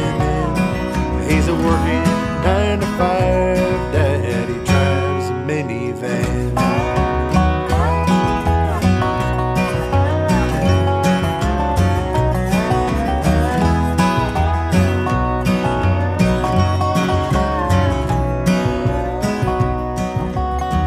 Never thought he'd ever settle or trade his traveling ways.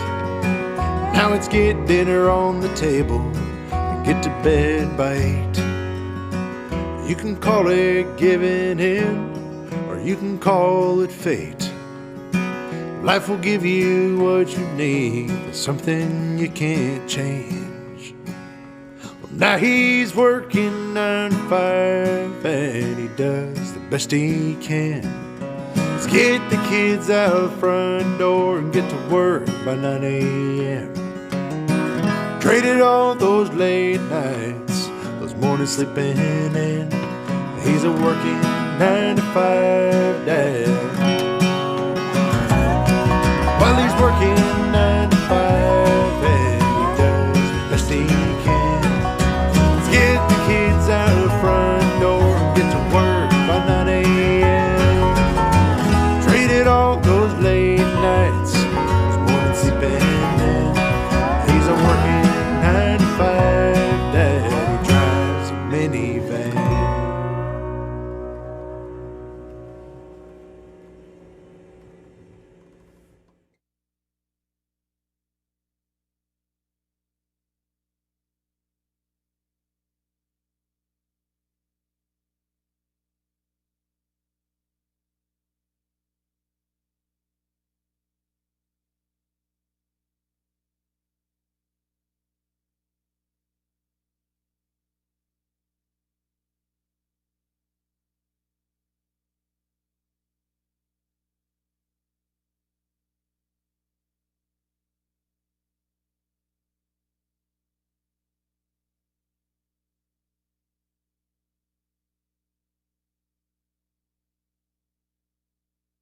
My name is Bob Graham. I'm a member of Storytelling Orillia, and I'm glad to be involved today, and I hope you will find my story of interest and enjoyable. When I was a very young boy, I think around the age of 7, I met a man. He was like no other man or any other person I had ever met before. My parents had a small cabin on Sparrow Lake. And it was during this time that I was standing out in front of it one day, and around the corner came something long, and it was low, and it was red. And at first I had no idea what it was, but then I realized it was a canoe. And there was a man sitting about 1/3 of the way from the back, and he was sitting absolutely poker straight, and he was paddling. It was one of the most intriguing sights I had ever seen in my life. Every stroke he took with his paddle, it was true, and it was deep, and it was powerful, and his canoe looked like it was just floating on air. At the end of each stroke, there was a slight movement out to the right, and I learned years later that that was called the J stroke, and that kept the canoe going perfectly straight. Now, as he approached where I was standing, I think my mouth was wide open, and as he came closer, he stopped paddling, he put his paddle across the gunwales of the canoe, and he looked at me and he smiled. And it was a smile I would see for many more times during my life. When he passed and he was on his way, I ran to find my parents. I had a million questions, and they told me I'd seen Cecil. And they explained that Cecil was a people of the First Nation, an indigenous person, an Ojibwe. But to me, and most importantly to me, Cecil was my friend. They explained a bit of Cecil's history, that he chose to live on Sparrow Lake by himself and had moved there many years ago, and that he became their friend. Well, I was so intrigued, I started to go out every morning and look for him. And it wasn't very long when around that corner came that long, low, red canoe, and there was Cecil sitting near the back, paddling. And as always, every stroke was true, and it was deep, and it was powerful. But this time was different. When he got to where I was standing, he pulled in. He pulled his canoe safely up on shore, and then he turned to me and he said, "Hi, Bobby." Well, honest to goodness, my hand was shaking. I couldn't believe he knew my name. And then he suggested we sit down and have a visit. Well, we did. And he started to tell me about, his life, and something that I realized that it was so different. You know, Cecil hunted and he trapped. Cecil never rode in a car. His highways were the lakes and rivers that he paddled his canoe on. Cecil could neither read or write like we could, but he could read the signs that Mother Earth left him. I also came to know Cecil as an amazing storyteller. and all his stories were about fairness, goodness, and equality, and a love for Mother Earth. Well, after a while, I started to feel comfortable, and I said to him, Cecil, when the folks that own cabins or cottages here on the lake, when we go home in the fall, you have no friends. Well, he gave me that smile again that I became accustomed to, and he said, I have all kinds of friends. I said, who? He said, the animals. I said, the animals? And with that, he did something that scared me. He looked into the forest and he went, hoo-hoo, hoo-hoo, hoo-hoo. Well, 2 chipmunks came up and they jumped up on his knee, and a squirrel came and sat at his feet. And then he pointed again at the forest, and when I looked, there was a fawn, a young deer, standing there, and its nose was in the air, and it was smelling the scents, and I knew it wanted to come closer. I knew it wanted to see Cecil, but it didn't know me, and so it didn't. And then Cecil pointed down the lake, and when I looked, there was a flock of ducks coming fast and coming hard, and they were about this high off the water in a perfect V formation. And as they went by, Cecil stood, and he went, well, those ducks circled, and they landed right in front of us. Well, folks, that's my story for today. I have many, many Cecil stories. I learned that morning that his favorite animal and best friend was the beaver, and a beaver saved his life, and that's a really good story. And I have many others. So thanks very much for listening. I hope to see you again. Bye-bye.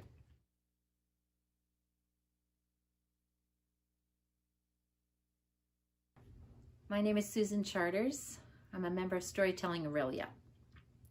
And today I'm going to tell a story by Robert Munsch called Island. This isn't a story for kids. It's a story collected by Dan Yashinsky, a great storyteller in Toronto, and published in a book of stories by Canadian tellers. And I have permission from Robert Munsch to tell it. Island. Once there was a small island, a small sandy island in the middle of the ocean. And on it, a little girl with her ankles brushed by the waves. That's all there was, just the ocean and the island and the little girl. And the little girl didn't know she was alone. She didn't know what alone meant. It was a wonderful time, and it lasted almost forever. And then one century, some seaweed came floating by, and the little girl picked it up out of the ocean. It wasn't like sand, and it wasn't like water. It wasn't like anything ever, so she put it in her hair. And then she had flowers in her hair. She still didn't know what alone meant. It was a wonderful time that lasted almost forever. And then one century, a crab came floating by, such a leggy, movable thing. And the little girl picked it up and put it in her hair. And the crab jumped down and ran sideways across the sand and made the little girl laugh. It was such an improbable, funny-looking thing. So now there was the ocean and the island and the little girl with her ankles brushed by the waves and flowers in her hair and a crab. Now the little girl knew what alone meant. It was a wonderful time that lasted almost forever. And then, one century, a fish came swimming by, a little silvery, slippery thing, and the little girl chased it in the waves until she was tired every day. And then she would lie on the sand with the flowers and the crab in her hair. She chased that fish, but she never caught it. And it was a wonderful time that lasted almost forever. And then, one century, a lady came swimming by, and the little girl picked her up out of the water and put her up on her shoulders. It was a very small island. And the lady ate the flowers in the little girl's hair and taught the little girl how to talk. Well, that was a wonderful time, but it didn't last very long at all, because soon a man came floating by, and he said, "Help me, help me, help me." And the little girl said, "Well, I guess you can come up for a little while." And she helped the man up onto her shoulders. And then along came 17 brothers and sisters. And the man looked down at the little girl and he said, I see you are a good person, a fine person, a moral person, maybe even a Christian person or a Buddhist person or a Jewish person or a Muslim person, and surely you would not let these children sink into the ocean. The little girl said, well, I guess they can come up, but just for a little while, as long as I can hold them. So the man came down and he helped all the children up onto the little girl's shoulders. And they were having a fine time up there when along came floating furniture. There was a dining room table and 19 chairs and 18 beds and 2 pianos and 3 blanket boxes and a stove. And the man leaned down and he said to the little girl, I see you are a fine person, a good person, a moral person. Maybe even a Christian person or a Buddhist person or a Muslim person or a Jewish person, and surely you would not let this furniture sink into the ocean. The little girl said, yes, I would. Furniture is very heavy and it's not good company, and I would let it sink. But think about us, said the man. Think about us up here on your shoulders. What would happen to us if you fell down? So the little girl let them go down and bring up all the furniture. And the man made sort of a house out of the furniture, and the kids went fishing, and the mom was cooking, and they were happy. They forgot all about the little girl.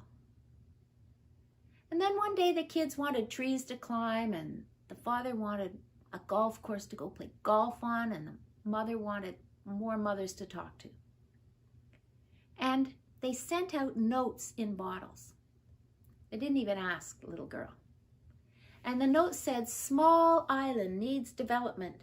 Send earth and rocks and trees and animals and plants and bricks and garbage trucks. Come one, come all.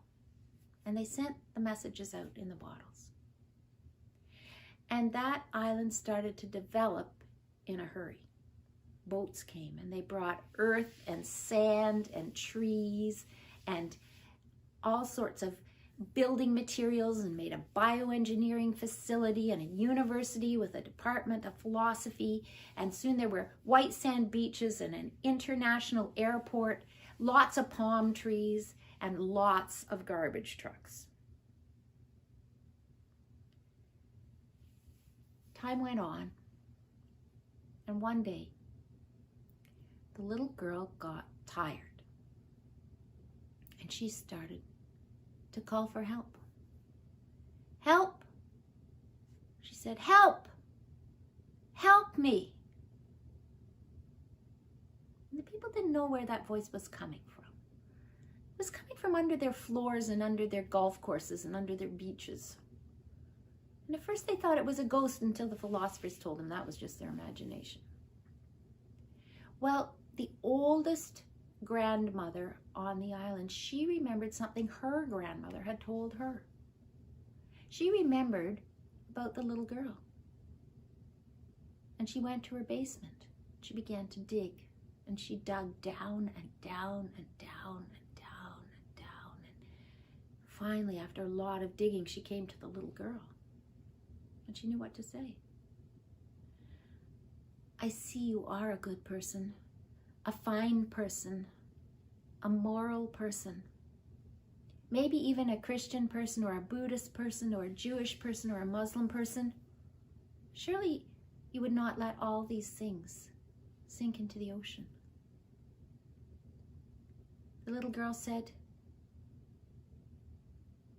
I don't know what that means, and everything is so heavy. And I wish I had never learned how to talk. And then she fell down. And when the little girl fell down, cracks started to appear all over the island. In the walls of the houses, the runway at the airport, on the beaches and the golf courses, and the very cute little children of the island started to cry, Mommy, Daddy, Mommy, Daddy, Mommy, Daddy. But slowly, the whole island broke into pieces. floated away. Then there was just a small island, a small sandy island in the middle of the ocean. And on it, a little girl with her ankles brushed by the waves. And the little girl cried 3 tears. And she decided to forget how to talk. She stopped crying. She stood up. And there was some seaweed drifting by, so she picked it up and put it in her hair, and then she had flowers in her hair. And it was a wonderful time that lasted almost forever. Thank you.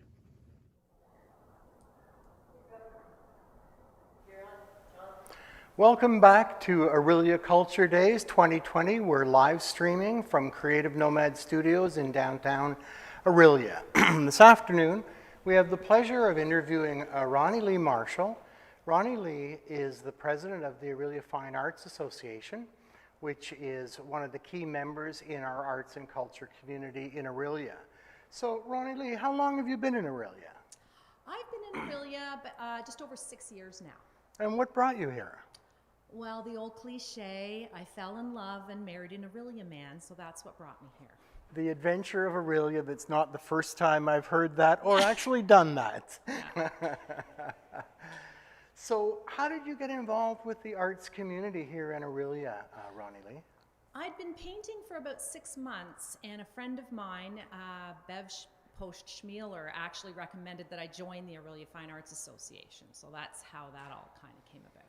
So there's always a bit of an adventure between joining an association and ending up the president. What sort of got you inspired to go to that level? Well, I'd been a member for about a year, and the whole changeover of the board was taking place, and I kind of got roped into it. But no, I'm kidding. Well, it's a calling. It's yes, a calling. It was a call, and it was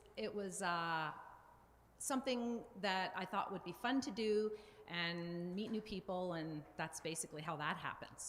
So can you explain to our audience what OFA does? OFA is an association that supports its members by providing roughly 12 meetings a year, so once a month. We have, in those meetings, we do workshops, we have guest speakers.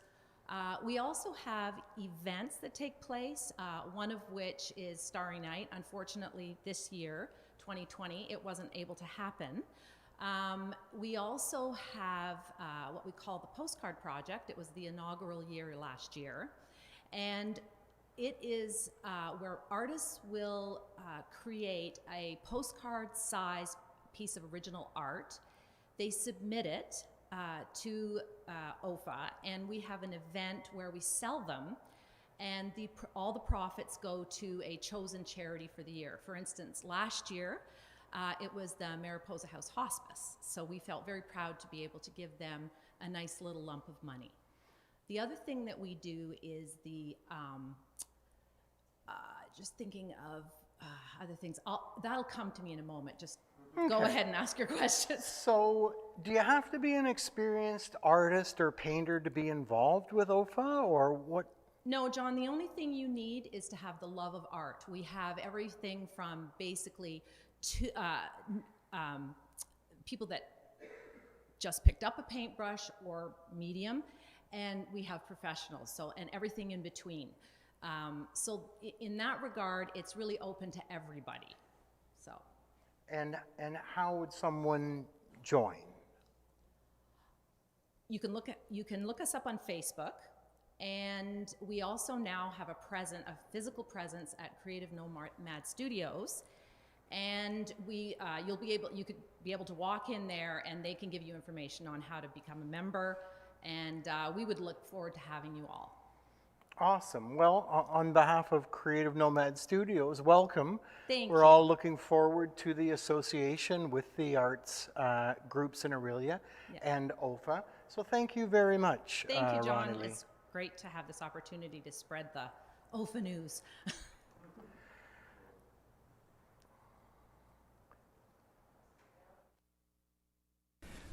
The Ice Cream Tub by James Harris. We lived in the tall clapboard house at Lackley and Jarvis Streets in the 1950s. My brother Fred and I spent many hours in summer in the company of our neighborhood friends, roaming the side streets, running in the long grass on the wasteland in the middle of the block, walking the 3 blocks down Jarvis Street to Couchiching Park each morning for swimming lessons and play. At the end of Jarvis Street, across from the park, was the well-known Club Pav dance hall. Built into one end was a small ice cream shop with pickup windows. One hot summer day, several of us were playing in front of our house. We watched a large delivery truck labor up the slope on Lackley and make the turn to go down the slope on Jarvis much too fast. The rear door swung open, and a large tub tumbled out, hit the pavement with a sharp cracking sound, rolled downhill a short distance, and came to rest against the curb. Dancing with excitement, we yelled for our mum to come outside, as we were not allowed to cross Lackley Street without adult supervision. "The ice cream truck just went around the corner," we explained, "and a big tub of ice cream fell out. We want to get it." Mum was hesitant. She thought the driver may come back looking for his lost cargo. But after a few minutes and no sign of the truck, she relented and walked to the edge of Lackley Street with us to make sure we made the crossing safely. 2 or 3 of us ran over the hot pavement, bare feet, mind you, picked up the tub, which was very heavy, and lugged it back across the street, over the lawn, and into the kitchen. Mum's next concern became, what are we going to do with all this ice cream? The tub, constructed of heavy paper and frozen hard, was too big to put in the freezer. Mum began exploring cupboards, pulling out pots and bowls. As she worked, we all decided the best thing to do was to get the word out to all the kids we knew to bring bowls and take home some ice cream. Soon there was a small crowd of excited kids in our kitchen, as well as a couple of neighborhood mothers. Everybody went home happy and had a good feed of ice cream on a hot summer day.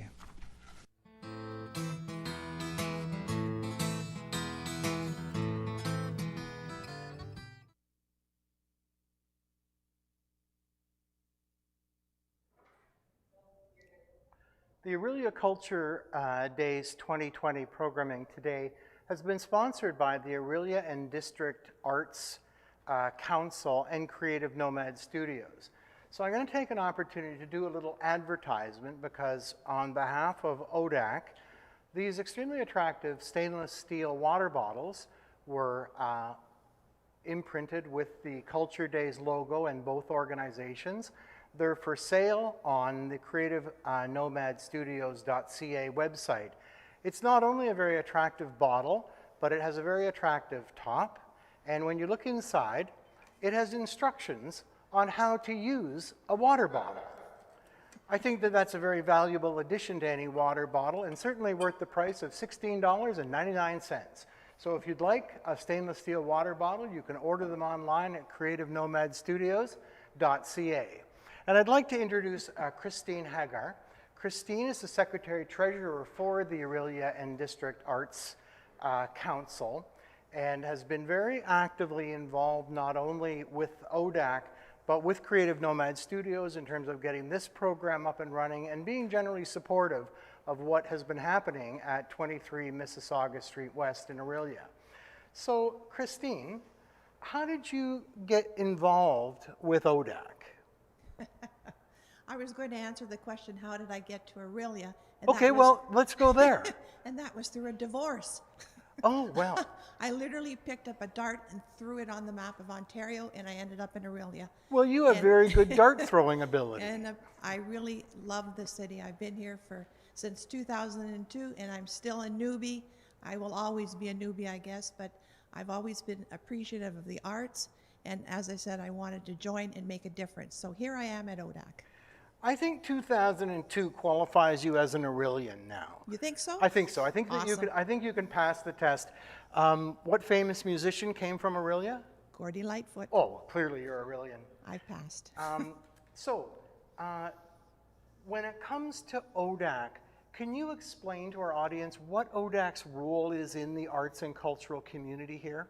Well, ODAC has gone through a bit of an up and down, as most not-for-profits have, and we've decided that we are trying to unite our community culturally so that we all work together to strengthen the culture in Orillia.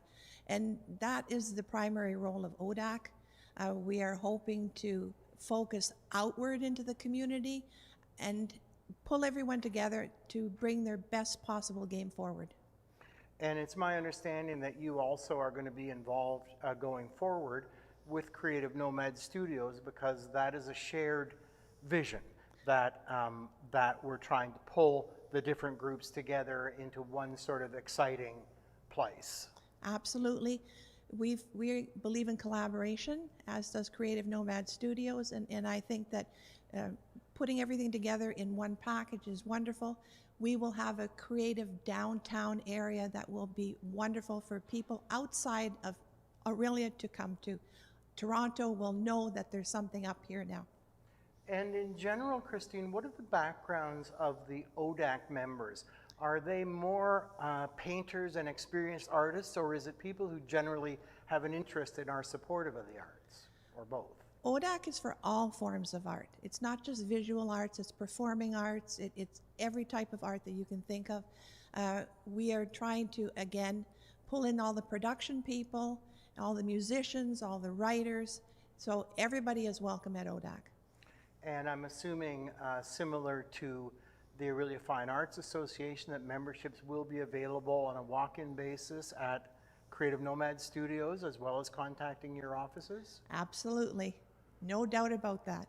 Well, we are all looking forward to an enhanced future in our artistic and cultural community in Orillia with the help of these two lovely ladies who we just interviewed, and what's going on at Creative Nomad Studios, which was envisioned by Anitta Hamming, who has been behind the soundboard and video board all day long, working really hard, and not only created by Anitta, but she was also the general contractor here.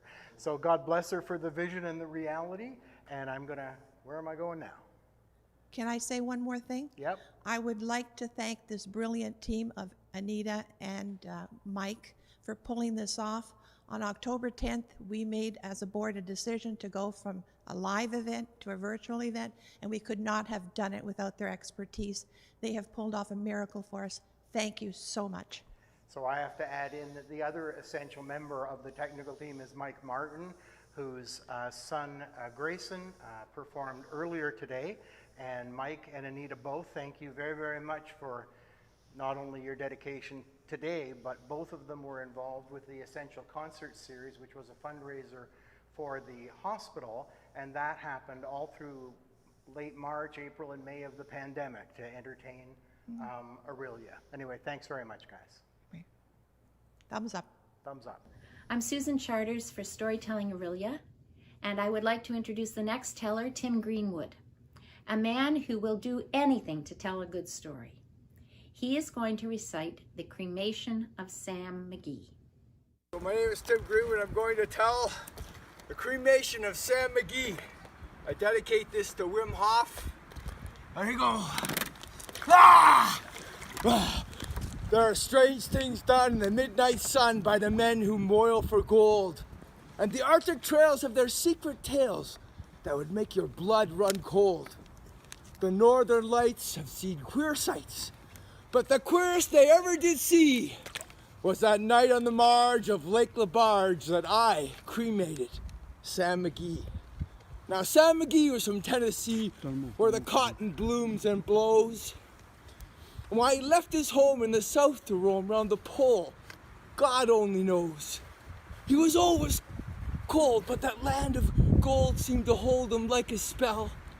Though he'd often say in his homely way, I'd sooner live in hell. We were mushing our way on a Christmas day over the Dawson Trail. Talk of the cold through your parka fold, it would stab like a driven nail. If our eyes we'd closed and our lashes froze till sometimes we couldn't see.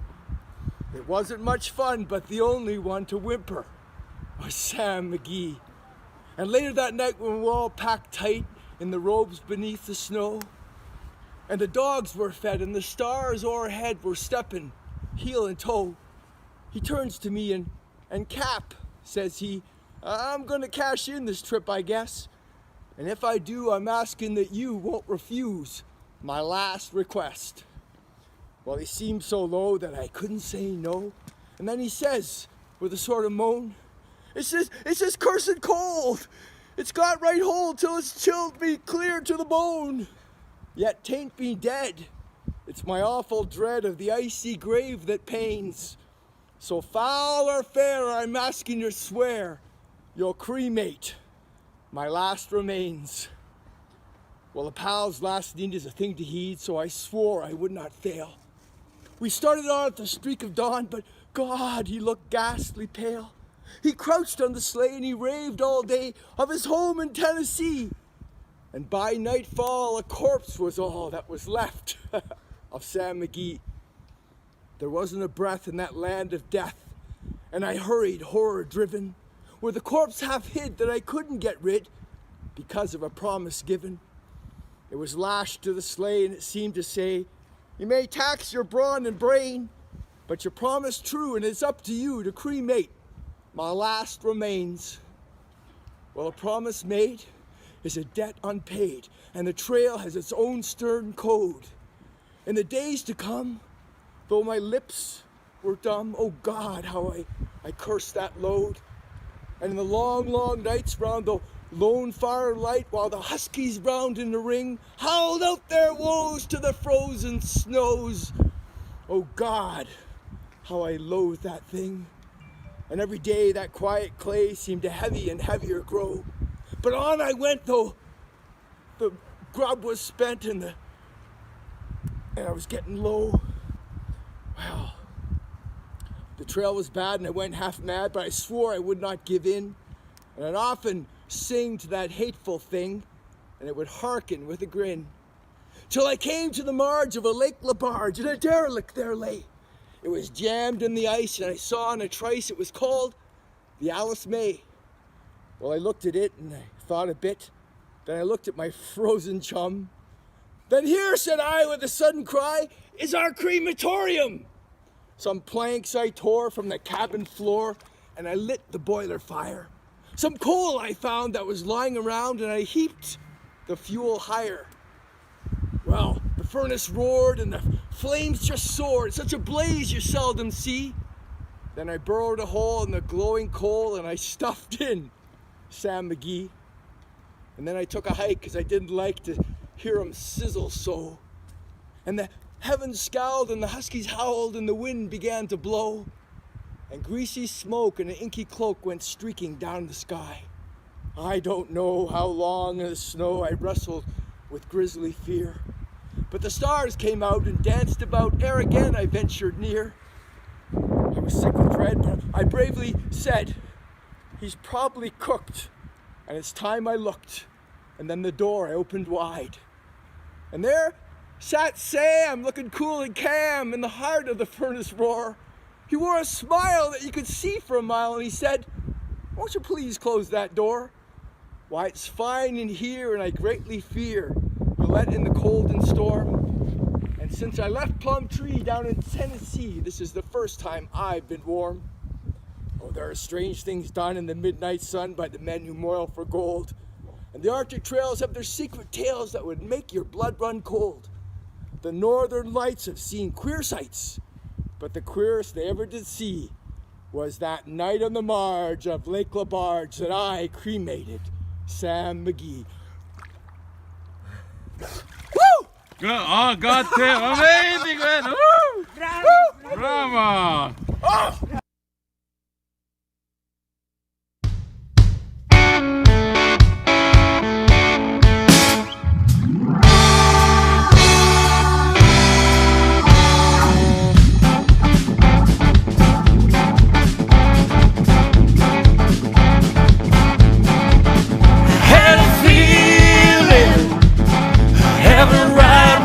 Say, caught you sleeping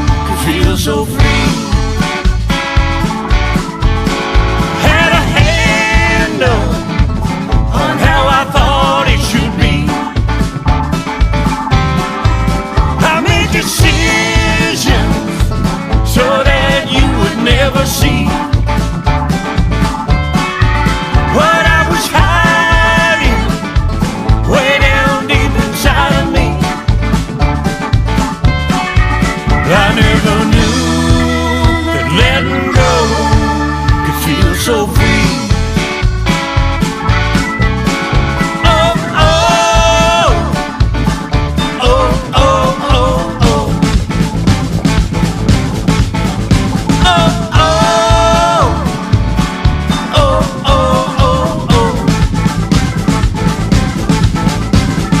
Now I know I never knew who you were and what you do to me. You and me, we got it made. I can't believe I was afraid to see how you are and what you do to make me wanna keep on loving you. I never knew that letting go could feel so free.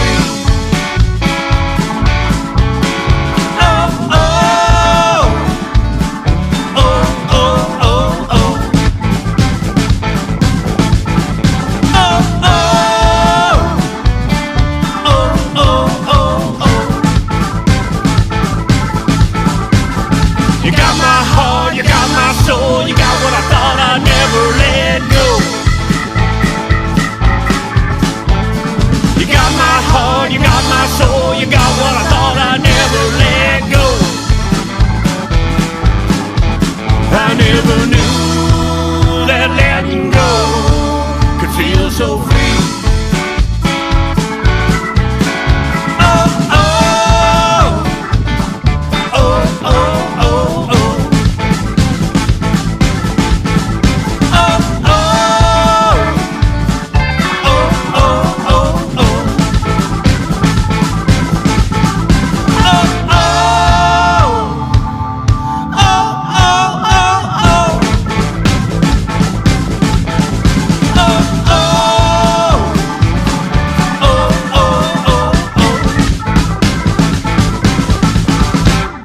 I never knew that letting go could feel so free.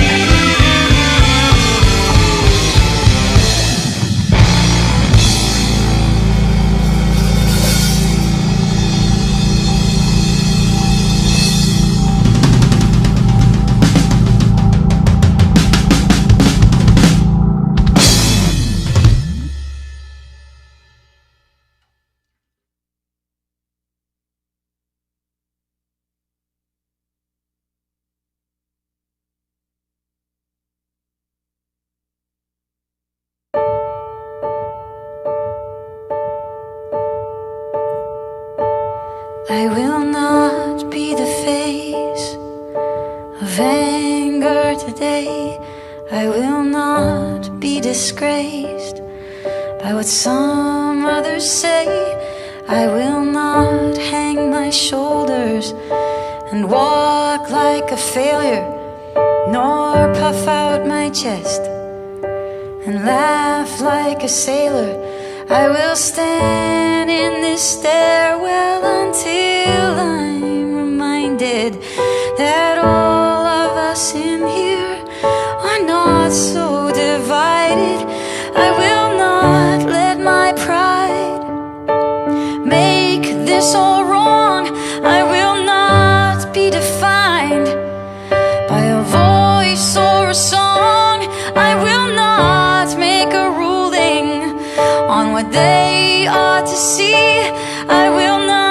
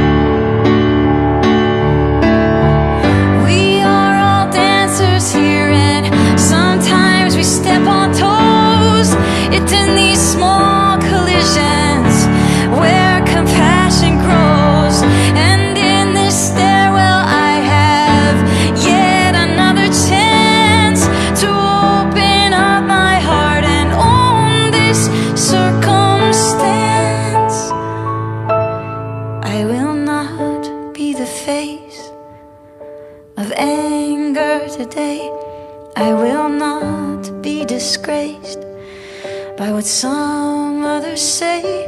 I will look in their eyes, allow them to see I will not be a former me.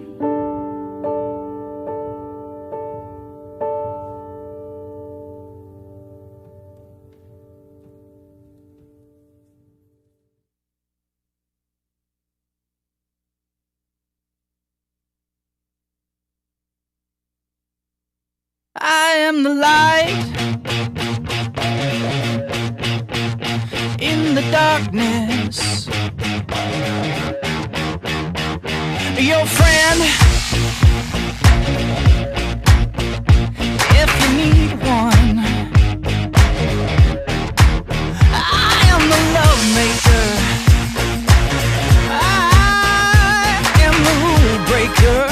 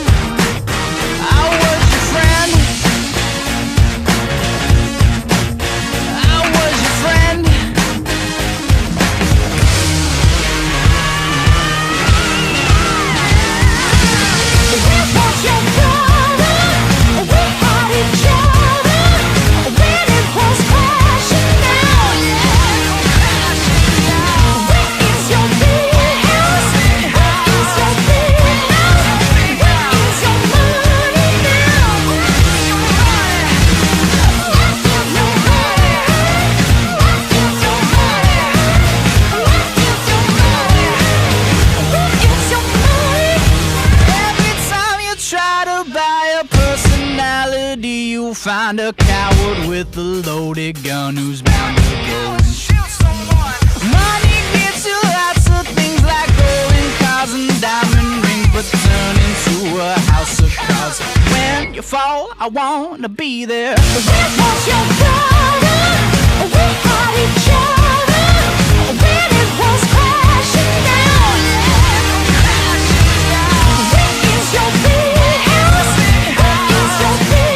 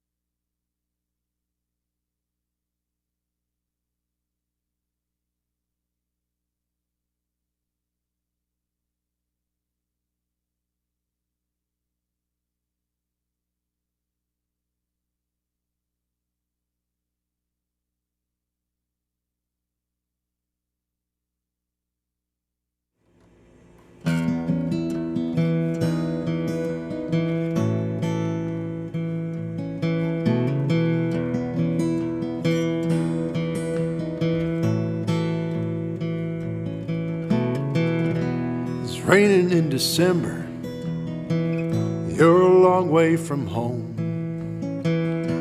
Not too sure where that is, 'cause you've been gone so damn long.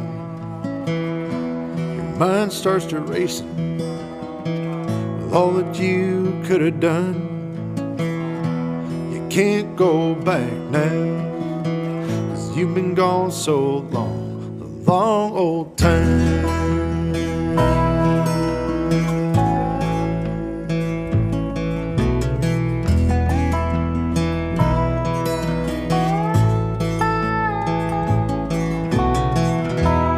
Rain on your window was keeping 3-4 times as you stood in the doorway, did your best not to cry. No, she ain't sleeping, but you still gotta go, even though she's the closest that you've had to a home in a long old time.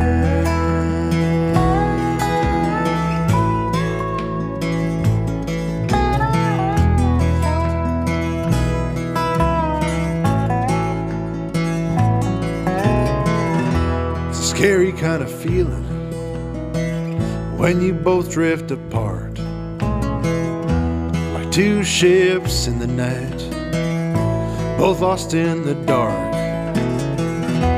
You might just run aground or float out to sea. It can take a long time to get where you got to be, a long old time.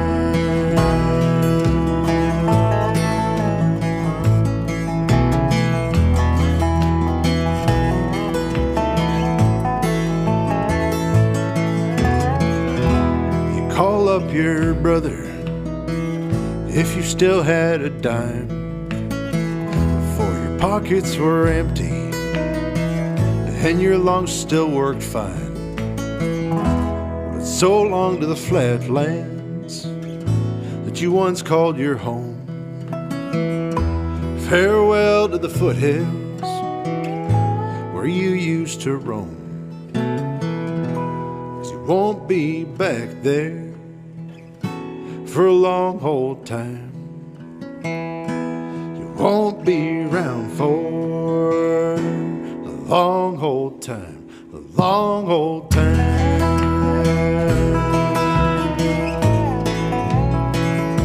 A long old time. A long old time.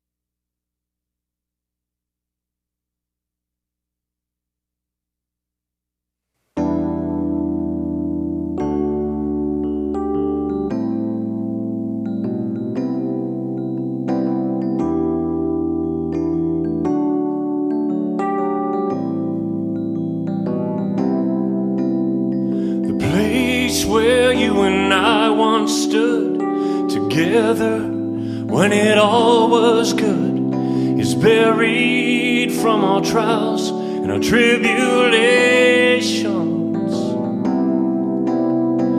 hanging by a dangerous thread, but every ounce has now been bled from what was once a hopeful situation. I hang my head and watch you fall. Your blank stare back has built a wall of separation.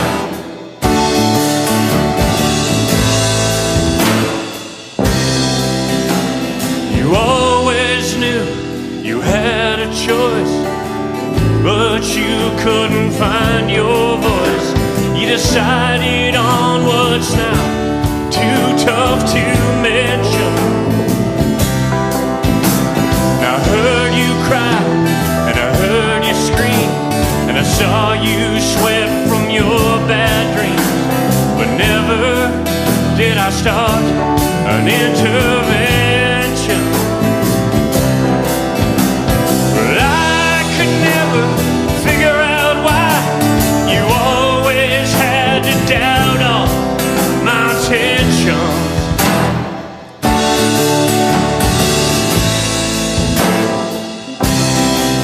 You hear the thunder, and you feel the rain. You see the hunger, and you taste the pain. You smell the danger, but it's all in vain. But how can it ever make any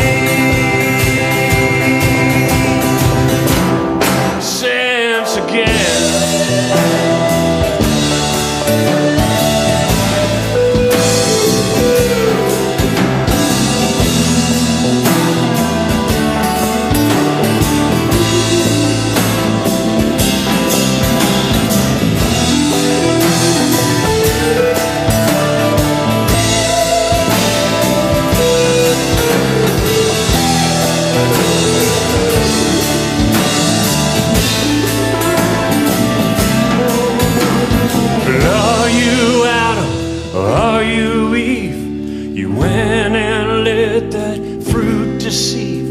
And it took what could have been your soul's salvation.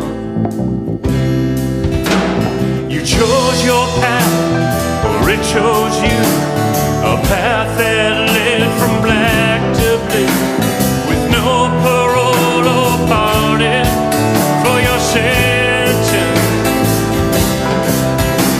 You used to have a righteous mind. You never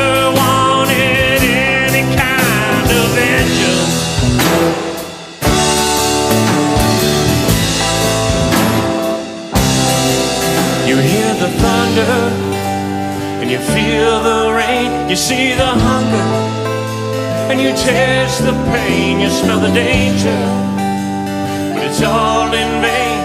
But how can it ever make any sense again? Oh, how can it make any sense?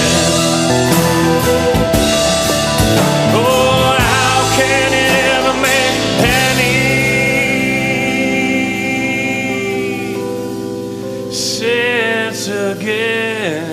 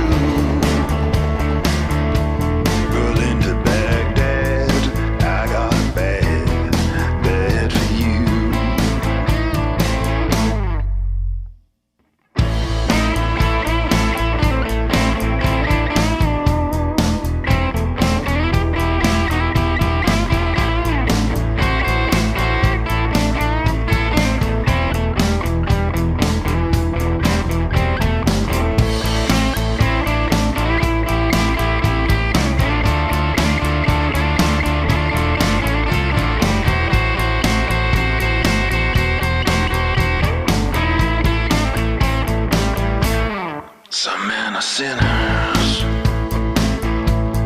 some men are saints, some men get torn between who they are, oh Lord, who they ain't.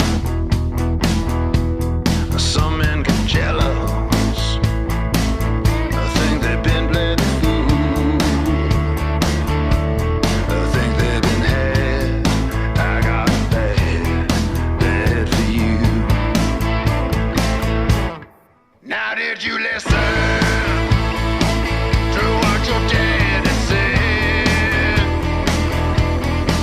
I take off my rose-colored glasses, now I just see red. Sweet little storm cloud, lay me off like blue.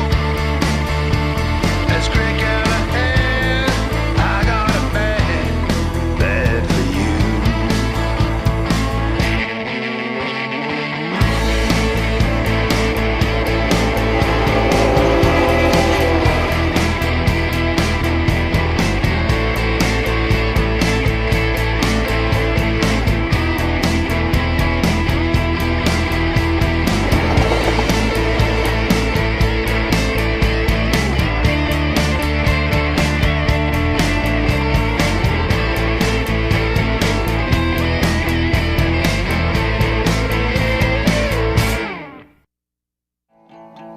Here's our Fellini moment.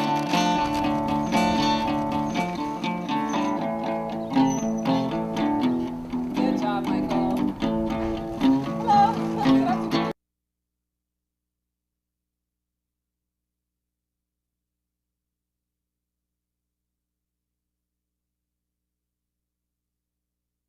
I've been taking my change out the wishing well. I got no secrets to hide, I got nobody to tell. When my mouth it gets dry, I take a drink from the hose. That's when my rhetoric died, but I've done better than most. 'Cause I'm free from your hurt, yeah, I'm free from your guilt, free from your hell, yeah, I'm free from your filth, free from your system, yeah, I'm free from your eyes, free from your number, baby, I'm free from your life. I don't want your money, girl, I don't want your help, I don't need your credit cards, I just need myself. Yeah, all I need is to sell you, son, all I need is the moon. Yeah, I don't want your money, girl, I just wanna free from you. Yeah, I'm free from your curse, free from your chains. Yeah, I'm free from your hurts, free from your sisters. Yeah, I'm free from your sin. When you're free from it all, you got to let that love in. I don't want your money, girl, I don't want your help, I don't need your credit cards, I just need myself. Yeah, all I need is to save you, son, all I need is the moon. Yeah, I don't want your money, girl, I just wanna free from you.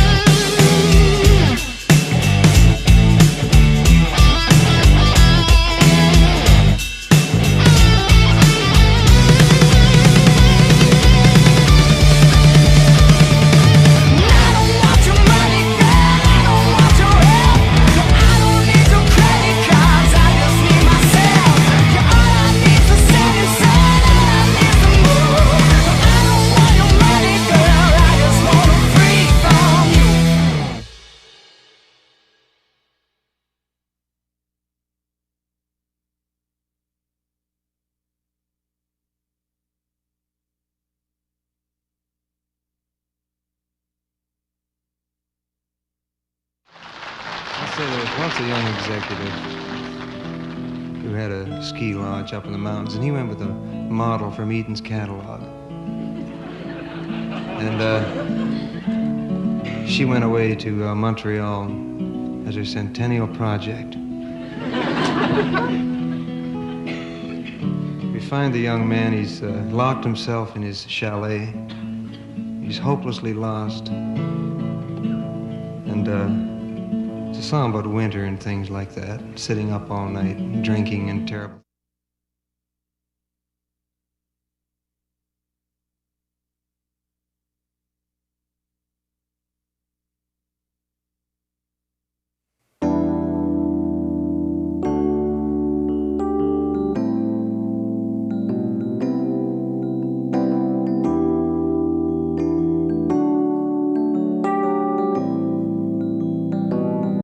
Where you and I once stood together when it all was good is buried from our trials and our tribulations, hanging by a dangerous thread, but every ounce has now been bled from what was once a hopeful situation.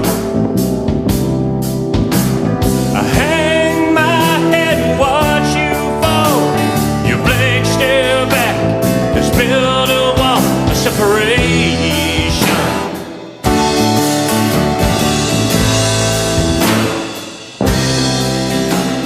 You always knew you had a choice, but you couldn't find your voice.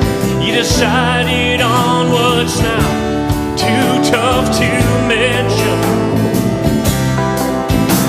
I heard you cry and I heard you scream, and I saw you sweat from your bad dreams, but never did I start an intervention.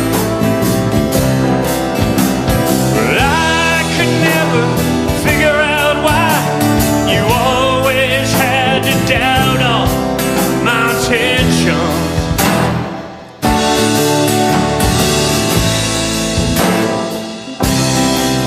You hear the thunder, and you feel the rain, you see the hunger, and you taste the pain, you smell the danger, but it's all in vain.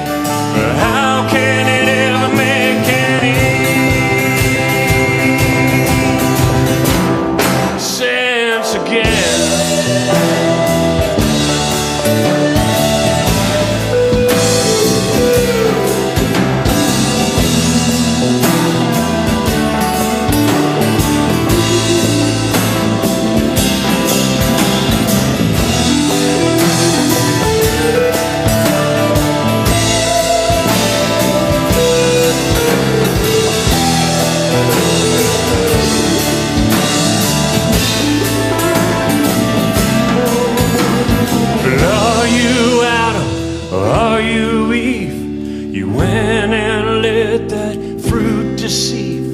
And it took what could have been your soul's salvation. You chose your path, or it chose you, a path that led from black to blue, with no parole or pardon for your sentence. You used to have a righteous mind. You never wanted any kind of vengeance.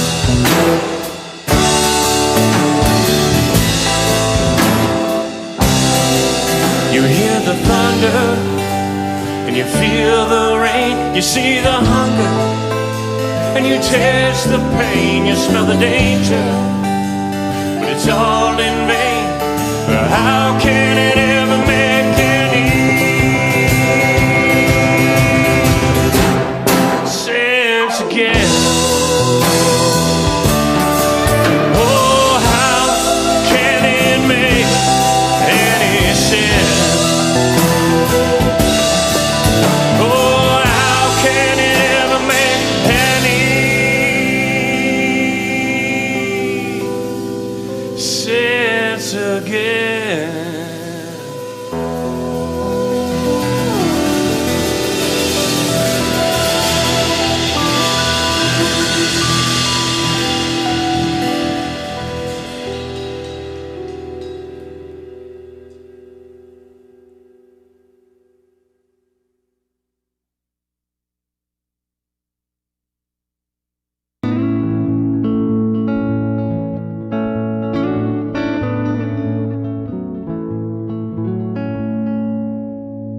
couldn't walk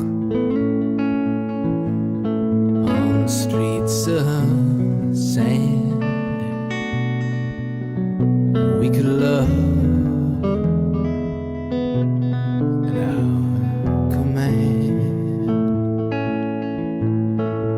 and we could kiss beneath the stars after the bar, before the cars, by moonlight, by moonlight. The night is young, our love is too. The street is soft, the leaves hold dew. It seems that dusk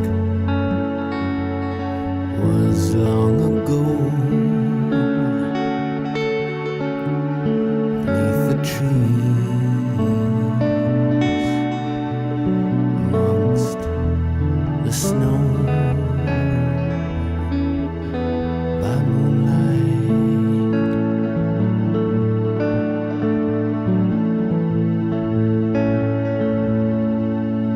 the record spins, and you and I, just like the earth reveals the sky, and Father Time and Mother Earth witness the birth of all their by moonlight, by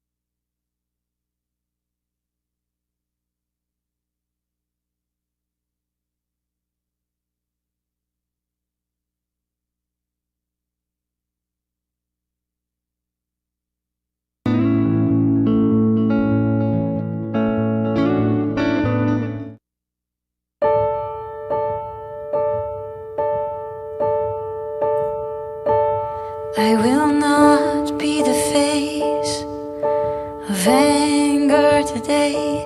I will not be disgraced by what some others say. I will not hang my shoulders and walk like a failure, nor puff out my chest and laugh like a sailor. I will stand in this stairwell until I'm reminded that all of us in here are not so divided. I will not let my pride make this all wrong. I will not be defined by a voice or a song. I will not make a ruling on what they ought to see. I will not be the former me.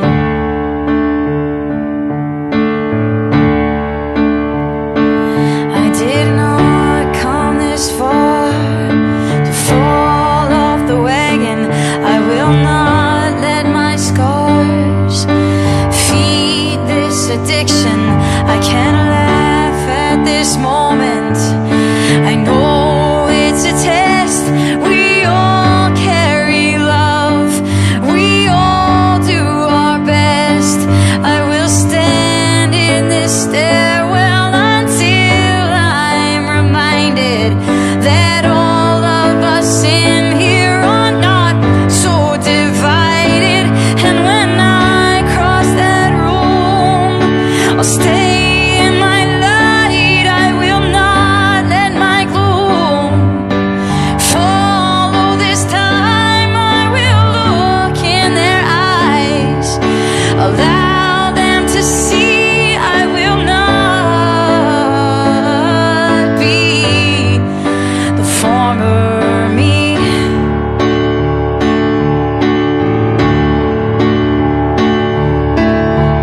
We are all dancers here, and sometimes we step on toes. It's in these small collisions where compassion grows. And in this stairwell I have yet another chance to open up my heart and own this circumstance. I will not be the face of anger today. I will not be disgraced by what some others say. I will look in their eyes, allow them to see. I will not be the former me.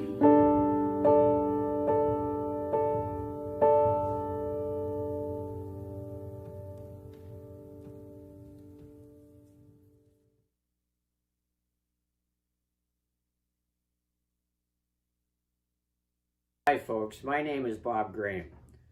I'm a grateful member of Storytelling Orillia, which has been in existence now for 10 years. I like to tell stories about my time growing up in Unionville. As you can imagine, when I was growing up in Unionville, it was a long time ago, and it was mainly a farming community. There were no subdivisions. You either lived on Main Street of Unionville and a few side streets, or you lived on number 7 highway. One of the things I remember most fondly is that there were a lot of tricksters. There was a lot of people playing practical jokes on other folks, good friends. And obviously it was mainly the adults. My mom and dad had a good friend relationship with a couple by the name of Harmons. Now, their farm wasn't quite in Unionville, but it was on Woodbine Avenue on the northwest corner where it was intersected by Steeles. And I can tell you, there's no farms there now. One day, my dad and I were over visiting Mr. and Mrs. Harmon, and just as we were leaving, Jack came out of the barn and he had a potato sack. And in that sack, there was an animal, and it was quite rowdy.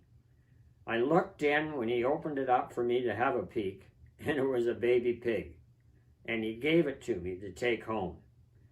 Well, I was really excited. On the way home, I named him Porky, and we got home and we went into the garage, and out came Porky. Well, he was snorting and rooting and whatnot, and my mom came out to hear what the commotion was, and she was awestruck. She was at first kind of upset, but then she took it in stride. Well, Dad and I got some snow fencing, and we made a corral for it in the garden. And we built a little shelter, and there Porky subsided.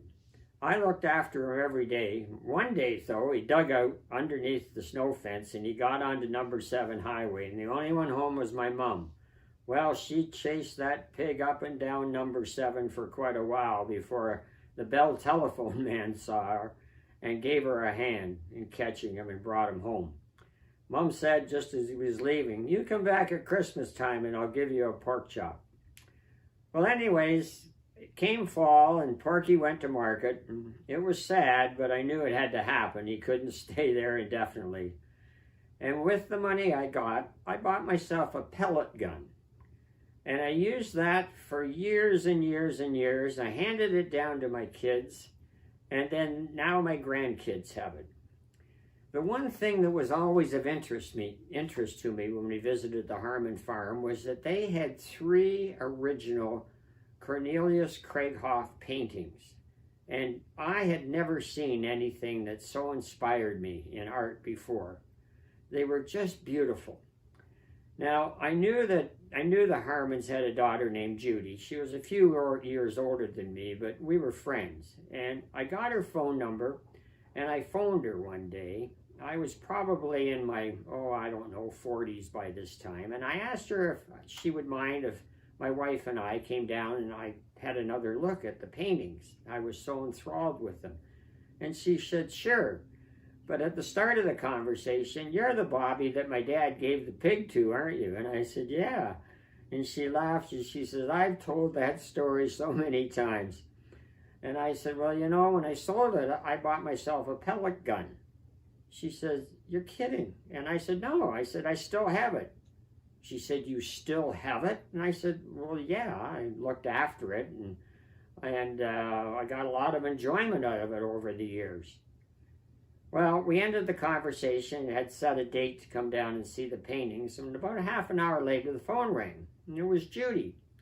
And she said, "Bobby, I didn't tell you, but I'm a bit of a story writer, and I tell children's stories, and my husband works at the ROM, and I phoned him, and I told him about your experience with the pig, and that you bought, with the money you received, a pelican, and you still have it." And I said, "What did you say, Judy?" She says that you still have the pelican that you bought with the money you got from the pig. I said, "Oh, Judy, I said pellet gun." Well, boy, did we laugh. But that's the type of practical jokes that came out of my growing up in Unionville. And if I can say one thing, folks, is that storytelling is a great way to connect with friends and family, especially family. Look back at your times when you were youngsters. Don't let them be lost. Sit down and tell them. Thanks a lot. Hope to see you again. Bye-bye. We're back live at Orillia Culture Days 2020, sponsored by Creative Nomad Studios and the Orillia and District Arts Council. This is going to be our final performance today. We have Angie Nussey with us, who is well known in Orillia. Angie participated in the Essential concert series during the high points of COVID during April, May, and June. That program was a fundraiser for the hospital sponsored by Dave and Beth Shaw at Maker's Market, the Northern Joinery, and Mike Martin Music, and Creative Nomad Studios, and Anitta Hamming. So we're happy to welcome you back.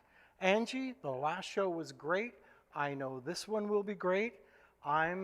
This is my final appearance, so I hope everybody's enjoyed their day and found it informative and entertaining. And I'm now going to turn over our last event to Angie Nussey. Thank you so much. I'm so glad to be here. This is a big moment. Creative Nomad Studios opening up. And it's a big moment for me. It's going to be the best performance of my life right now. I'm really glad to be back in action and playing for you today. So I'm going to start with a brand new song. It's called Butterflies. It's about the artists breaking out during this time of COVID. So in case you're wondering what's going on below, I have a looper pedal, and it records on stage. So that's what you'll hear at the end of the song. Okay, here we go. Butterflies.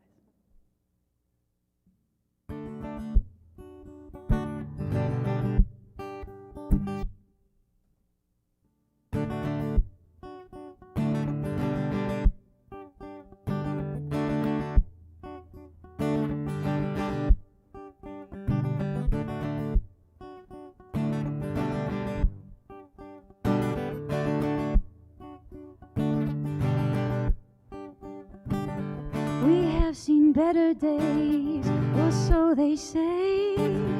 All our important plans been tossed away. We're not so sure we can withstand the change. One thing's for certain, we will never be the same. And when this all pans out and we go back to life, some will run like wolves, fight everything in sight. Some will hide like deer, all that fear inside. But some of us will become butterflies.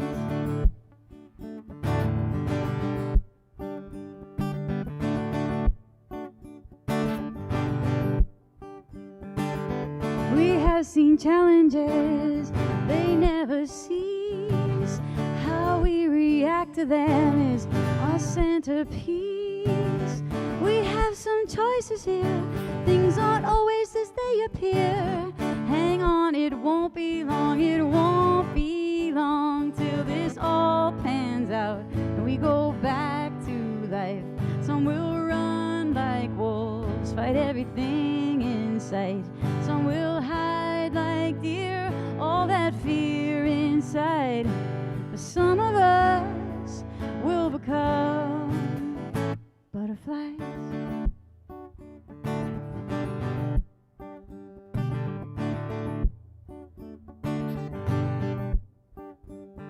Some of us will give, some of us will take. Some will lay back and ride the wave. Some will lay down and rest a while. Some will be doing it in style. Some of us will fall in love.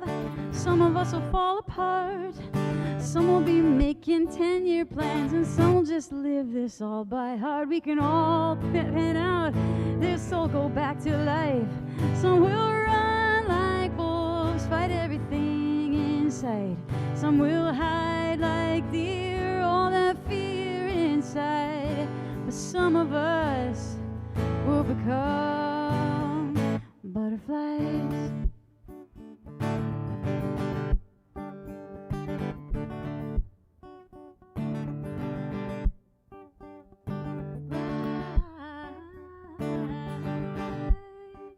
Butterfly.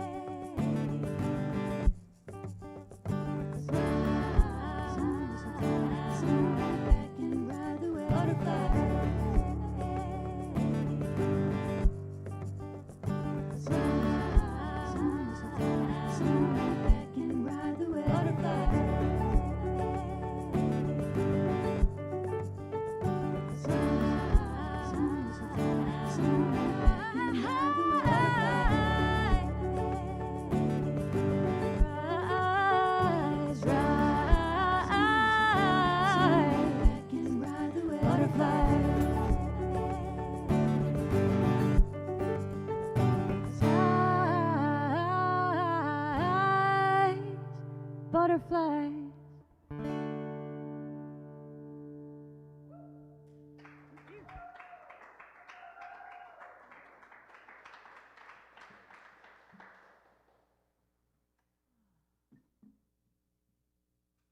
In this beautiful room, these couple of people clapping are sound amazing in my headphones.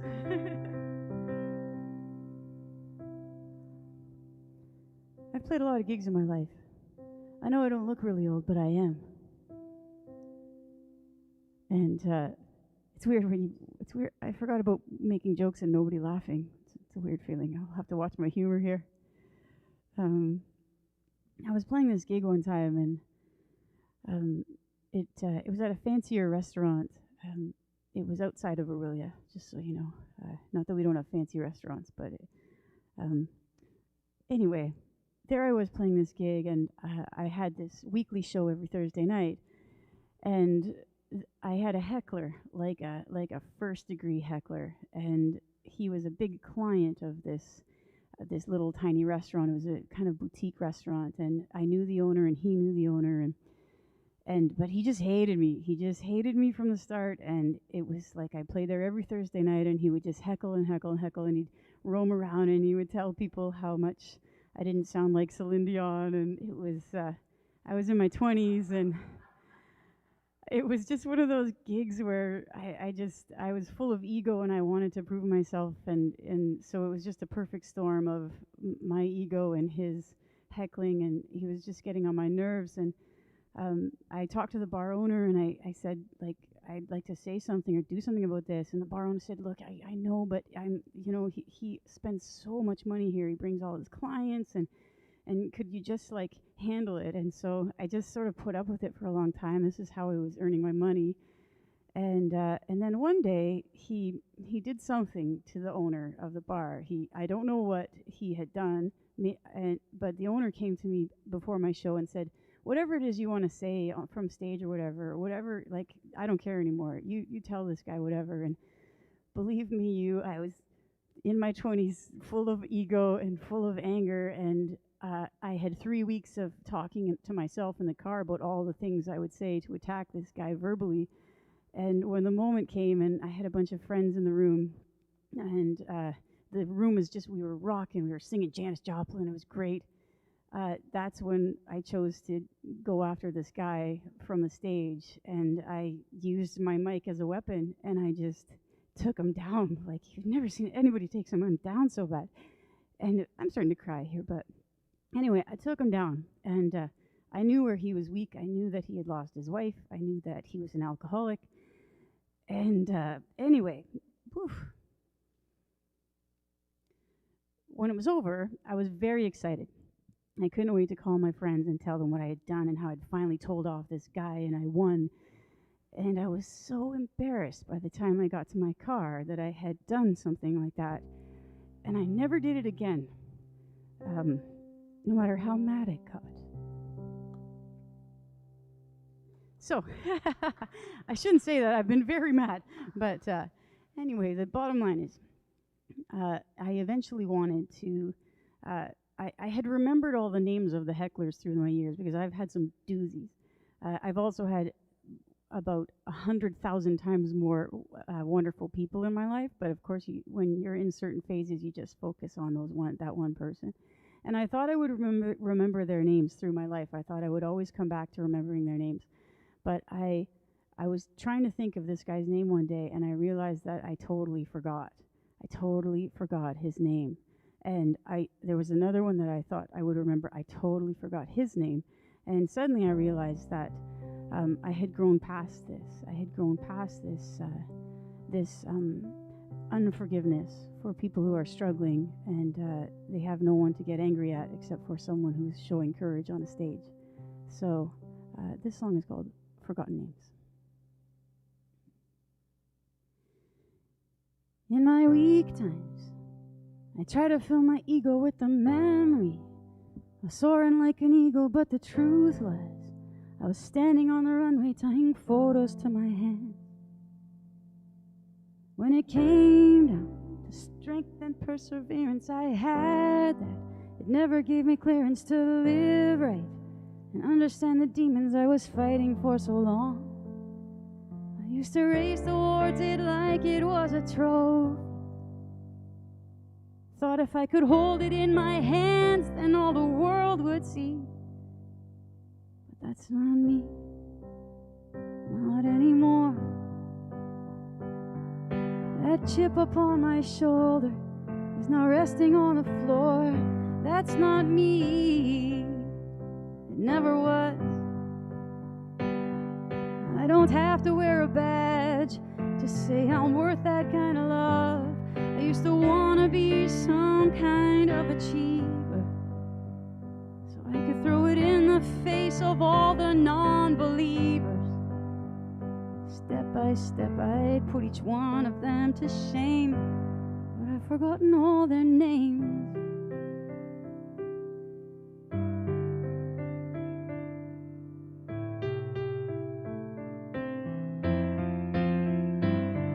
It's a strange world. We walk around waiting for the one time we can stop complaining about all those small misunderstandings that lay heavy with each day. So we seek out any peaceful moment to cling to. It doesn't seem to pay rent and we smile through. As long as we can stand it, we can carry on this way. I used to think that all the small shows were beneath me. Thought if I could make it to that stage, then all the world would see. But that's not me, not anymore. My heart can't find a value in a system of rewards. That's not me, it never was. I can't find the inspiration in a world I have to judge. I used to want to be some kind of achiever, so I could throw it in the face of all the non-believers. Step by step I'd put each one of them to shame, but I've forgotten all their names. I've forgotten all their names.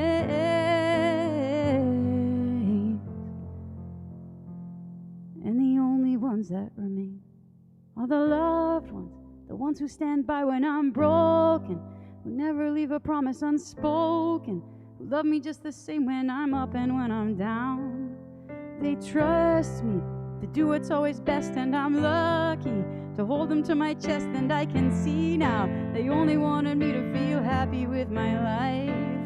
I used to think I'd always have to stand alone. Never realized how close I was to home. But that's not me, not anymore. I have seen more than I should have, and I know it to my core. That's not me, it never was. I don't have that battle in me, I don't hold that kind of love. I used to want to be some kind of achiever, so I could throw it in the face of all the non-believers. Step by step I'd put each one of them to shame, but I've forgotten all their names.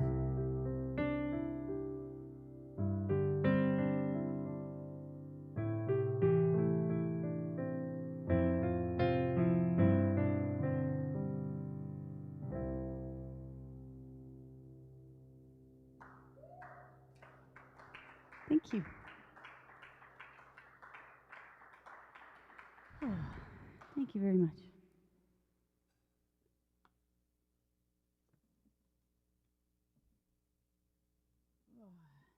Something weird's going on in the world.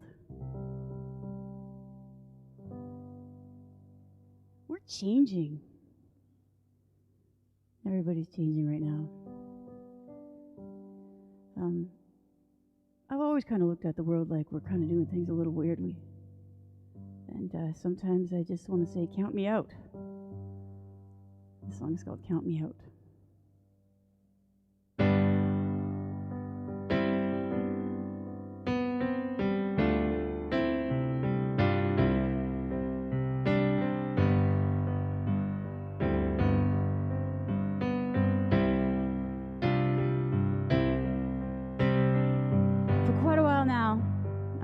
this life, hanging around watching my friends die, thinking about fate, finding it odd, questioning why we're existing at all.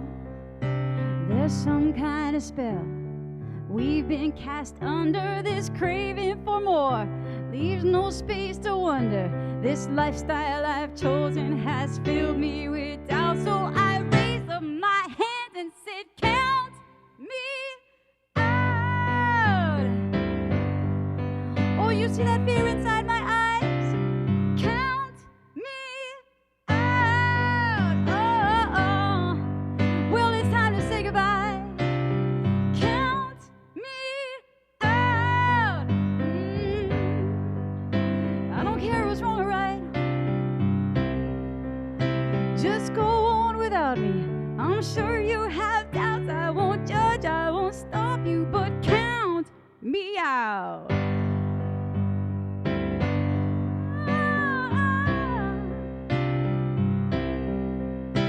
I'm not over the hill. I'm not under it either. I stand on the crux like an underachiever. I watched myself shine, gloat, and then crawl, and realize none of it matters at all. I somehow bought in to what seemed universal, living this life like it's just a rehearsal. Then one straw, two straws, three straws of doubt, till I raised up my hand and said, count me out. Oh, you see this game I'm trying to win? Count me out. Oh, well, it's time for it to end. Count me out. Oh, oh, I won't buy those lies again.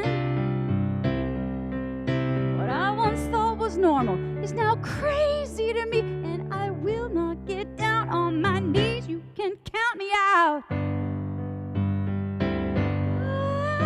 Ah, count me out.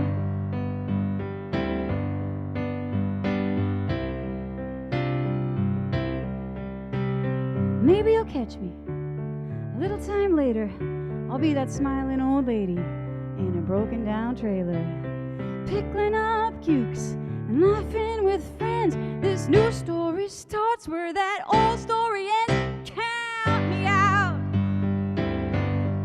Oh, you see that fear inside my eyes. Count me out.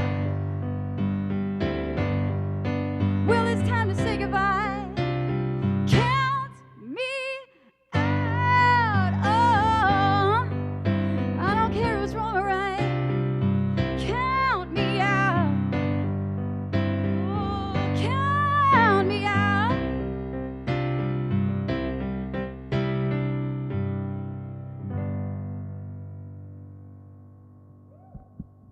Thank you. I was scared that the volume got too high for your systems.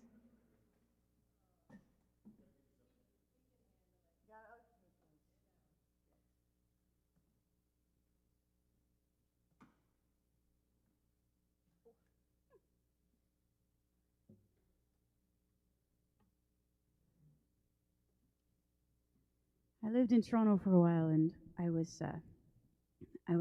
taking the subway back and forth on Wednesdays and Fridays to this little school called Chaos, and teaching piano and vocals.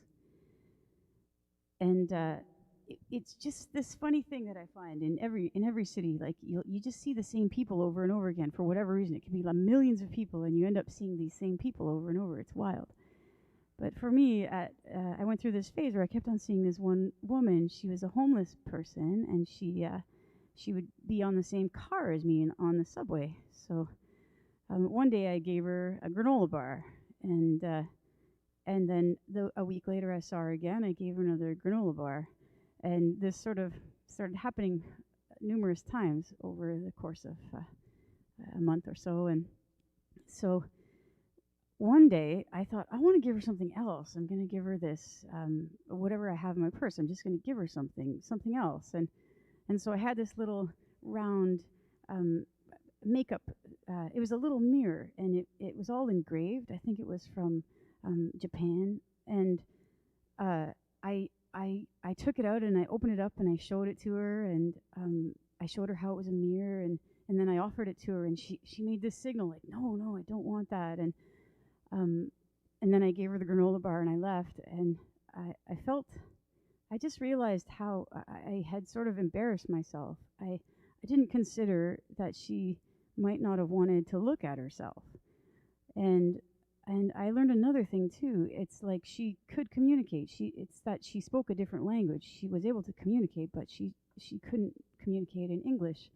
And then I just got thinking about her backstory, because she was this very, very beautiful woman underneath everything that you could see. I just ended up, I was writing for this company in Toronto as a ghostwriter, and I had this big project due, and for whatever reason I went home after work and I worked on this project, and then I just shut it down and rewrote this song. I didn't find it for 7 years. It was lost in my computer, and then when I was making this album I found it again. It's called Child of the Jungle.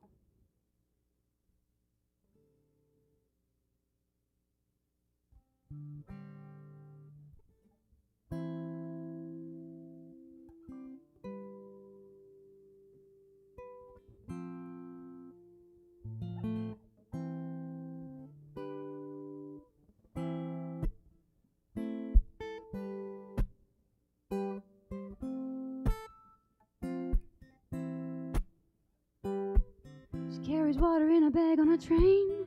Scattered eyes cause you know she's insane. Tries to speak but her language remains, and she mumbles, she mumbles. I turn my head and she looks in my eyes. I look back into my surprise. I see a child who once carried a smile, and I see her, oh, she was beautiful, beautiful.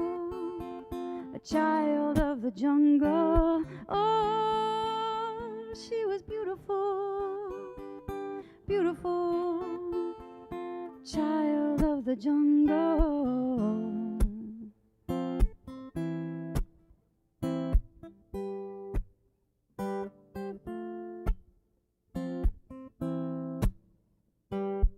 She wears a jacket once worn by a man, long sleeves over chapped little hands. I try to soothe her but she misunderstands, and I scare her, I scare her. A few people move away from their seat. They can't stand the awful smell of the street. She knows fully and she keeps it discreet, but I see her, oh, she was beautiful, beautiful. A child of the jungle, oh, she was beautiful, beautiful. A child of the jungle.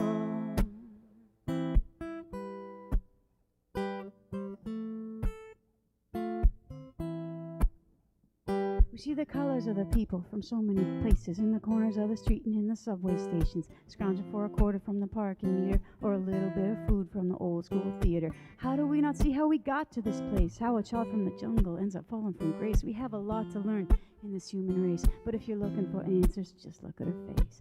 Oh, she was beautiful, beautiful. A child of the jungle. Oh, she was beautiful, beautiful. A child of the jungle.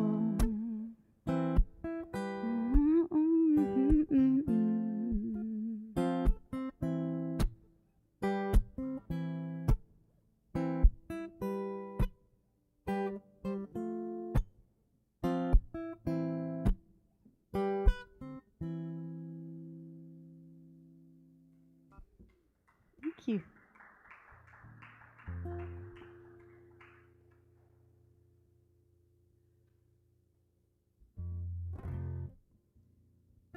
We're going to go back to an older album called Still Hope. I spent the day with my friend Carol yesterday, and I'll send this one out to her. For being such a supporter of that album.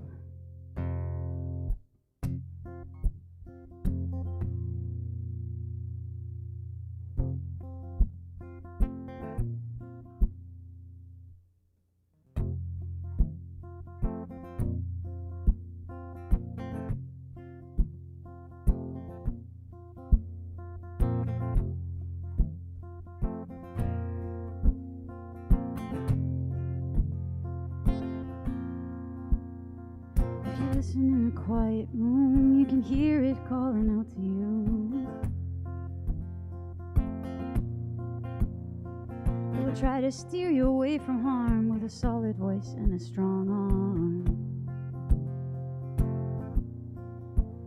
It can't make you, and it won't save you, and it gets bothered in the times when it can't protect you. Some will hurt it, some will try to destroy it, and some will mend it.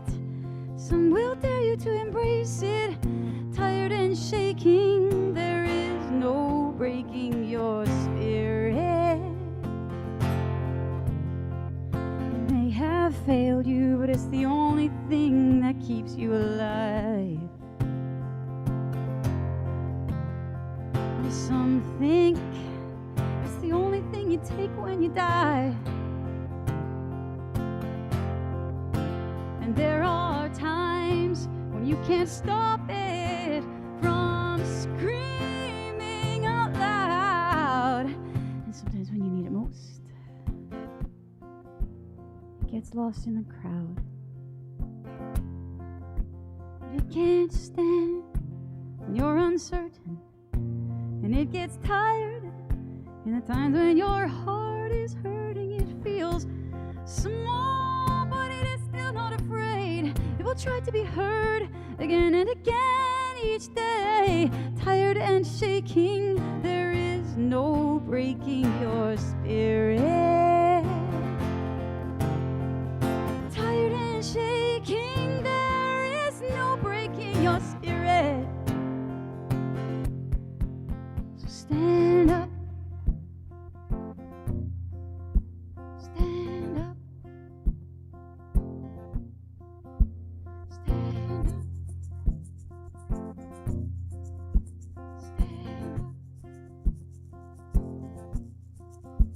Stand up.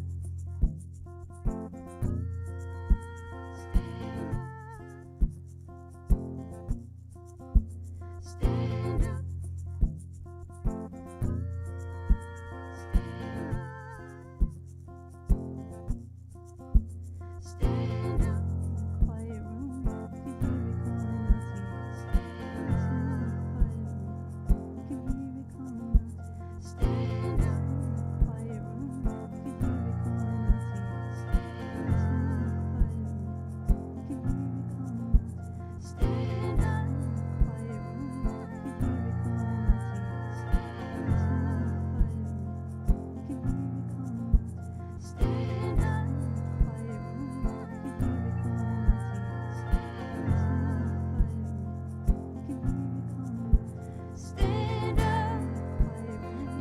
Take this lying down, stand up. Stand up. Are you gonna take this lying down, stand up?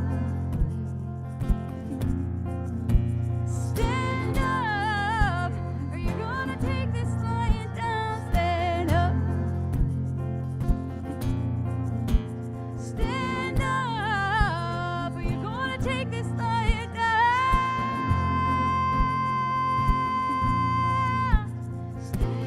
In a quiet room, you can hear it calling out to you. Yeah. If you listen in a quiet room, you can hear it calling out to you. If you listen in a quiet room, you can hear it calling out to you.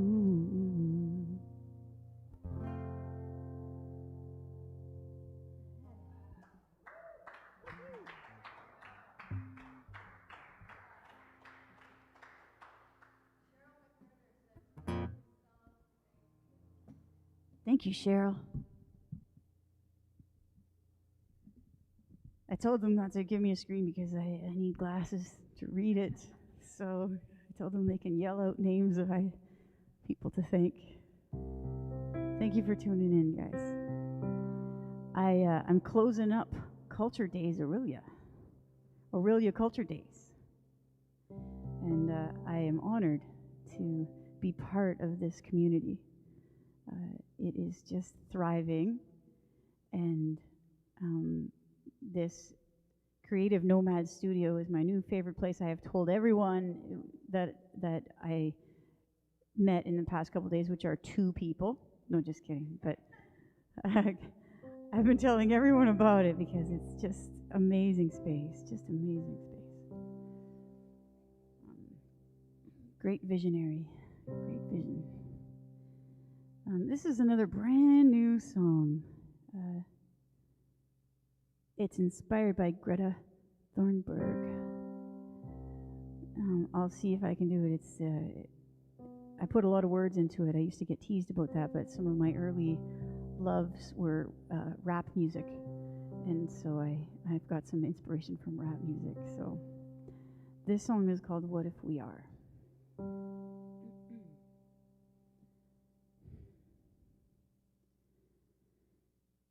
If a small girl on the planet can point out that we're a-holes, is it possible that maybe we could allocate some bankrolls to the many different groups who won't support our gluttony?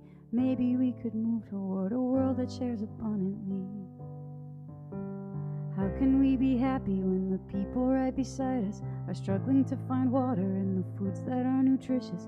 And with a little effort we could share a few inventions, maybe let them know we still have kindness and intention. What if we are, what if we are the ones we have been waiting for? What if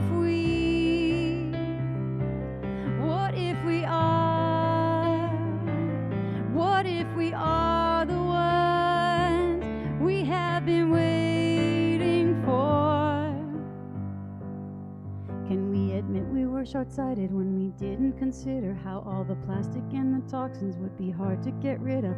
And although we made a mess, we still have time to correct it if we just stop supporting companies who won't even address it. Every time we breathe, can we not understand the air is something really important that we should probably consider when we are filling it with carbon and cutting down the trees, not caring for the filter system Mother Nature needs? What if we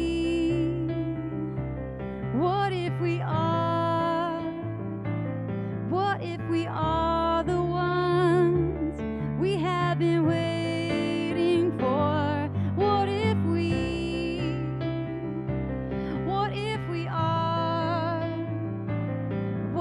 we are the ones we have been waiting for? You may say it's not your problem and you can't do anything, but every dollar that you spend expresses how we think, and every time we watch a channel that consolidates our righteousness, we lower the vibration of our true collective consciousness. The job for most people will be to get out of the way, to vote with our dollars and learn from our mistakes. A moment of silence proved how quickly and effectively the choices of today can hold the power of our legacy. What if we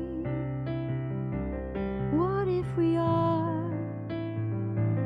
What if we are the ones we have been waiting for? What if we are? What if we are the ones we have been waiting for? What if we are? What if we are? What if we are?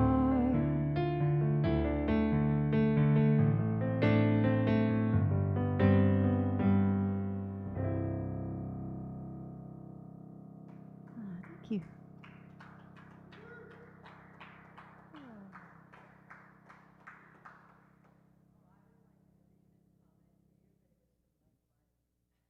Oh, thank you, Mike Martin, for the comment.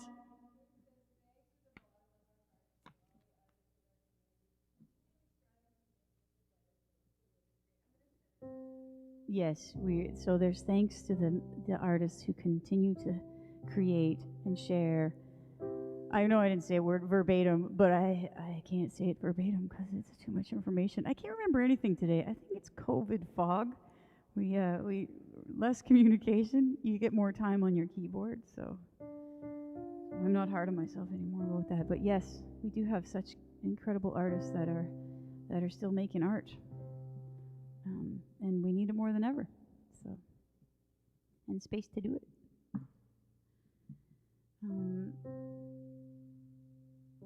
I have tried to quit the music business many times. I'm a quitter. But one of the times, it was more like retirement. So when I moved up here 8 years ago, my partner and I, it was a time for settling down, and I was going to teach some music, and then I was going to, quote unquote, give back by performing in retirement homes and just sharing my gift. So I got this gig at a retirement home in Orillia, and there was a misunderstanding, and they thought I was a band.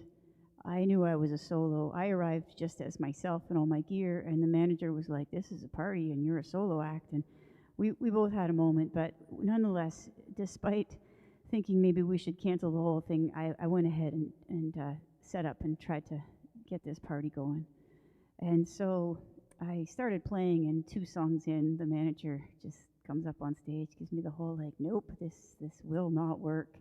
And I said, "Well, I got like a couple other songs. Let's try something else." And I tried something else, and again, it was just, no, we didn't. This is not what we thought. And so I thought this will be a really good time for me to use my inner peace and refer back to my meditations and become very loving inside. And I'll just get out of this. I'll just pack up and I'll leave and not let my ego get all entangled in this. So, of course, as I'm thinking this, the manager is saying, "We need a sound system because this was supposed to be a party, so could we run our iPod through the sound system?" And so, of course, I was like, I should not do this. I don't have a lot of self-control, but anyway, of course I did that. So I packed up all my gear and I set them up with their iPod, and things were going quite well. It seemed like everything was all settled, and I had a big plan to head off and go and find a private space and just breathe it out and not let any sort of old issues come back up around how I failed and how I didn't communicate that I was a band and how all these people think I'm stupid and all that stuff that comes up. So I go, and there's like 2 ways of getting out of the room and up to this couch that I wanted to go sit on in the lobby. And one way is the right way, and the other way was the fire escape. So, of course, I went out the fire escape door, and then I just heard that awful click sound behind me, and there I was at the bottom of this staircase, just looking up at this exit sign, like if you go out this door, an alarm will go off. And then I'm looking through that rectangular door at all these people, like, where did she go? Why is she in the fire escape? And so I tried to collect myself there, and I just made this commitment that I'm never going to, I wasn't really going to be able to find my bubble of love and my comfort at this point, but I was going to commit not to say anything bad, because I know that I was just a little bit upset. I'm not going to say anything bad. So I did go through the whole night without saying anything or blaming anyone or anything like that. And there must have been some sweet angels there that night, because I was definitely surrounded by good people. I got in my car. I thought I was going to have one of those good cries, like those I've just been totally humiliated cries. And I got there and I just couldn't cry. And I tried hard. Like, I put on my favorite cry song, and it's been 7 hours and 15 days. I put that song on and still no tears. So I felt like I had moved past it. But I wrote this song a few days later, and my life path changed again, and I went back into songwriting, and a few years later I had another album. And you just don't know why you have these experiences until much, much later. But the song is called Former Me.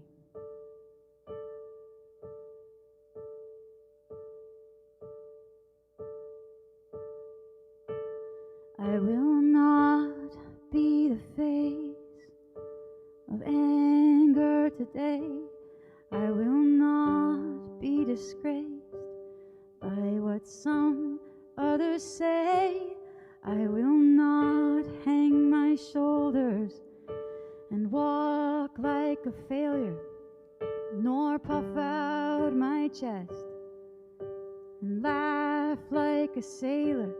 I will stand in this stairwell until I'm reminded that all of us in here are not so divided. I will not let my pride make this all wrong. I will not be defined by a voice or a song. I will not make a ruling on what they ought to see. I will not be the former me.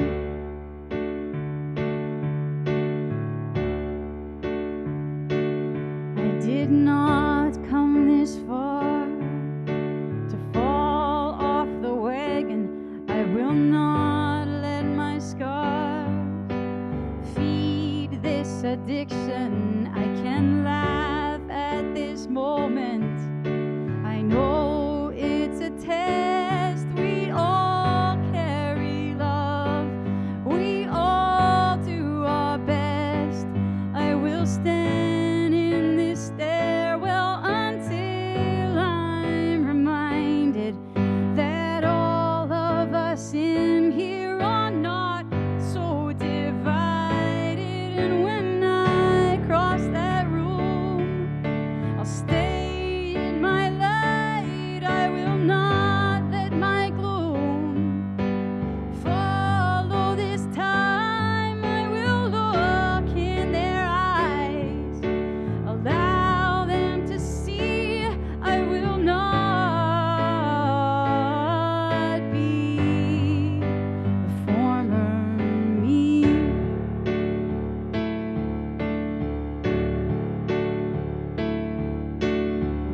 We are all dancers here. Sometimes we step on toes. It's in these small collisions where compassion grows. And in this stairwell, I have yet another chance to open up my heart and own this circumstance.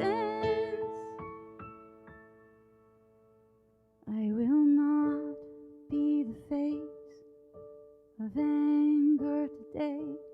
I will not be disgraced by what some others say. I will look in their eyes, allow them to see. I will not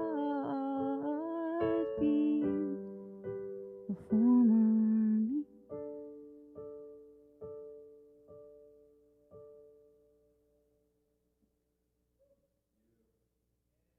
Thank you. Thank you very much. Oh, Lisa, thank you. That one's for you then.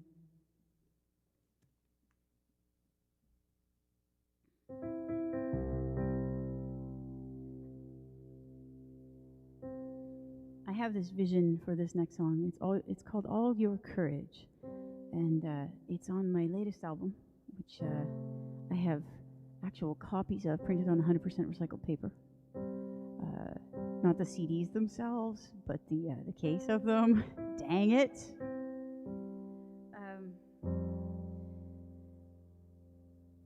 But this song is, I have an idea about this video, or at least I see it when I play it, and it has a number of different people doing a number of courageous things. And I think right now we're going through this just really interesting and challenging experience, and there's a lot of people that are looking for courage right now. There's a lot of people that need to leave their home in order to find safety and comfort. Those kind of steps are terrifying, and I want you to know that there's a lot of us that are behind you, because if we're all safe and happy and we all feel safe and happy, it's a better world. So whatever you got to do, I hope you have all the courage in the world.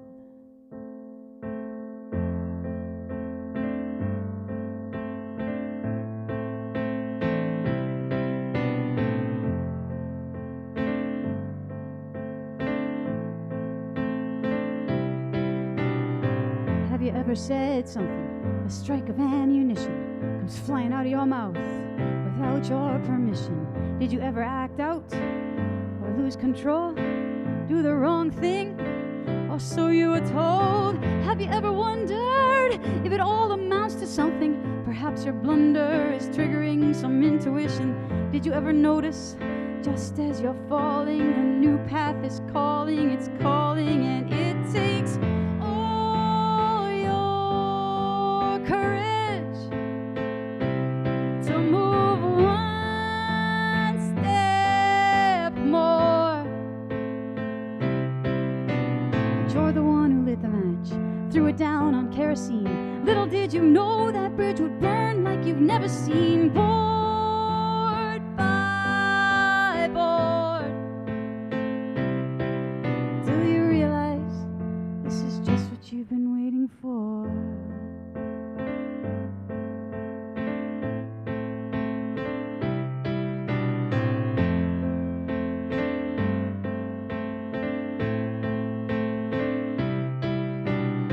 Did you ever feel wrong, so wrong you couldn't stand it? And as you make a change, it disappears as if you planned it. Does your life unfold like you're watching a movie? With every painful scene, a different kind of beauty. Have you felt the torment of resistance when everything you didn't want breathes into existence? Did you ever notice that moment in the darkness when your fear is at its worst? You're breaking and it takes all your courage to move one step more.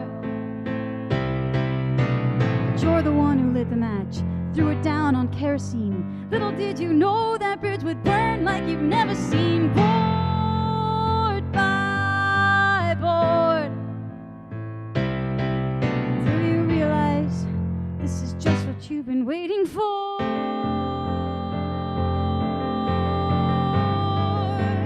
Just what you've been waiting for.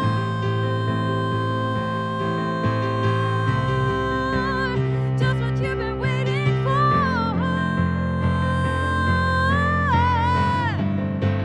Just what you've been waiting for.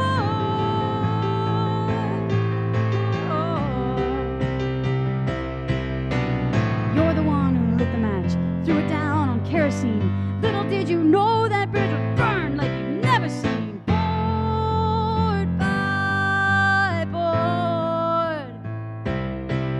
Do you realize this is just what you've been waiting for?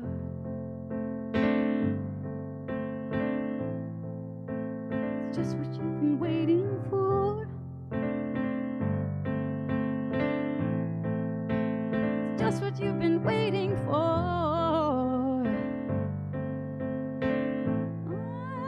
Just what you've been waiting for.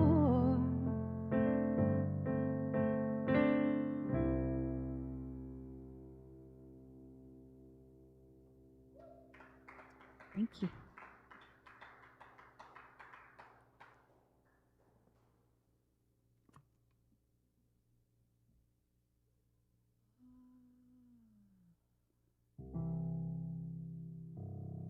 Another new one. This was written in a quiet moment of COVID. Right. Yes, absolutely. I'm actually gonna play just two more songs. That's what I'm gonna do. It's the right thing. It's the right thing. No introduction. I'm just gonna let you hear this song for the very first time. Here's the first time it's been played in public. Wait, that might be a lie. That might be a lie. That's a lie. That's a lie. I'm sorry. I played it once before.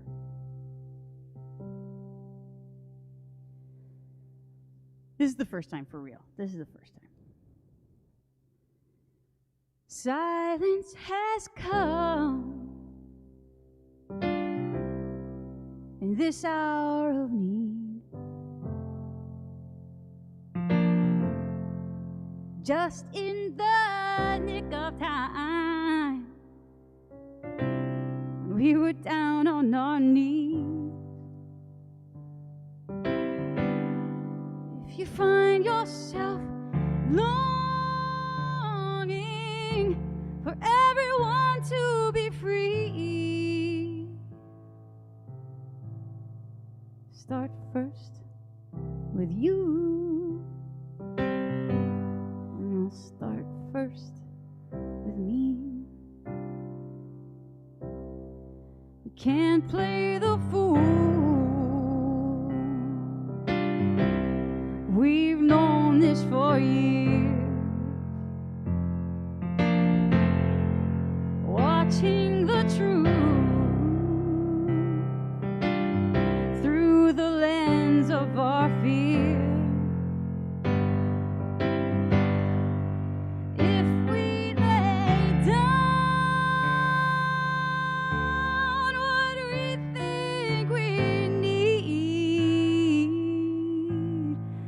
it starts first with you, and it'll start first with me. We are not broken, and we are not lost. We are just growing, and there is a cost. We hold the wisdom to forgive and release, but it starts first with you, and it starts first with me.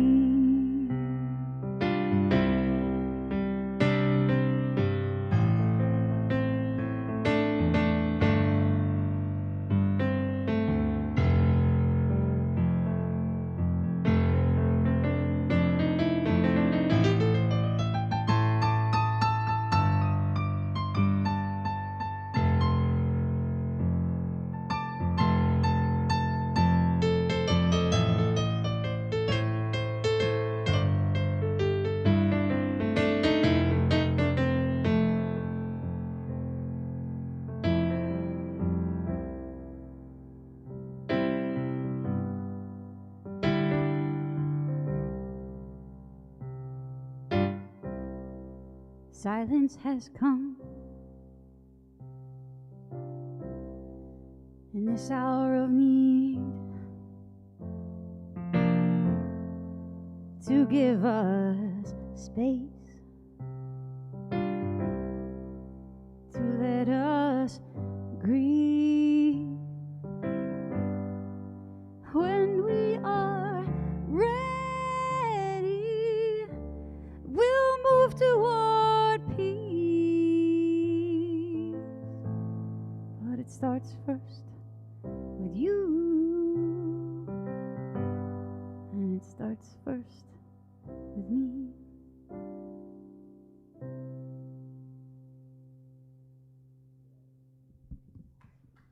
Thank you.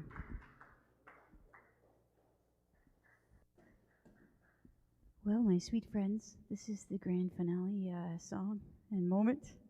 I have had the best experience of my life to date. Thank you so much for having me here. Can they see this lovely sign? The Orillia and District Arts Council. Okay. And the city of Orillia and this creative Nomad studio and all the artists involved, the visual artists and our lovely MC, John. Right? Yes. Wow. I'm just, I'm touched to be part of it all, and I'm touched that we, everybody pulled together to make it happen. Thank you very much. And Michael and Anitta, who are sitting directly in front of me, like 12 feet away, just changing my life, making my life a better place all the time. Making my life a better thing. My life is not a place. Maybe my life is a place. Anyway, I'm going to end off with this song called Whisper in the Air. Classic. Okay.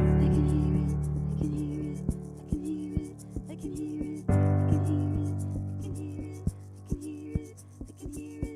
can hear it.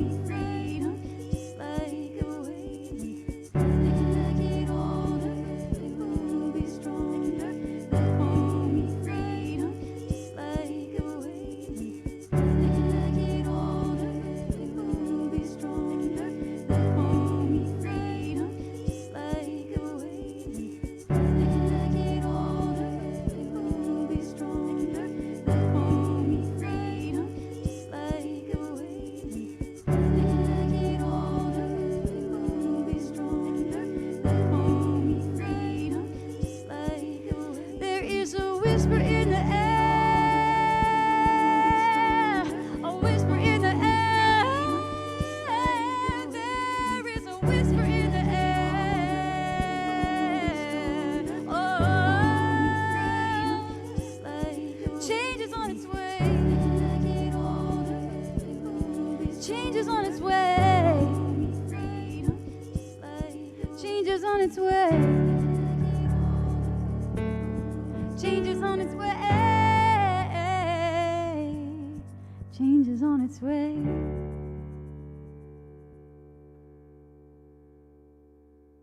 Thanks again, everybody. Until we meet again, my name is Angie Nussey.